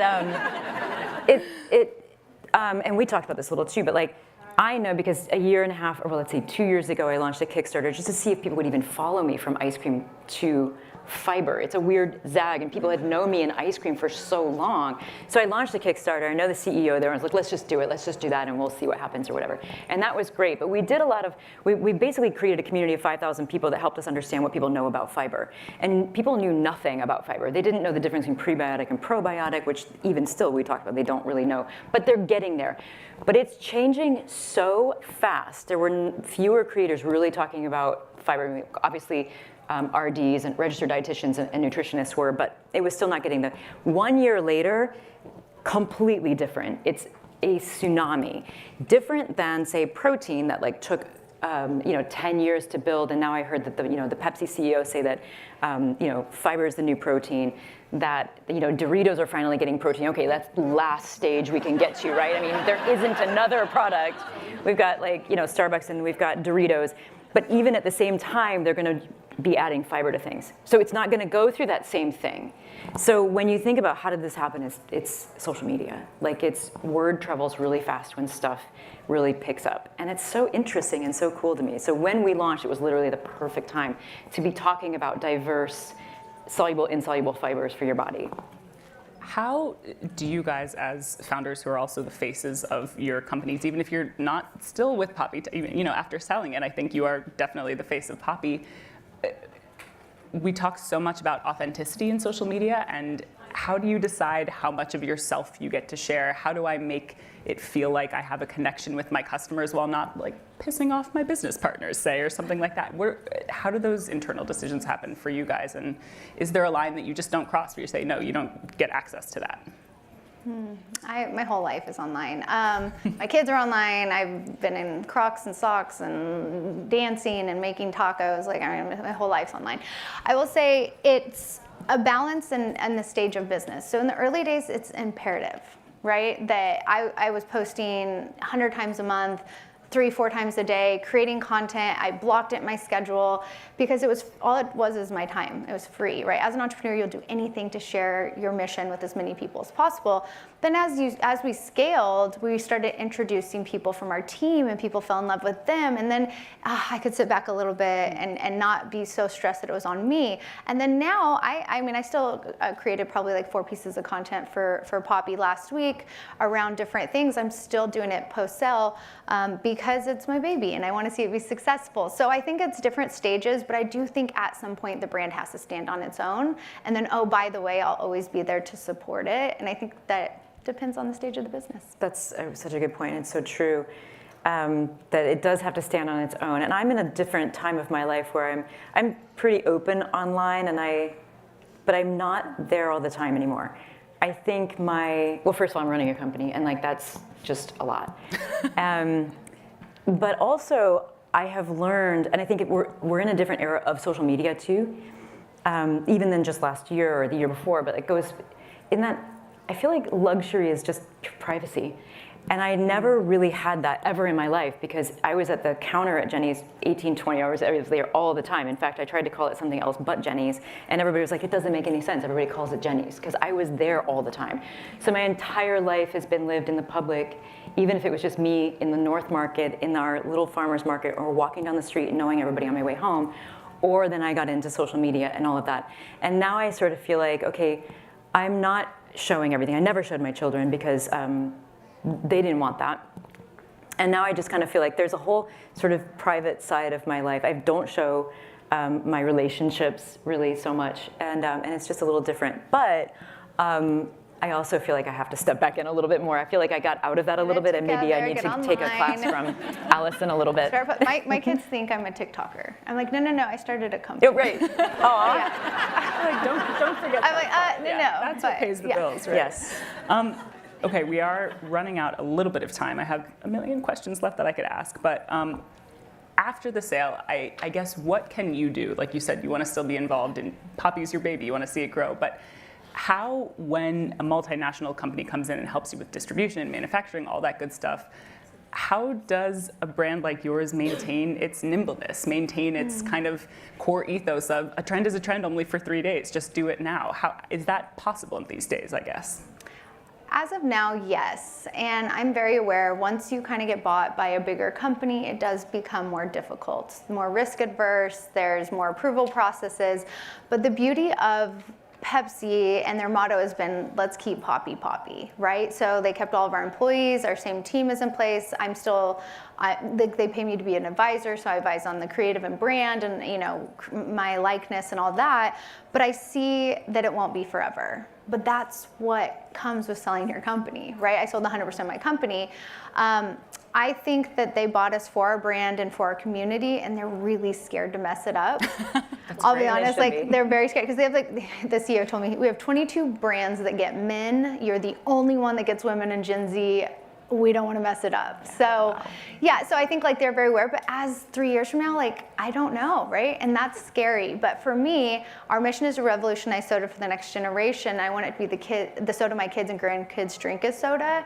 And the best way to do that is to partner with someone like Pepsi, because we can go from 50,000 locations to 400,000 locations and be in every airport and be in Taco Bell and Subway. We couldn't have done that without it. So for me, I think that we're cool enough to stick around, but don't mess it up. Jenny, could I ask you, I wonder what you think it means that these big companies want to let Poppy be Poppy and want to let something like Flora be Flora. Just what it means for kind of the future of business or where we are now. Yeah. I mean, they're not doing innovation so much in companies anymore. So looking for innovation outside of that, I think it's really fun. It creates opportunity for people who are interested in building products that people want and looking for what's kind of over the horizon. So I feel like it's one way of. I mean, we have not sold Jenny's to a big company. I mean, that's kind of a different thing. That I guess is an option at some point, or whatever. But that's not kind of where we're at right now.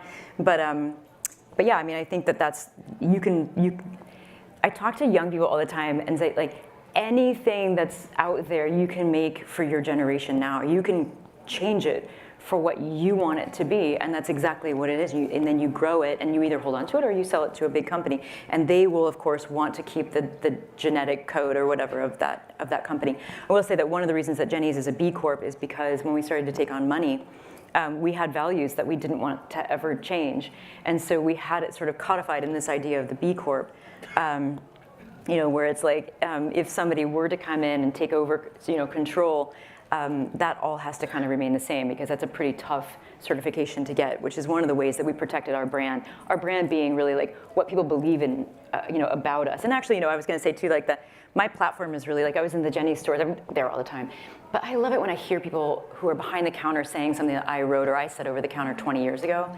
And when I'm in almost any city and I just like can go in and have a conversation with somebody. And it's like, those are also platforms, and sometimes we forget that building something in real life is also making massive change in people's lives, and it's also incredibly meaningful. I'm also at the Jenny's store all the time. It's just different. Sometimes I'm in line and I've got a hat. Different between I might be standing behind you eavesdropping. Okay, sounds good. I could ask you guys so many more questions. That's sadly all the time we have, though. I'm so sorry. Thank you guys so much, Allison Ellison and Jenny Britton. We really, really appreciate you sharing your wisdom.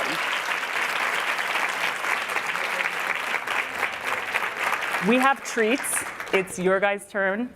Poppy and Flora outside. Enjoy. And we're going to just take a really brief programming break so you can get your sugar and your fiber and your probiotic or prebiotic fix. Sorry. But come back at 4 o'clock because we're going to have a special conversation with Rebecca Yaros. That's going to be great. Thanks, guys.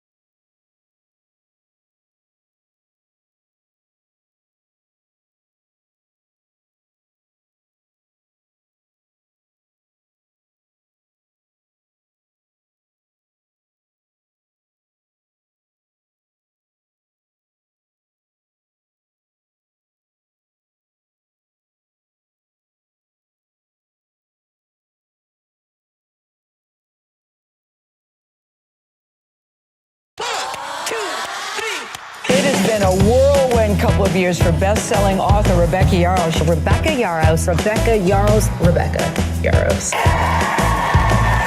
Wild. It's wild.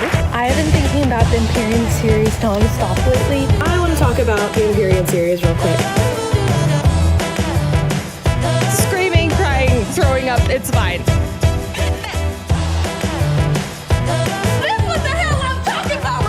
I just finished this book last night, and it was hands down the easiest 5 stars I've ever given a mid book. Baby! 4th of week! Oh! Lord! Girl, I feel like Christmas just came early. Forget Halloween! Book talk is amazing. It's the last really area that publishers can't influence. There's no marketing. It's all word of mouth. It's all reader driven. The fantasy genre has gone viral on TikTok, generating more than 664 million views on the book title alone. I've been wanting to tell you forever that when I finished the second book, I just cried for so long. I felt so connected, and oh my God, you broke my heart.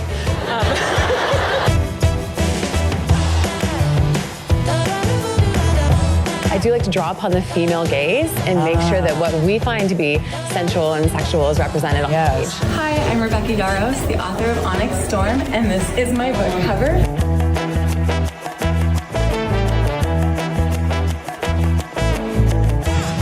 A lot of people saying how it's brought them back to reading is probably the most humbling. Like, I'm speechless. I don't even know what to say besides thank you when they say that. I'm really excited there's a whole new group of readers though.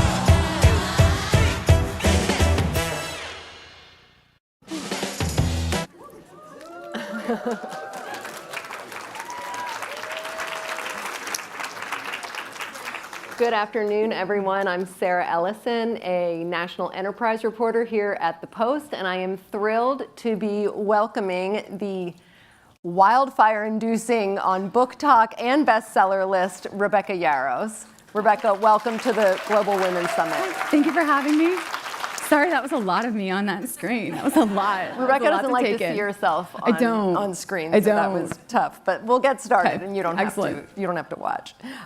So you have been an author for more than a decade, and you had a dozen books under your belt before Fourth Wing was published. And yet it was this one that exploded. Yeah. What do you think connected about this series with readers? I really don't know. I wish I could say. It could be that you have a heroine with chronic illness that you don't often see in media. It could have been that it was just ripe for dragons. Could have been a cyclical market thing. It was a firestorm of perfect events that led to it that I don't know would ever be duplicated. Well, it was your own inspiration. It worked. But interestingly, the fantasy genre is something that you think of and you think mostly male authors are writing in it. Okay, so we have Game of Thrones, Lord of the Rings, Chronicles of Narnia. What have you found as a woman in this space? How has it been different from you than maybe it is for some of the other authors? I find that when you add women and the topic of sex into a book, you get pushed out of fantasy and into a different genre called romantasy. I know. Right? Yeah. And does that, I mean, I actually didn't know that term before I was preparing to talk to you. Does that mean anything? It obviously doesn't mean anything in terms of sales. Does it mean anything in terms of the kind of reader you get, or? I think it speaks mostly to women. I think in romance as a genre, we have a contract with our reader to deliver a happily ever after. It's part of the unspoken agreement between a reader and the author in romance. And I think in combining that with fantasy, you can give readers an assurance that they're going to get an HEA. So that might speak to us why it's more popular with women, but also I think we're just coming into a time where women like to see themselves in fantasy and realize they can be there. Okay, so without getting into any spoilers, because I don't know how many people here have read, the series follows the brutal and elite world of a military academy for dragon riders, with a love story at its heart. But the book also explores what happens when history erases, or when people in power erase history. What is it about, first of all, do you see parallels to the moment that we're in now? And also, what does this genre lend itself to in terms of speaking to some larger truths? Do you find it easier to kind of grapple with with larger truths when you're dealing in this genre? I think one of the beauties of fantasy is the ability to critique our own world while living in another, by showing a world that's parallel and saying, hey, this is what's wrong with ours. Fourth Wing I wrote in direct criticism of us erasing slavery from our history books, especially in the South. It's something we can't make amends, and we can't repair what we've done wrong if we don't know that we've done it. You can't not repeat history if you're not teaching it. So by examining it in a book,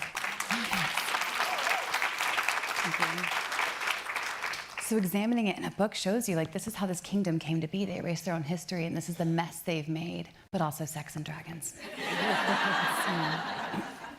Speaking of, at the start of the book, you give a disclaimer. Do I? Oh, yes. That I'm like, maybe if you haven't read it, this will tempt you. I'm not going to read the whole thing, but it includes points such as Fourth Wing is a non-stop thrilling adventure fantasy. Includes elements regarding war, battle, hand-to-hand combat, perilous situations, blood, intense violence, brutal injuries, death, poisoning, graphic language, and sexual activities. Readers who may be sensitive, please take note. Absolutely. I believe in trigger warnings. I think that if you have certain triggers and you're not comfortable reading a book, that we should warn you what's in there, but also we warned you what's in there. So. Well, I have to say that I wasn't exactly sure what to expect until I read that, and that was definitely, it brought me in right away. So since its first installment, this series has just dominated Book Talk, which is not something that I was that familiar with either. And there have been more than 1 billion views across its related hashtags. So what does it mean to tell a story like this in the age of social media? I can tell you it was a lot easier to tell it when no one knew I was writing it. Like, a lot easier. I wrote it in about 2.5 months, and it was just that book that sometimes books just fall out of you. You know, when you love them, when you live there, it just falls out of you. And it's not the first time I've written a book in 3 weeks before. But when it becomes so popular, there's definitely a pressure there, and it slows the writing process. It's like living in a pressure cooker. You know that everyone is looking at what you're writing and critiquing what you're writing, and it changes the experience. Because you're just feeling that somebody else is looking over your shoulder? Yeah. There's a huge amount of pressure. I left a lot of the social media apps for it because I am addicted to, like, Instagram reels, because I want to see baby cows and goats. Like, I want to see goats in pajamas. And I love that dopamine fix. I have ADHD, and there's nothing like a good, like, dopamine fix right there. But I would find myself, like, I would scroll and it would be like, goat, Rebecca, goat. And it's not healthy for anyone to stare at themselves that much. Like, it's like living in a fun house. It just distorts, like, how you see yourself, so. And so you are taking a break. You had just recently described that you are going to take a break from social media to get away from that. I took a month. Okay. I took a month. I took a month. Hey, a month is a long time to, like, I mean, really, everyone's like, are you alive? I'm like, I'm thriving. I took a month off. I took about 4 months off of writing after I turned in Onyx Storm, and then I went and wrote 2 graphic novels. So as much as I said I was going to take time off, I did not. Okay, so, but you have, Fourth Wing was acquired by Amazon MGM Studios for a television series even before the book hit the shelves. Surreal, right? Yes. And thank you. And you have 2 other books that are currently being made into films, one by Lionsgate and the other by Netflix. And we just announced another one last week, so. Oh, amazing. I know, right? So how involved are you in that process? Are you hands off, or do you feel like you have certain things that you're really invested in them getting right? When it comes to Fourth Wing, I'm as invested as I can be, especially since I'm still in the middle of writing it. I have a great relationship with the producers, with Amazon, and with the showrunner. Meredith will call and ask me, like, hey, is this in canon? And I tell them that my job is to tell them how they want to do what they do while staying in canon. Like, you have to trust your partners, and they're really, really wonderful at what they do. So my job is just to make sure if they want to, they can stay in canon. And is there anything that you feel like that the visual medium will do that the books can't? I can't wait to see the dragons. Like, I feel like it'll give some, like, some scope to how big the dragons really are, because I think some people think they're small. They're not small. They're very large dragons, so I'm excited for that. And so when you think about this world, is there one detail that you absolutely need to see come to life? I need to see, I want to see the romance. I want to see real chemistry between the actors, and I need them to not whitewash Xaden. That's the biggest point. Okay, so on top of books, TV, movies, you are the mother of 6. I am. I know, it's like you guys are doing their Christmas list or something. It's okay, we got it. So I know there are a lot of mothers in the audience wondering how you do it, but what have you learned about being the kind of author that you are and also showing up as a mother? Okay, so how I do it. First, I wrote at night while my husband was in the military and deployed. That's how I started. So I really would carve time out with my fingernails. But I will say that I don't think men get asked that question as much, like how do you have a powerful career and raise your children? Fair. And so I'm gonna give you the answer.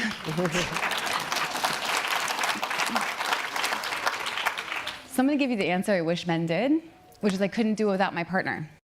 My husband got out of the military, he served 22 years, and he runs our family so that I can be here. And if he wasn't running our family, I could not give my full devotion to what I'm doing. I would always have one worried eye on the family.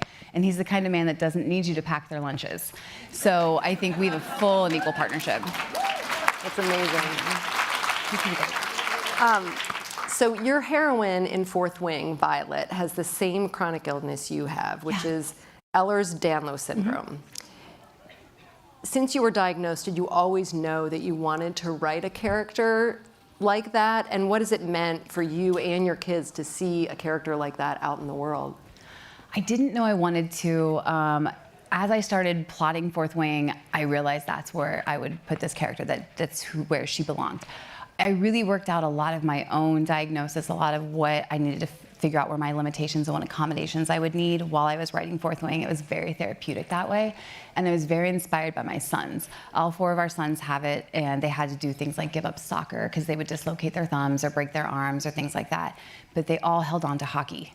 And so they all play hockey. You're very, you're padded up, all that kind of stuff. And watching them know the risks and continue to play the sports they love really inspired me, because I think we are all allowed to set our own limitations and ask for our own accommodations. Absolutely.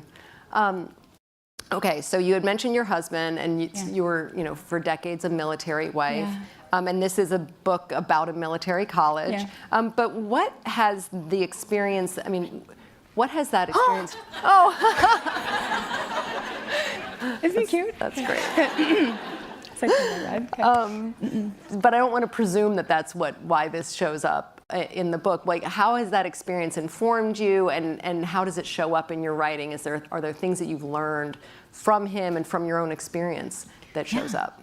Absolutely. I'm a military brat. Both my parents were officers, and then I swore I would never marry a soldier, and did. And he, of course, served 22 years and did 4 combat deployments. And I find that in my writing, I've become more and more critical of the op-tempo we put our soldiers in, about the lack of mental health, about what war really does to a person. And I've never been to war, but I live with the consequences of it. And so I think that informs my writing from a standpoint that I look what it does to the psyche. And it shows up in all of my writing, no matter what I do, because, I've been with him since I was 19. Wow. Yeah. Congratulations. He's cute, right?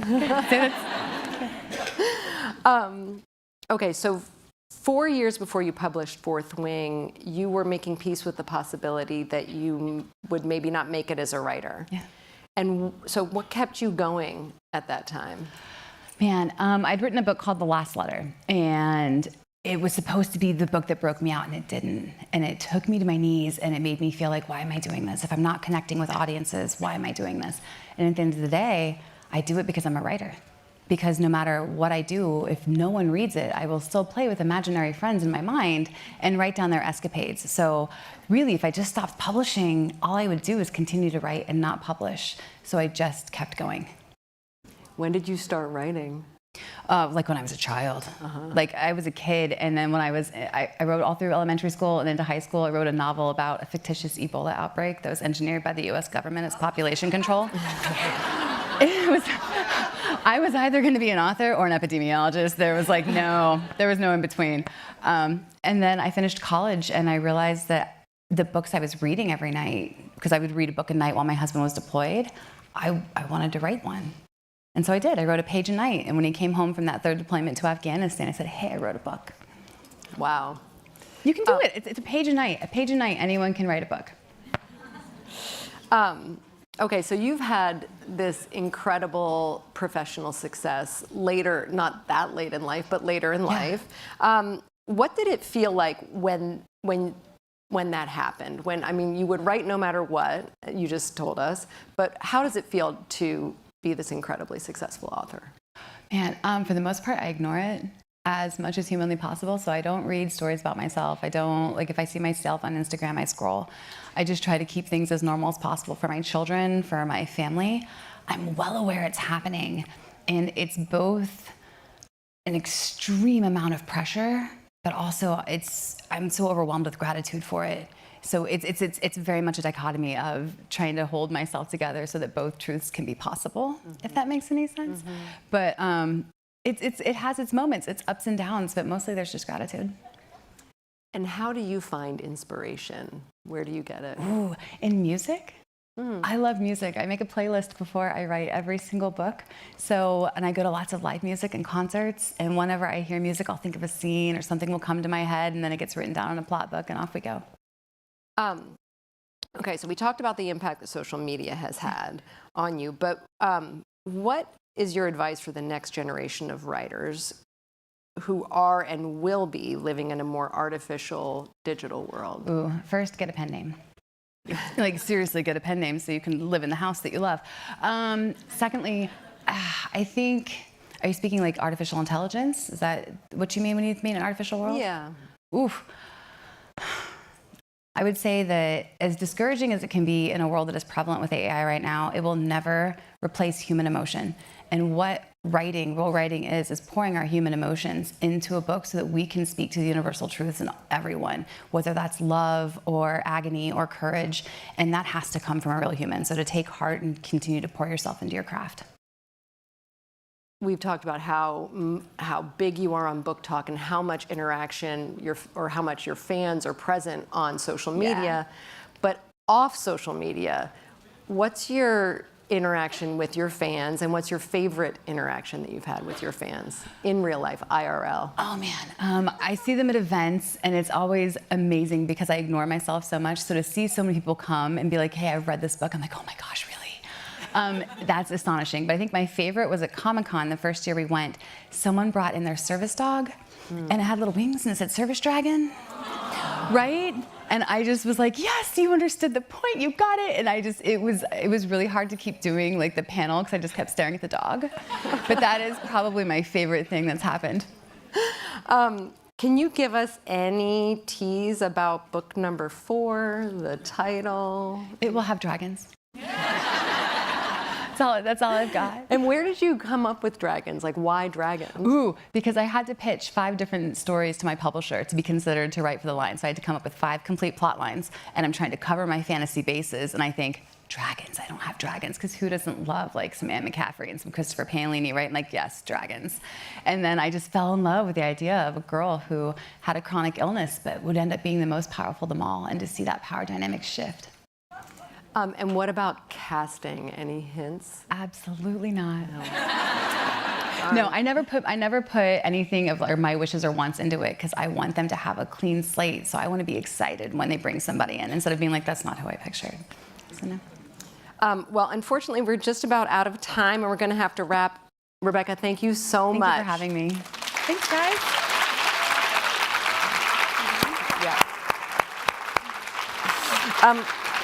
Coming up next, we are going to have the president of Utah Valley University sharing her powerful message on coming together in a time of grief. Please stay with us.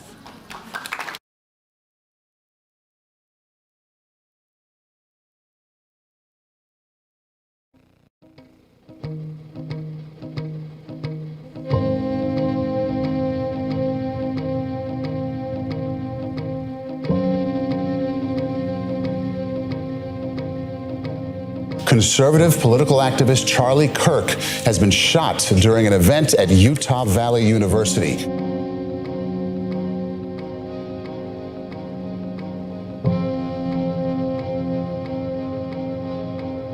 My message to the students is feel what you have to feel. This is an incredibly difficult time, but at the same time, you have in you to hope, to be resilient, to believe that out of tragedy, something good can happen. Good in the sense that we don't give in to rage, we don't give in to despair.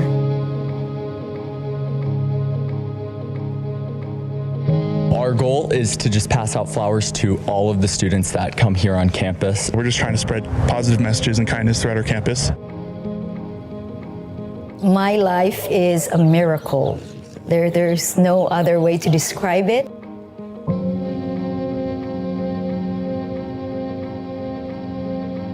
It was such a wonderful thing when I realized the holes serve two purposes. Yes, they make me wet and annoyed during the rainy season, but in the dry season, they actually make me see the stars and dream before I go to bed.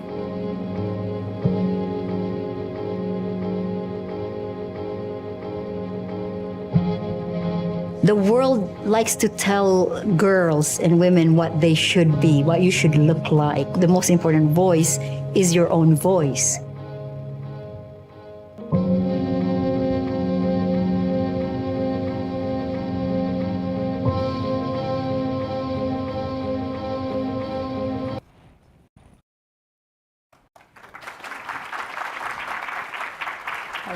Hi, everyone. I'm Nicole Dunca. I'm an investigative reporter at The Washington Post, and I am joined here today by Astrid Tuminez, the president of Utah Valley University. Astrid, thank you so much for joining us. Thank you for having me. Of course, thanks. Let's begin. It obviously, in the aftermath of this shocking shooting, you urge students to take a path of healing and dialogue over retaliation and anger. Can you talk a little bit about how you approached that moment, one that was so fraught with emotion? Yes, so September 10 was the day that Charlie Kirk was killed on the campus of Utah Valley University. And I think what led to the aftermath actually goes back to 2018 when I first became the president and we decided that the first core value of the university would be exceptional care. Immediately after the shooting, there were deep, profound, fiery, powerful feelings of all types. Anger, trauma, hurt, the shock of coming to your campus, a place that you love.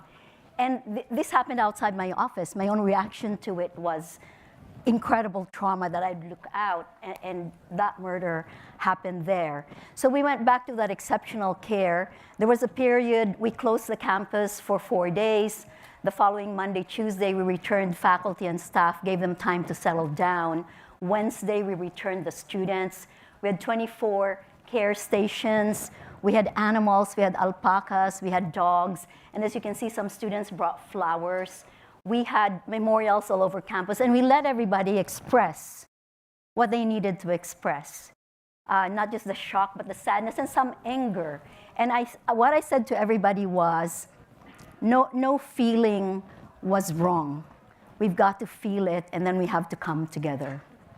Yeah, you started a campaign afterward called Our Better Selves, and students created a group called Hugs Not Hate. It obviously was a time when students were really feeling challenged with their sense of safety on campus. I mean, what have you learned from students during this time, as this still goes on? Hugs Not Hate is probably worth talking about. I actually met the student who started that. His name is Lane Buckenstead, and he's from Iowa. And he said that after Charlie Kirk happened, he was thinking as a student, what can UVU do for me? What should this university be doing for me? And then after a couple of days, he kind of flipped that question and asked, what should I be doing for UVU? And that's when he and a friend pulled together some of their money and bought flowers. Of course, they didn't have a lot of money to buy a lot of flowers. And they got smarter the next time. They actually talked to flower distributors, not just in Utah, but in California. and got some more flowers delivered. So nearly 20,000 flowers after all was said and done. So one of the things I learned from the students is that they themselves wanted to get better, feel better, and do something for others. The other thing I learned from our students as they got interviewed by the media is that we had students on both sides of the aisle. Those who really liked and respected Charlie Kirk and those who didn't. And listening to them talk was a lesson to me about young people, their own resilience and their own wisdom, because they talked about how they needed to have conversations with each other, how we were still in the same school, in the same state of Utah, in the same community, that conversations were necessary.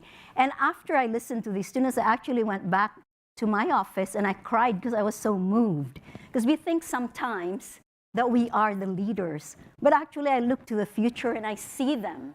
They are so aware of the pain and the problems we are having as a community and a country. And they are processing it and navigating it. And their own wisdom and evolving experiences are helping them become wise. Mm-hmm.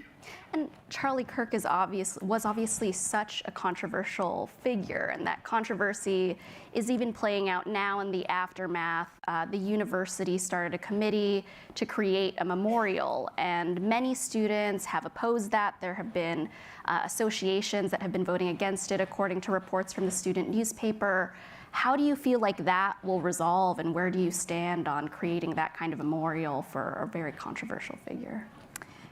Immediately after September 10, as president, I received so many notes, so many even written material with designs for memorial. Everybody wanted to remember. And there are, of course, individuals and groups who wanted a statue, for example. And then you had students that signed a petition against that. And I think what we did is a fairly wise thing, and it's still in process. What we did was form a committee for this memorial, and the committee is chaired by the chairman of the Board of Trustees of the university and the chair of the Board of Higher Education in Utah. And there are student representatives, there are legislators, there are other leaders on that committee. We set up a website where people can give their feedback, make their opinions known. I think it has to be a process of conversation, because the question of a memorial is, what do you want to memorialize? 10, 20, 30 years from now, is this a memorial everybody can love and be proud of? There is nothing wrong with memorializing. And so it is, again, only through hard conversation that's going to take some time and it's going to take some effort that I think we will come to that decision of what is an appropriate memorial that honors us as a community and the values that we hold together. Mm-hmm. And so are you hearing from students who do feel like there is a lot of conversation still to be had about having figures on campus who do espouse views that they may not feel are, particularly in line with theirs, and how that may affect their safety? So I have been running this university for over 7 years. I am an accidental university president. I never planned to run a university. I came from Microsoft and got this job. So yes, it's always a question of, who comes here, what are our opinions? I will say personally, I grew up in the Philippines under martial law, and I'm a Sovietologist, so I also lived in the Soviet Union. I understand the limitations on free speech. I feel that our universities need to continue to be open and safe. I am a big believer in education because it changed my life. I'm also a big believer in democracy. I was 18 when I came to the US. Honestly, I kissed the ground. I couldn't believe people just lost elections and didn't kill each other, because in the Philippines, people killed each other. And I think ideas, however contemptuous, however loathsome, however disturbing, we need to talk about them. And it's in a university where many people begin to navigate young adulthood, where they begin to understand what it's like to debate, to really develop your ideas. to be also transgressive at times. And I think we need to keep our university safe for that. So at UVU, the initiative you mentioned, Our Better Selves, I thought about this 2 weeks after Charlie Kirk was killed. And this is an initiative I launched. It has 3 components. One is academic certifications in dialogue, negotiation, mediation. Second is events like the conferences we already run. We have a conference on peace every year. We have a conference on dialogue to dispel extremism. We are working with Braver Angels, a national organization, and then with the Disagree Better Institute in Utah to hold more of these debates. The third component is skills building for students, faculty, and staff, because at the end of the day, the ability to disagree and to have a good conversation is a skill that you can use at work, at home, in life. And so we want to build those skills. And I think the initiative is a response to what do you do at a moment of grave darkness, political violence? What do you do? Do you do more of the same? Do you rage? Do you throw rocks? Or do you say, let's sit down and have a coffee and have a conversation? Mm-hmm. I mean, you are leading a university during a really fraught time when there's so much pressure from the administration and from other actors. You know, there are blocked funds for research, attacks on admissions policy and diversity programs. I mean, how do educational institutions like yours adhere to your values at a time like this? Sometimes I think, why am I even in this job? So yes, it is a very tough time for higher education. And I think it's important to say for Utah in particular, there's still tremendous support for the universities. There are 16 technical colleges and universities in the Utah system of higher education, and the legislature still funds that liberally. I think what it means today for me, having been in this job for 7 years, is first to ask honestly what's wrong with higher education. What's wrong? What are the criticisms that are fair? I think that's an important question to ask, because they require a lot of resources, they're expensive, and when you have tax funding, then what's your duty? So what's wrong? And have an honest conversation about what's wrong. And then the other conversation is, what's right?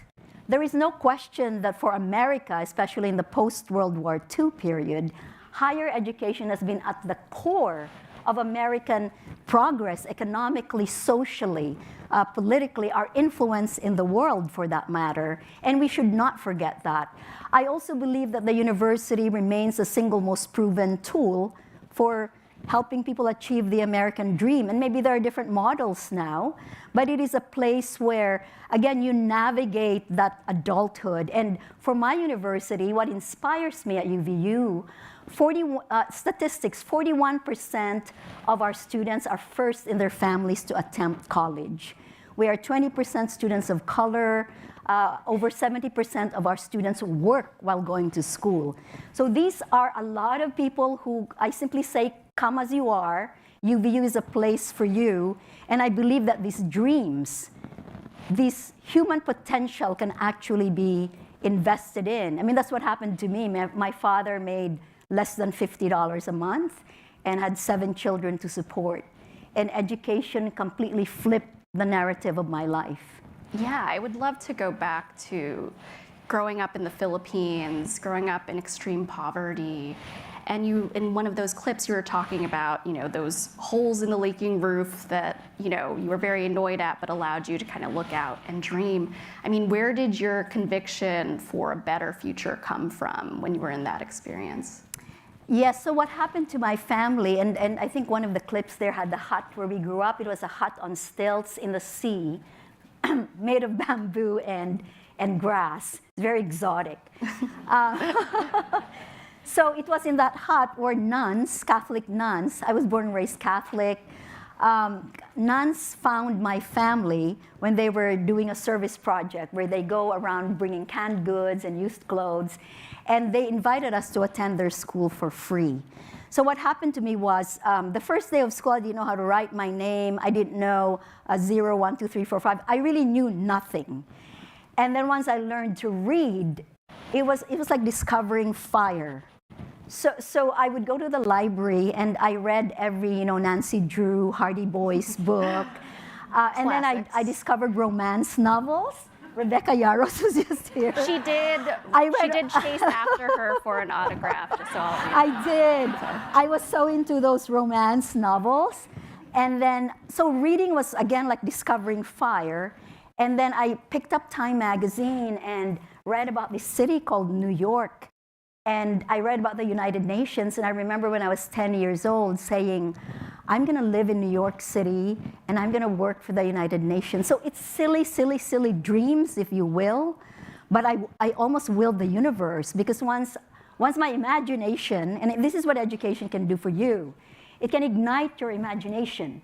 You become unlimited in the thoughts that you can think and the dreams that you can dream. So for me, that was really important. And then, of course, put in the work, right? I mean, I went to a Catholic school. They instilled the fear of God in me. Yes. Can confirm. And I mean, and corporal punishment was allowed in my school. So it really introduced a great discipline in my life. I'm so grateful for it. And then just putting in the work and having my brain freed from the slums, that there's a bigger world that I could see and I could become a part of. Right. I mean, you're talking about your faith and how it helped guide you. I mean, you've talked in the past also about going to these institutions of higher learning and being a person of faith, and how that had affected you. Yes. And how you had to grapple with your beliefs. Can you talk a little bit more about that? Yes. So as I mentioned, I was born and raised Catholic. When I was 10 years old, I joined the Church of Jesus Christ of Latter-day Saints. I became a Mormon. And then I've also become a Buddhist in this part of my life. But when I went to Harvard, big believer in God, and everybody laughed at me. I was 21 years old, and everybody literally said to me, how could you believe in God? As if it's the most absurd thing in the world. And we know from research today, Columbia University is a center that studies is that faith has a bigger effect than antidepressants and all the other drugs, and just helping a person navigate life. So my faith's very fundamental to who I am and what I have become and what I am becoming. And that faith is not at all static, I've moved very much from dogma to what I call a more mystical faith. And I feel like even in America today, or in the university that I run, we talk about religion, and we have an atheist club, and we have a Latter-day Saints and non-Latter-day Saints, and I love all of it. I think we are more than the materialists that we are. And I think when you navigate tragedy and trauma and difficulty, that faith can be fundamental to how you deal with yourself and how you deal with others. Mm-hmm. Yeah, I mean, you're obviously navigating a lot of tragedy and trauma right now at the college, but before the shooting, you also had some personal loss. Your husband died. I mean, how was it using that grief to really connect with your students at a time like this, when there was so much that they were grappling with? Yeah. So I lost my husband in February of this year. He was climbing a mountain. I'm so sorry. In Ecuador. It was very sudden. And I really didn't understand, actually, despite the hard childhood, I really didn't understand what trauma meant. And to find myself, unable to pick myself up off the ground for months was really something to experience. And so with Charlie Kirk, and how many of you here are married? How complicated is your marriage? So, it's not just grief, it's a lot of navigating of so much, and because it's so sudden. To really experience that kind of darkness, and I am still in it, was something for me. And when September 10, the day Charlie Kirk was murdered, was my husband's birthday. Gosh. I was on my way to meet Pope Leo the 14th. I was on my way to Rome, landed in Atlanta, and turned around. So you can imagine that evening, I was crying till 2:30 in the morning because I thought I was getting better, then I wasn't getting better. I was plastered on the floor again. But I found something in me, maybe by the grace of God, I found something in me because I could see how everybody else was suffering. And then I realized when you have to lead, you have to lead. You have to find a quiet inside you, a quiet place. And from that quiet place, you find strength you may not even know you have. And so I had to be there for students, staff, faculty, the community. And you know, I'm getting help too. I've talked publicly about all the therapy I'm doing, all the exercise I'm doing.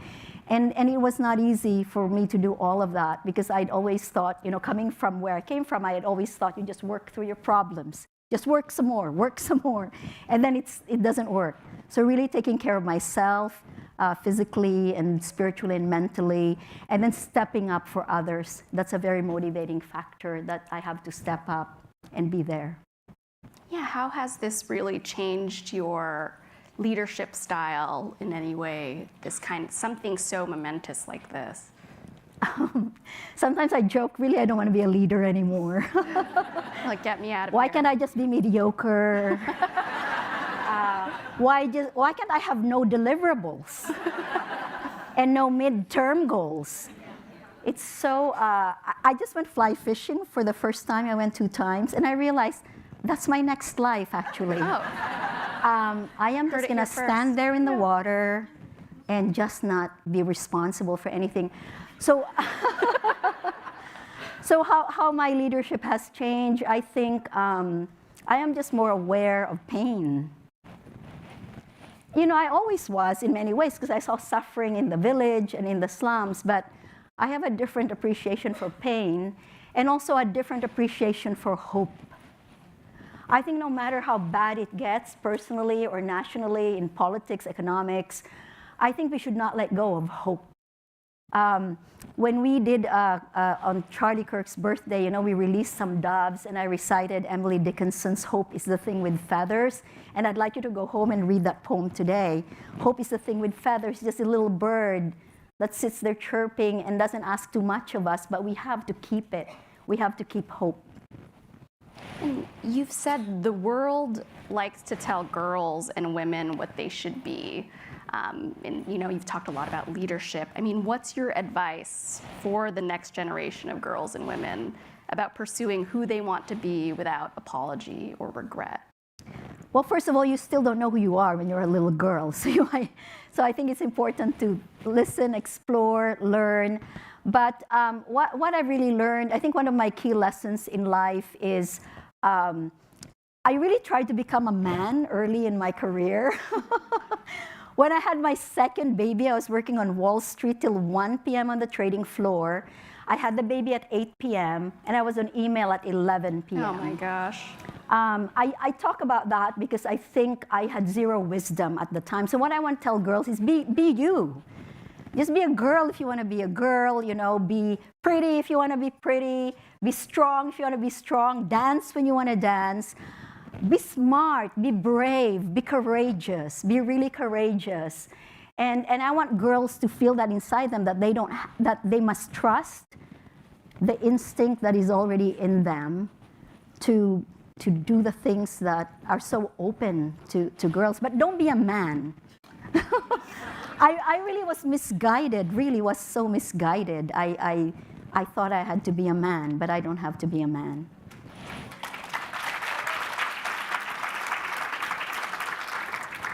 That is a good note to end on. Be who you want to be. And thank you so much for this powerful conversation. We're really glad to have you here. Thank you.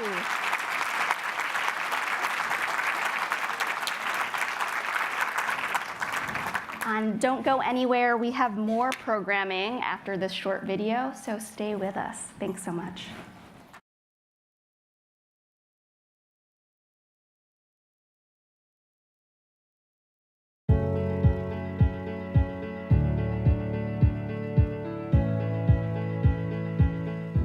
For too long, society has focused on increasing how long we live at the expense of taking the actions needed to help us stay healthy as we age.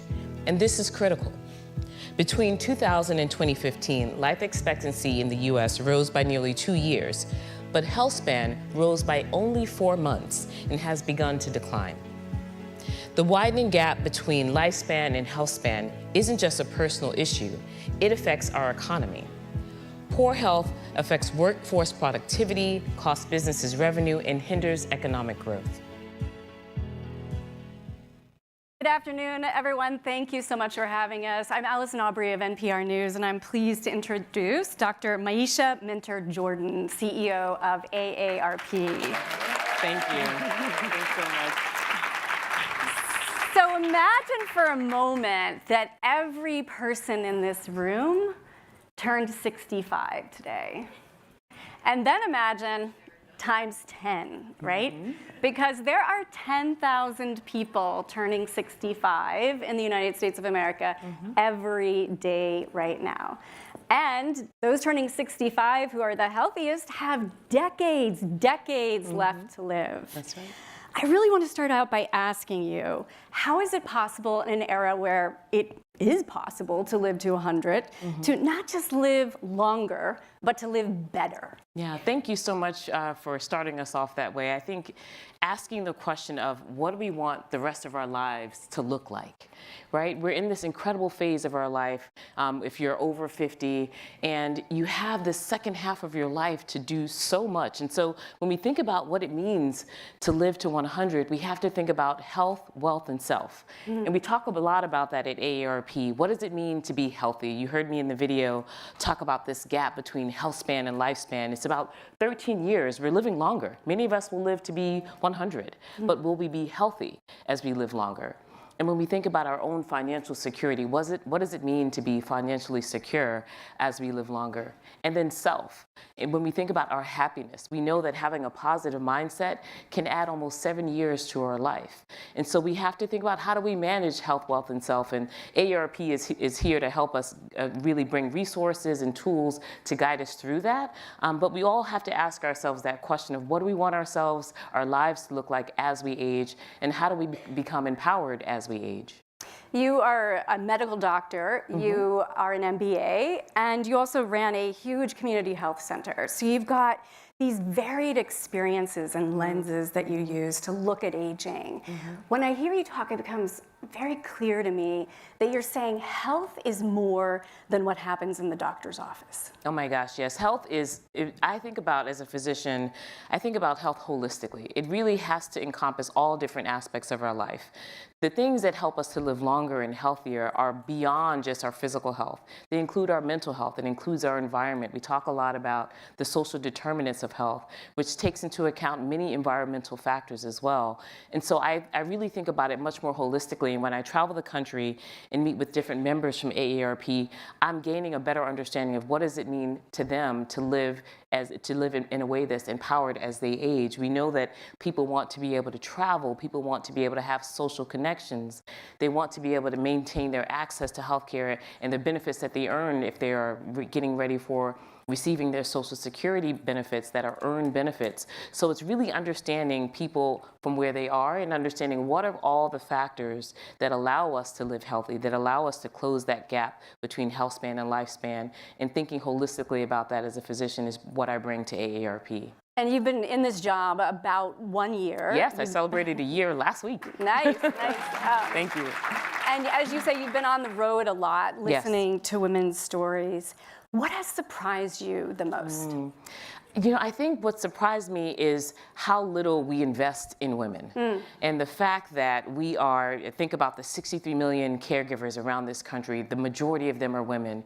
When we think about the contributions that women make in making many of the healthcare decisions that our families engage in, and the fact that 1.3 million women are in menopause, there are so many areas that are underinvested in, and yet we have so much power. And so how do we right-size that as we think about policy, as we think about advocacy, as we think about creating programs that engage women and bring together the incredible strength that women represent to really be able to drive our country forward. So it's exciting to me because it's nothing but opportunity, quite frankly.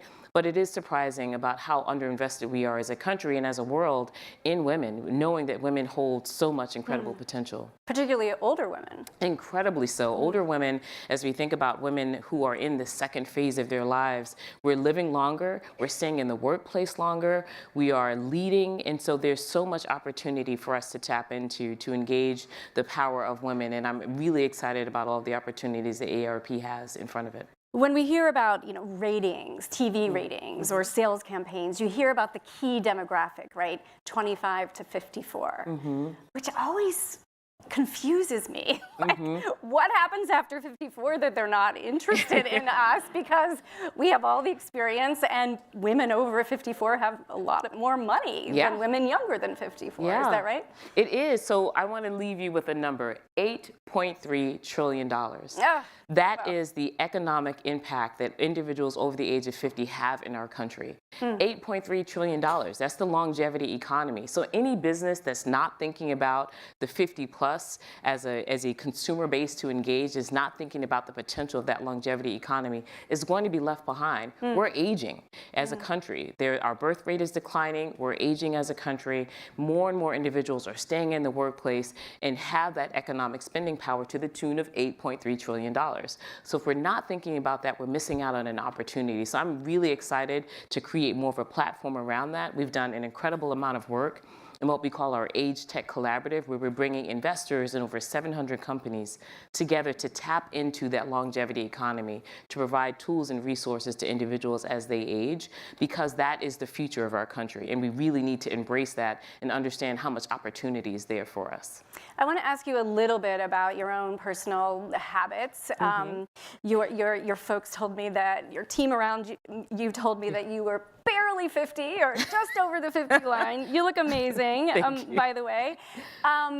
What is it that you bring with you from clinical practice or any of your other experiences that you have woven into your daily life? Like, what are your hacks, for lack of a better word? Yeah, so I will state for the record, I am 53 and incredibly proud of it. Okay. Thank you. And I begin every day with meditation. I begin every day with meditation. I begin every day with a great workout. I use a lot of weights. I do yoga.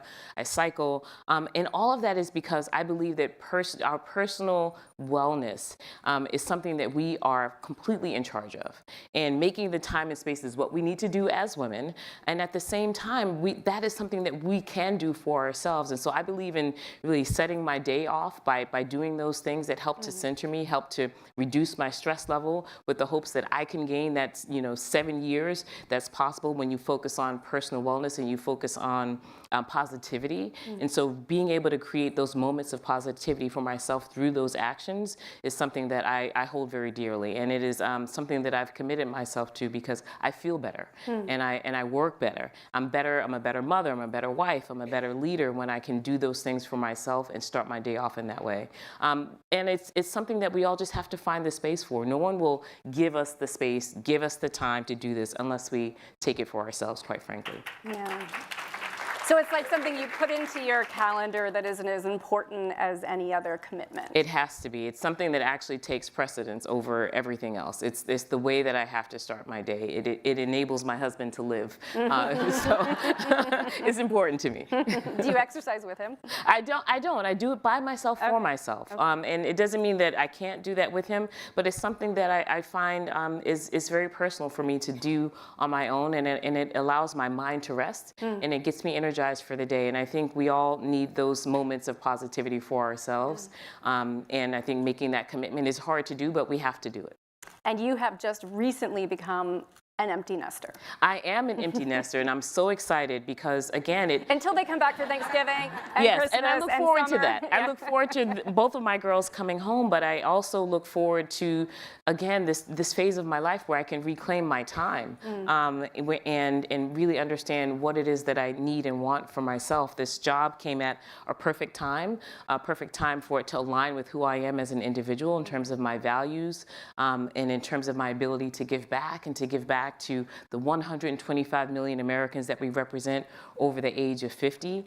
I have this opportunity to have these creative juices flowing in the way that I do right now. And so I'm excited about having that time and space. And I love my girls, and I look forward to them coming home for the holidays. What keeps you up at night? You know, what keeps me up at night is this idea that aging is a negative thing, and that we have this negative perception. We do so much to avoid what is a natural process. And how do we challenge the fact that aging is an opportunity? It's an opportunity for us all. And we need to start thinking about it today. Even if you're not 50, you need to be thinking about what do you want the rest of your life to look like? And you need to plan for that. And so how do we convey that message? How do we convey the message that aging is an opportunity, that aging is not a death sentence, that aging is living, and that we have this opportunity to transform the experience of aging and make it something positive? Because for many of us, it is positive. We just have to reframe the mindset and reframe the narrative around what it means and embrace it as we enter into all of these new opportunities in our lives. What does success look like for you in this job? You know, go ahead 15, 20 years, and you look back and you say, I've been running AARP. What does success look like? Success looks like a number of things. It looks like being able to galvanize all of the resources, tools, expertise that AARP has to be able to empower people to choose how they live as they age. That is our mission. And I will know that we've reached that when we have a different perception around aging. We're doing so much work with Hollywood, with local groups. We're in every state in the country. We're creating community. We're creating a change that is coming around this narrative of aging. And success will be that we've done that we now see people who are preparing at an earlier stage in life for their own financial resilience, that people are connected within community, and that we're forming these communities like we have with the Ethels and the Sister Circle of women around the country who are bonded together through experience. And we're having different conversations about what it means to age, that we've leveraged this community of the 50 plus in this country and tapped into the economic power. All of those things will be pieces of the success that AARP can achieve, not alone, but in partnership and in representing the 50 plus in our country. AARP is very good at finding people. Yes. Before you hit 50, you start data. getting the mailers. Very good at finding people. But what is one thing that you want folks to know about AARP that they might not? Well, you know, I joke around and saying that we have all of your data, but we're connecting with people, and we are an opportunity to be able to empower yourself, to be able to choose how you live as you age. And so that opportunity, we provide and facilitate the sisters and the Ethels and opportunities for there to be conversation and exchange of experiences.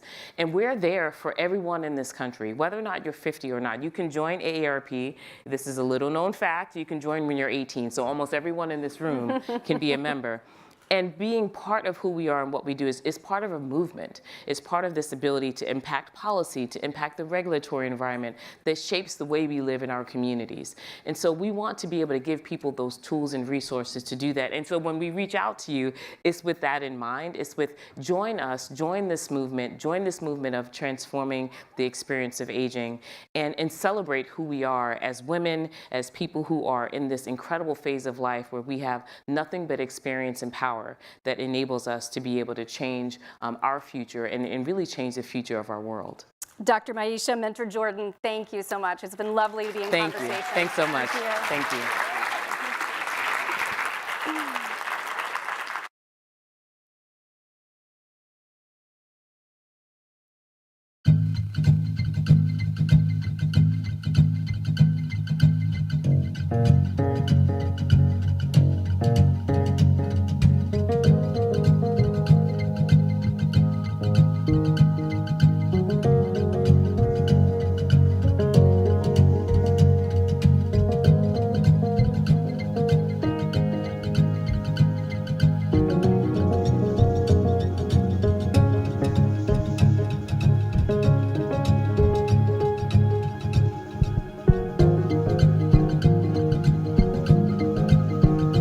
I knew that I was far behind the other students and that I had a lot of catching up to do, but I knew that I was a fighter and I knew that this was something that I wanted to do, so I was going to work as hard as I possibly could to catch up and get to where I needed to be and wanted to be.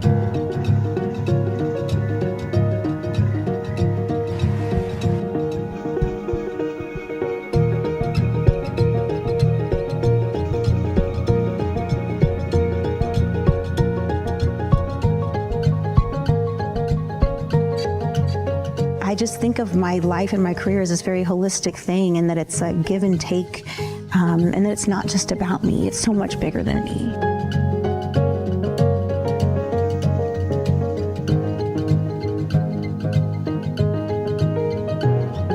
Перформанс і про війну. Під час війни, коли ти в ній живеш, коли репетиції.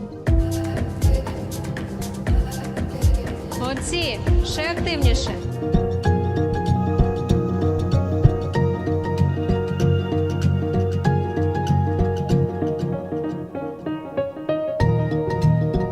It's so vital and so critical for young people to be surrounded by people who support them in nurturing environments, to have mentorship, to have teachers who look like them, understand where they're coming from.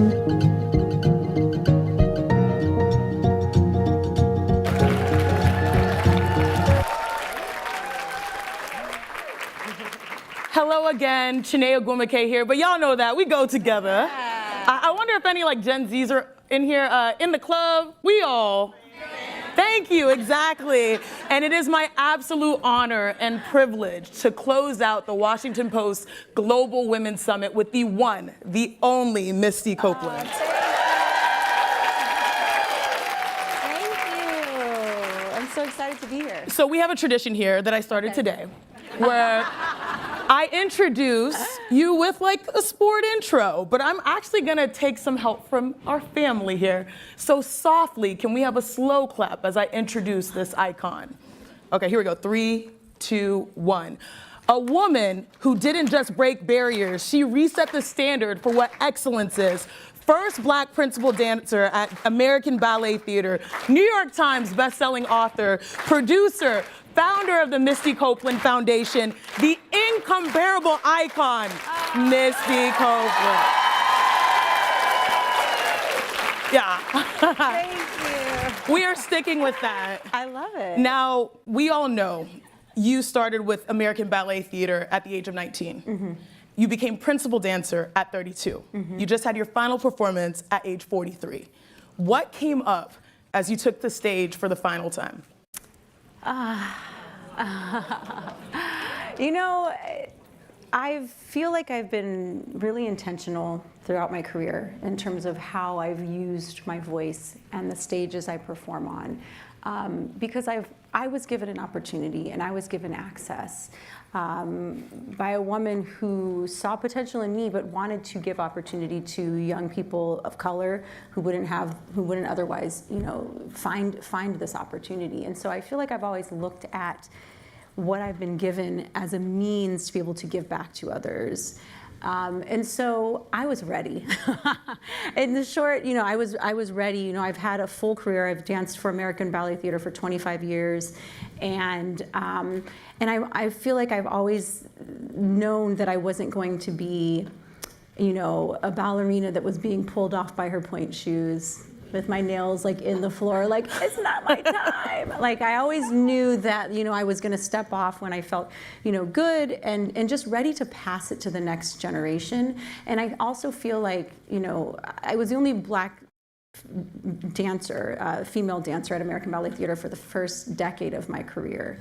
And it's been, it's been quite a journey, but I've always known that there's only so much I can do on the stage by being the only Black body, performing these roles. And I feel like the power I have now in my voice and standing on the board of Lincoln Center and the Shed and American Ballet Theater now, I feel like this is the next step for me in terms of really elevating, making ballet more accessible, and having a power and voice, behind the scenes. I think that's kind of what I'm ready for. You are so humble. Yeah. Because if I had Oprah, Gail, Jim Parsons, Chelsea Clinton, Debbie Allen, Felicia Rashad, Nicole Ari Parker show up, I would be flexing. I'm not gonna lie. Please, if you can, as a sis, can you spill us a little tea? What's the moment that you cherish from behind the scenes? Because this imagery is just phenomenal. Oh, the moment I cherish from behind the scenes. You know, I think just being able to, you know, Debbie Allen's like a second mother to me. Like, you know, all of these women and incredible people that have been meaningful to me throughout my career were there to celebrate. And so to be able to stand backstage and listen to Oprah speak and listen to Debbie speak and just feel like I'm a part of this lineage, you know, that they've given me the tools and a platform for me to be able to walk through the doors behind them. And I understand the importance of what it is to be in this position and what I'm setting up for the next generation. And I got chills when you said the word lineage as someone that is of culture, Nigerian American proudly. When you said lineage, I thought of how we stand on the shoulders of those who come before us. Mm-hmm.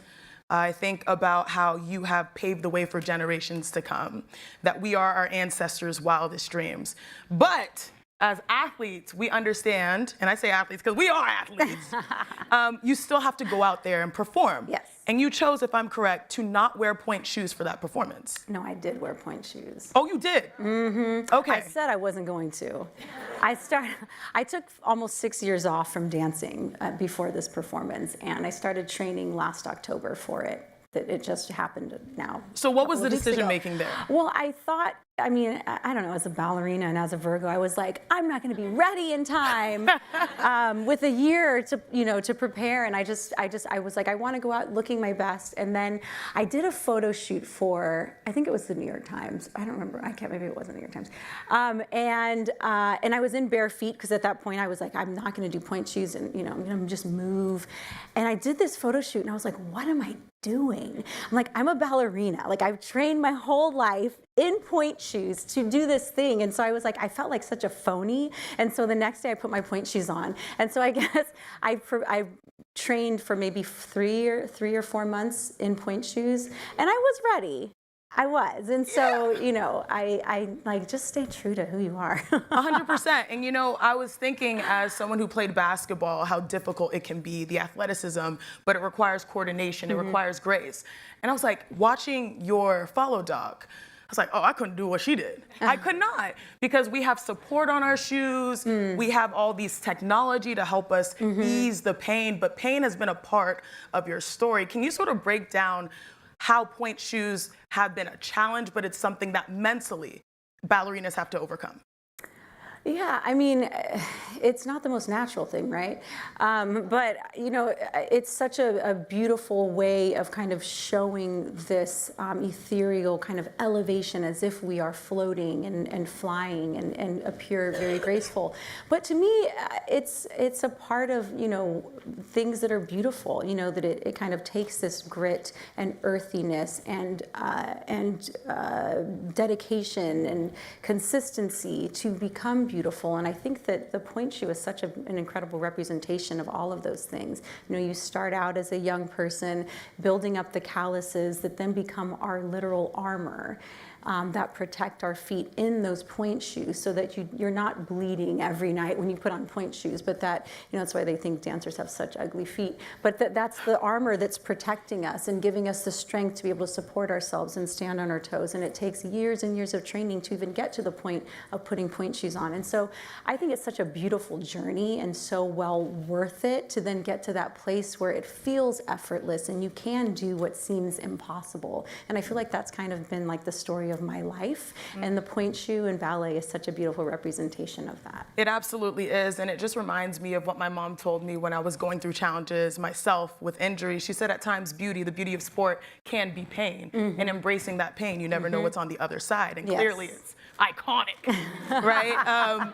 But one of the most standout performances, The Firebird, which many dub a modern masterpiece, that was probably one of your early peaks. Yes. A huge accomplishment, but I think people didn't realize, I watched the follow doc, that you were also dealing with a large amount of pain, multiple fractures in your shin. How did you balance that, the expectation to perform, but also knowing the reality of what you were dealing with along with it? You know, I've had just an unusual, I guess, trajectory, starting at 13, which is considered very late, and then only training for 4 years before I became a professional at American Ballet Theater. And then I wasn't given my first, you know, opportunity to perform a leading role in a classical work until I was 29 years old, which is like that's like ancient in the ballet world.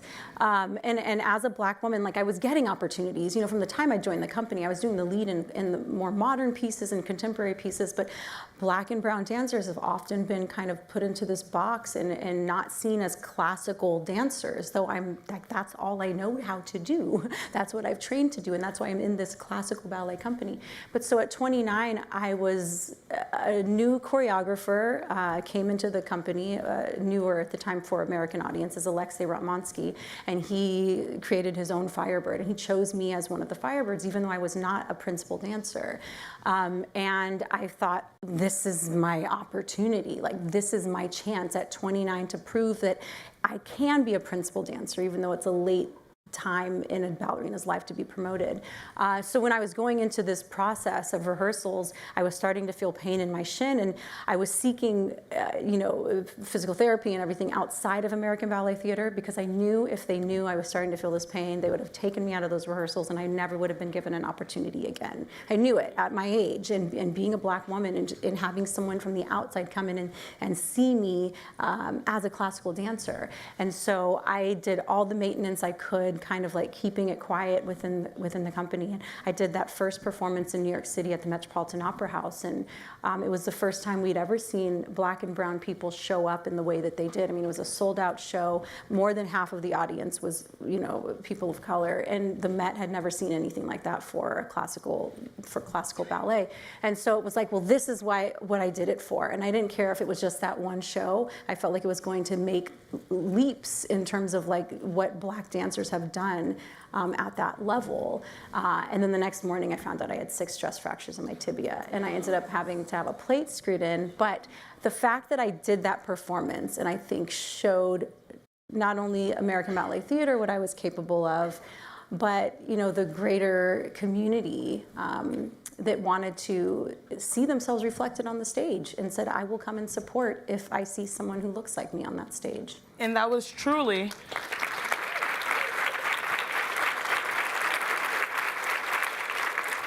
it was truly a transformational moment. And as athletes, and I guess I'll start with that question, do you consider ballet more of an art or sport or just both? Yeah, you can't separate the two.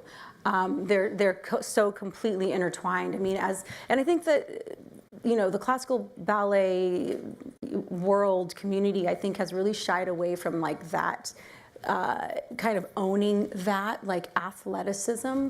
I think because people want you to feel like it's magical, and that you don't really know what it takes to, you know, and that you're seeing that how effortless it appears when a professional does it on the stage. So it looks easy to a lot of people. And I think something that I've really wanted to do, and I did, you know, with Under Armour, you know, becoming an Under Armour athlete, is showing the work and the athleticism and all the training that it takes and goes into what we do.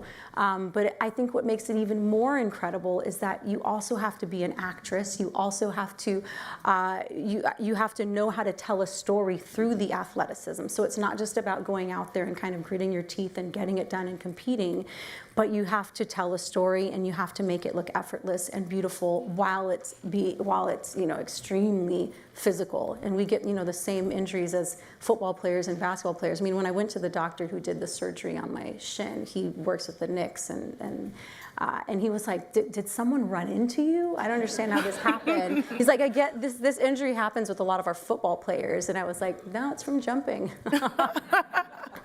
Yeah, and I do believe that, you know, the way that you learn, you know, whether you're an athlete, you're an entertainer, someone in business, is largely by having great mentors. And one of the best was Raven Wilkinson, who sadly passed away in 2018.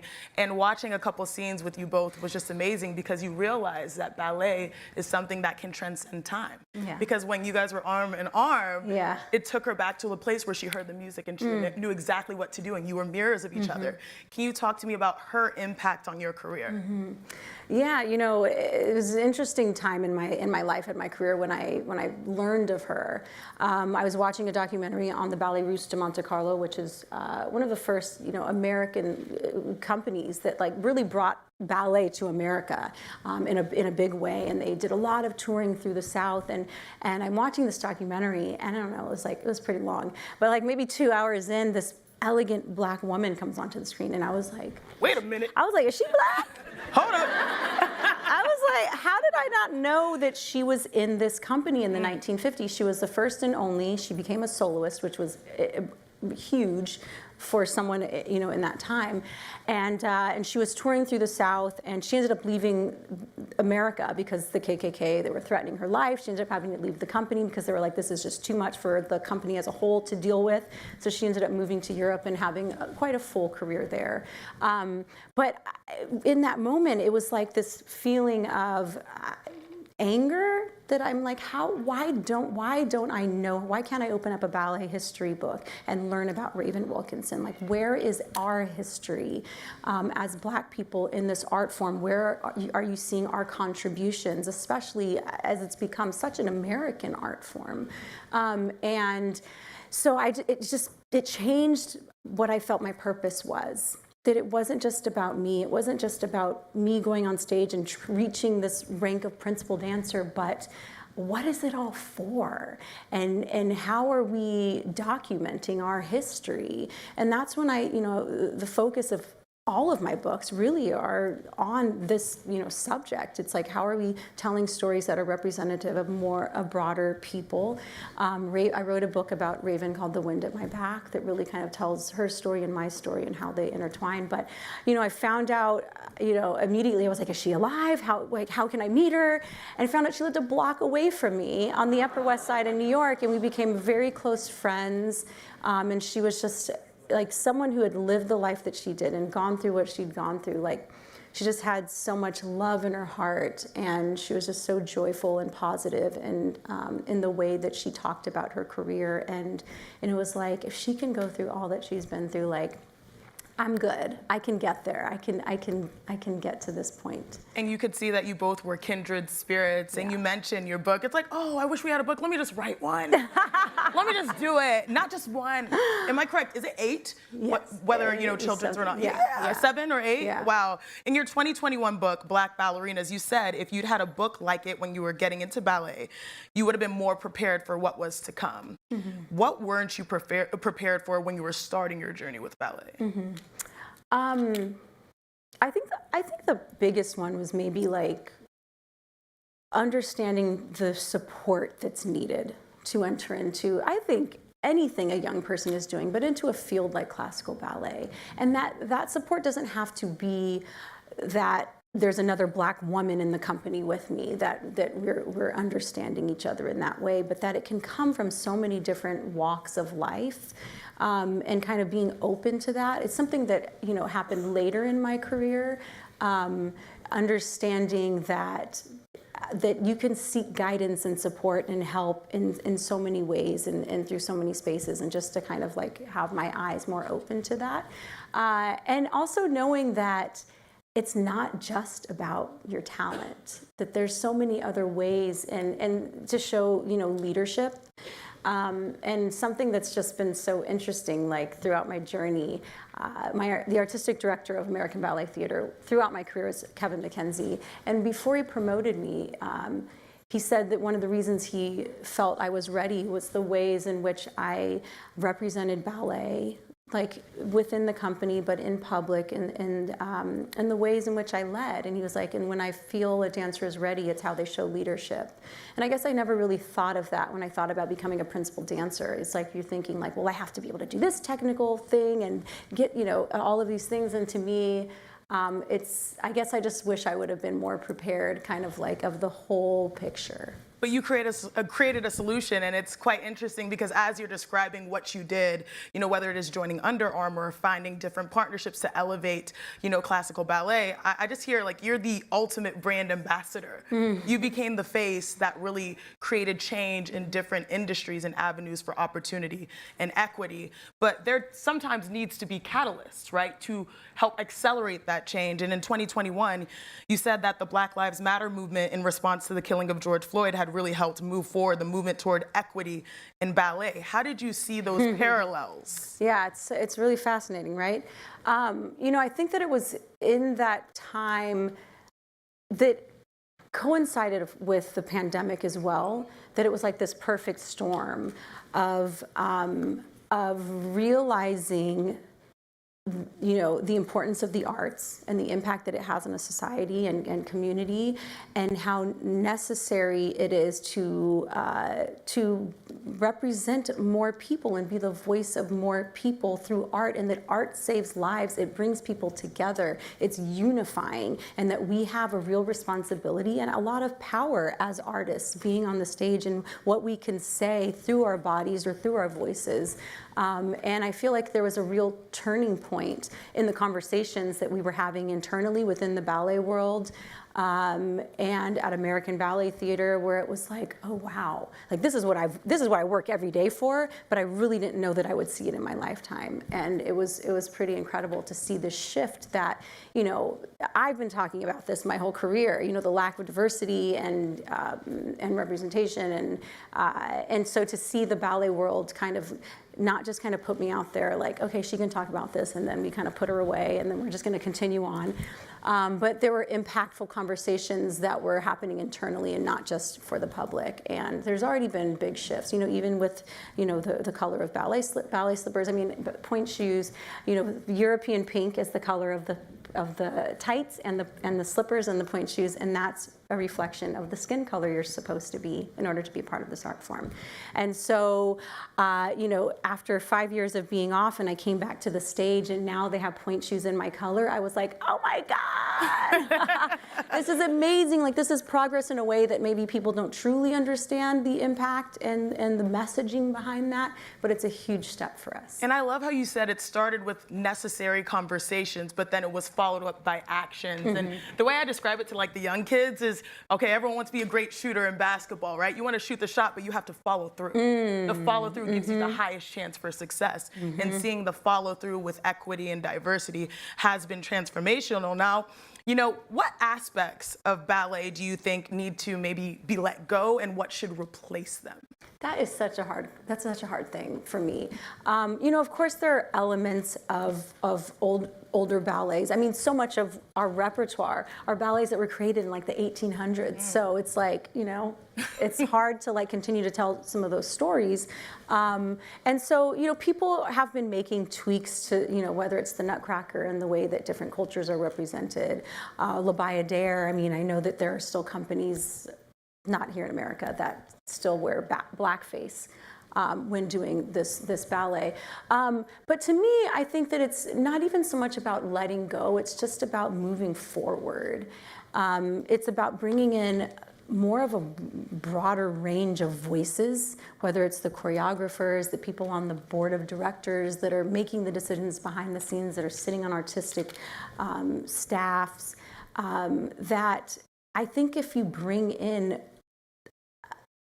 a bigger demographic of people, you're going to see an organic growth and change happen. And I think that's what we've been lacking, is it's like, it's hard, you know, it's hard to say, but so much of our audience is dying off, and it's like we need to bring in a new audience, but we also have to make them excited about the stories that they're seeing on the stage. This is so relatable, speaking this to a women's basketball player who played at Connecticut, Mohegan Sun. Our audience was older, longtime fans of women's basketball, but then we had transformational change come with Caitlin Clark and Angel Reese and Asia freaking Wilson, and now everybody is a fan. And I even say they're not even fans, they're just stans too. They may not know about basketball, but they stand for Asia Wilson, or they stand for Misty Copeland. And so you helped open those doors. Now, I know we touched on a few of your books, but is ballet and writing in your brain complementary? Yes. Ooh, it is. okay. It is. You know, I mean, they're both art forms in expression, you know, that you're storytelling. And before I danced, I mean, I'm still, I would say, like an introvert, but I was extremely shy and introverted, and I know that a lot of it's because of the way I was brought up. But writing and journaling was something that I did, and it was my way of processing things because I couldn't verbalize them. And so that was kind of the first art, I guess you could say, that I was a part of. And then dance became, and once I discovered ballet, I was like, let me put this pencil down. I got to express this way. But so it was very organic for me to kind of transition, because it's just another form of storytelling. And it's something that's really exciting for me.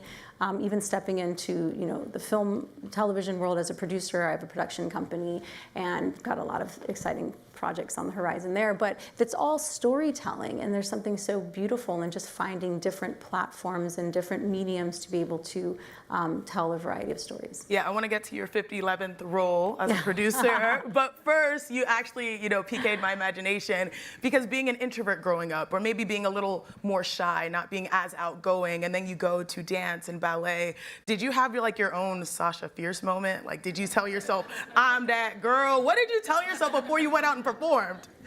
Because you went into beast mode, no pain is mental, I'm that ish. I don't know.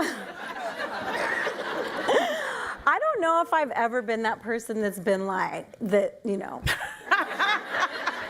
But I kind of go into this zone that has saved me since I was a little girl. I mean, I'm one of 6 children. I grew up in a single parent home. We were houseless for most of my childhood. There was abuse in the household. So being in a studio, being on a stage was this sacred, safe space. And I'd never experienced anything like it in my life. And so that's always been, I think, the place I go to before I go on stage or before I perform. It's the safest, or I feel like I can be my most genuine self. No one can touch me or do anything or say anything to me. It's like I'm in this protective bubble. You can't see anyone's faces. And it's the most beautiful, incredible experience. And so I don't ever feel like the pain goes away when I step on the stage, and you transform into these characters. And I think that's the beauty of what we do as dancers, is that, yes, you work so hard and you train for hours and hours a day to be able to be strong and perform this technique. But the technique is a language. And then it becomes this way of telling stories and expressing yourself. So, I don't know. I've never kind of had to hype myself up in that way. It just kind of happens naturally. But it is relatable going into the zone, because for us, when the ball is tipped, you know exactly what to do, because you have done that repetition, you've practiced, you know your strengths, you know that. I loved hearing that. Oh, I don't need to rehearse. I hear the music and my body knows what to do. That is elevation. That is beautiful. And you touched on some of the projects that you're working on. You're the executive producer of the new documentary Match in a Haystack, which follows a Ukrainian dance troupe putting on their first performance since Russia's 2022 invasion. What drew you to this story? I mean, it's another way of showing the power of dance, the power of movement in times of crisis. It's how people can express themselves. It's how they can process things. It can bring people together. And I just thought it was the perfect way to show, the power of dance and what it can do for a people. And I think that there are so many stories that we've not yet seen that kind of highlight dance and the power of movement, and dance as a storytelling mechanism. I think that in Hollywood we've kind of gotten complacent with how we utilize dance. I think it was such an important aspect to storytelling in movies throughout history, in the 20s, the 30s, the 40s, the 50s, and then all of a sudden I feel like it kind of came to a halt, and it's not as important. And you see these, kind of tropey movies that tell the same story, Black Swan and Center Stage, and all of, that's it's kind of confined to this one layer of storytelling, and there's so many more stories that we can tell, and there's so many more ways to utilize dance and movement in film and television. And I'm really excited for this next chapter of creativity for you. If I can, and this isn't audible, I don't know if we can get that imagery we had to start. Everyone loves that. Clearly we got size. Please put it back up, because the moment for me, I know that there are so many celebrities on stage and people celebrating you and your performance, but it was when your son ran out. That gave me, I have baby fever, y'all, so I was like, this is it. This is the full circle moment. Yeah. And in your lovely journal entry, you wrote after the birth of your son, he's so small and so vulnerable, and yet so powerful in how he's changed me. I've spent so much of my life in motion, chasing perfection, discipline, and control. But this is different. I surrender. It's presence, it's joy. Yeah. Going from being in control to surrender, and then having that moment that is etched in his brain for a lifetime. What did it mean to you? It was the first time he ever saw me perform, so that was extremely meaningful. And I wanted him to be able to really fully understand and experience it in that way, and not just sitting in the audience, but to be able to come on stage and have it be this like tangible thing. I just thought it was really important for him to see that and experience it. And he was a changed little boy the next morning. I was like, who do you think you are? He was telling people he stole the show. I was like, this boy. And my husband was like, a star is born. I'm like, oh my God. Next generation's coming.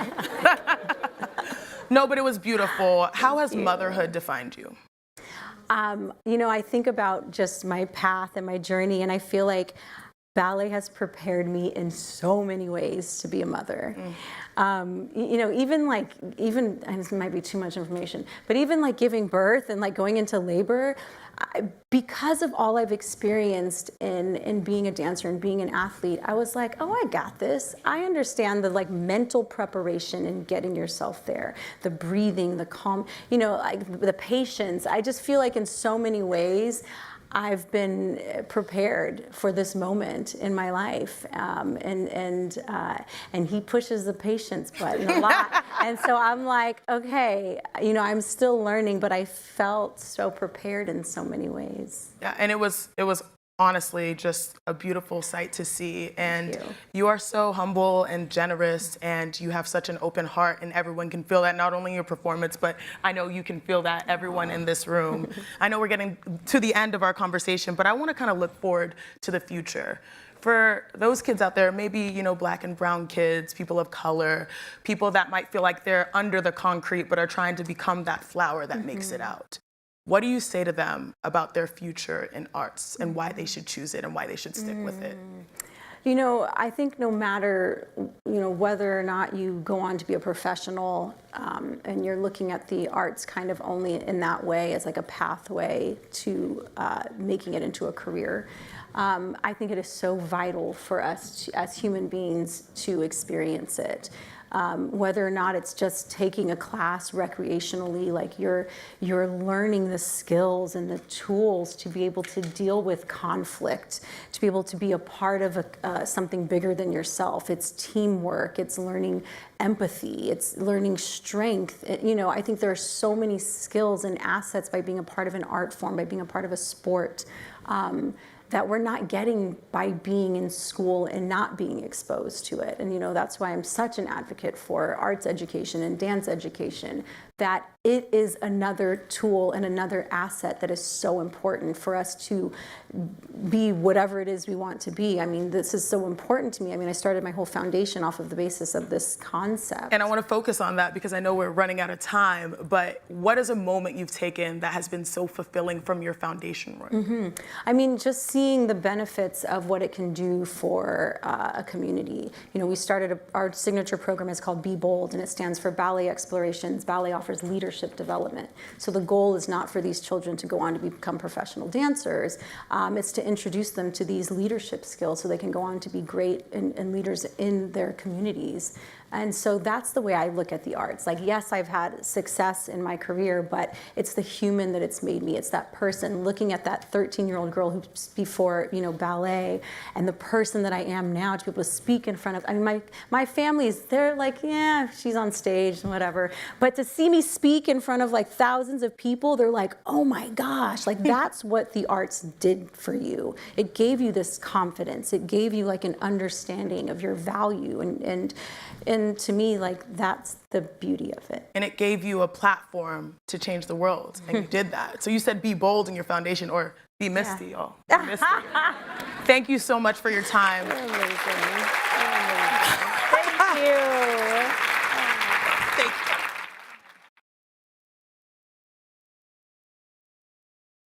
Copeland, y'all. Thank you you so much for joining us at the Washington Post Global Women's Summit, and we will have everyone to close it out. Thank you so much. Thank you.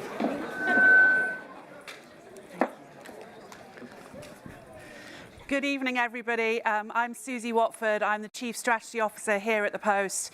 Thank you so much for joining us today and for joining us virtually around the world or indeed from space. We do loads of amazing events here at the Washington Post, but this one is always special, and it's special because of all of you and the energy that you create in the room. So thank you so much. We started today with a question about what's next, and what we saw on the stage today are women who are really shaping the transformation that we're all living through. I was struck by how each of the women on the stage really embodied the 4 themes of this event: innovation, power, influence, and inspiration. And I think their insights and stories challenged us, provoked us, inspired us. And if there's one thing that you take away, the theme that I felt was take that shot, take that chance and make it happen. I think that was a great kind of theme that ran throughout the day. Before we end, I just want to say thank you so much to our presenting sponsors who've helped us make all of this happen. AARP, A Better Balance, and Capital One, thank you. And thank you to everybody who puts on the event today, from the security team to the caterers, the vendors, the tech team, the makeup artists, the brand team that designed all of this, and a special thanks to the Washington Post Live team who make all of this happen, pulling it all together and this unforgettable experience and conversations. And so this concludes the official program, but please join us outside at the Post Pub for some reception, for some drinks, and make sure that you grab the GWS zine, a little keepsake for you to take home, and also to grab your gift bags, which has got great giveaways from our sponsors. I hope to see you again next year. Thank you.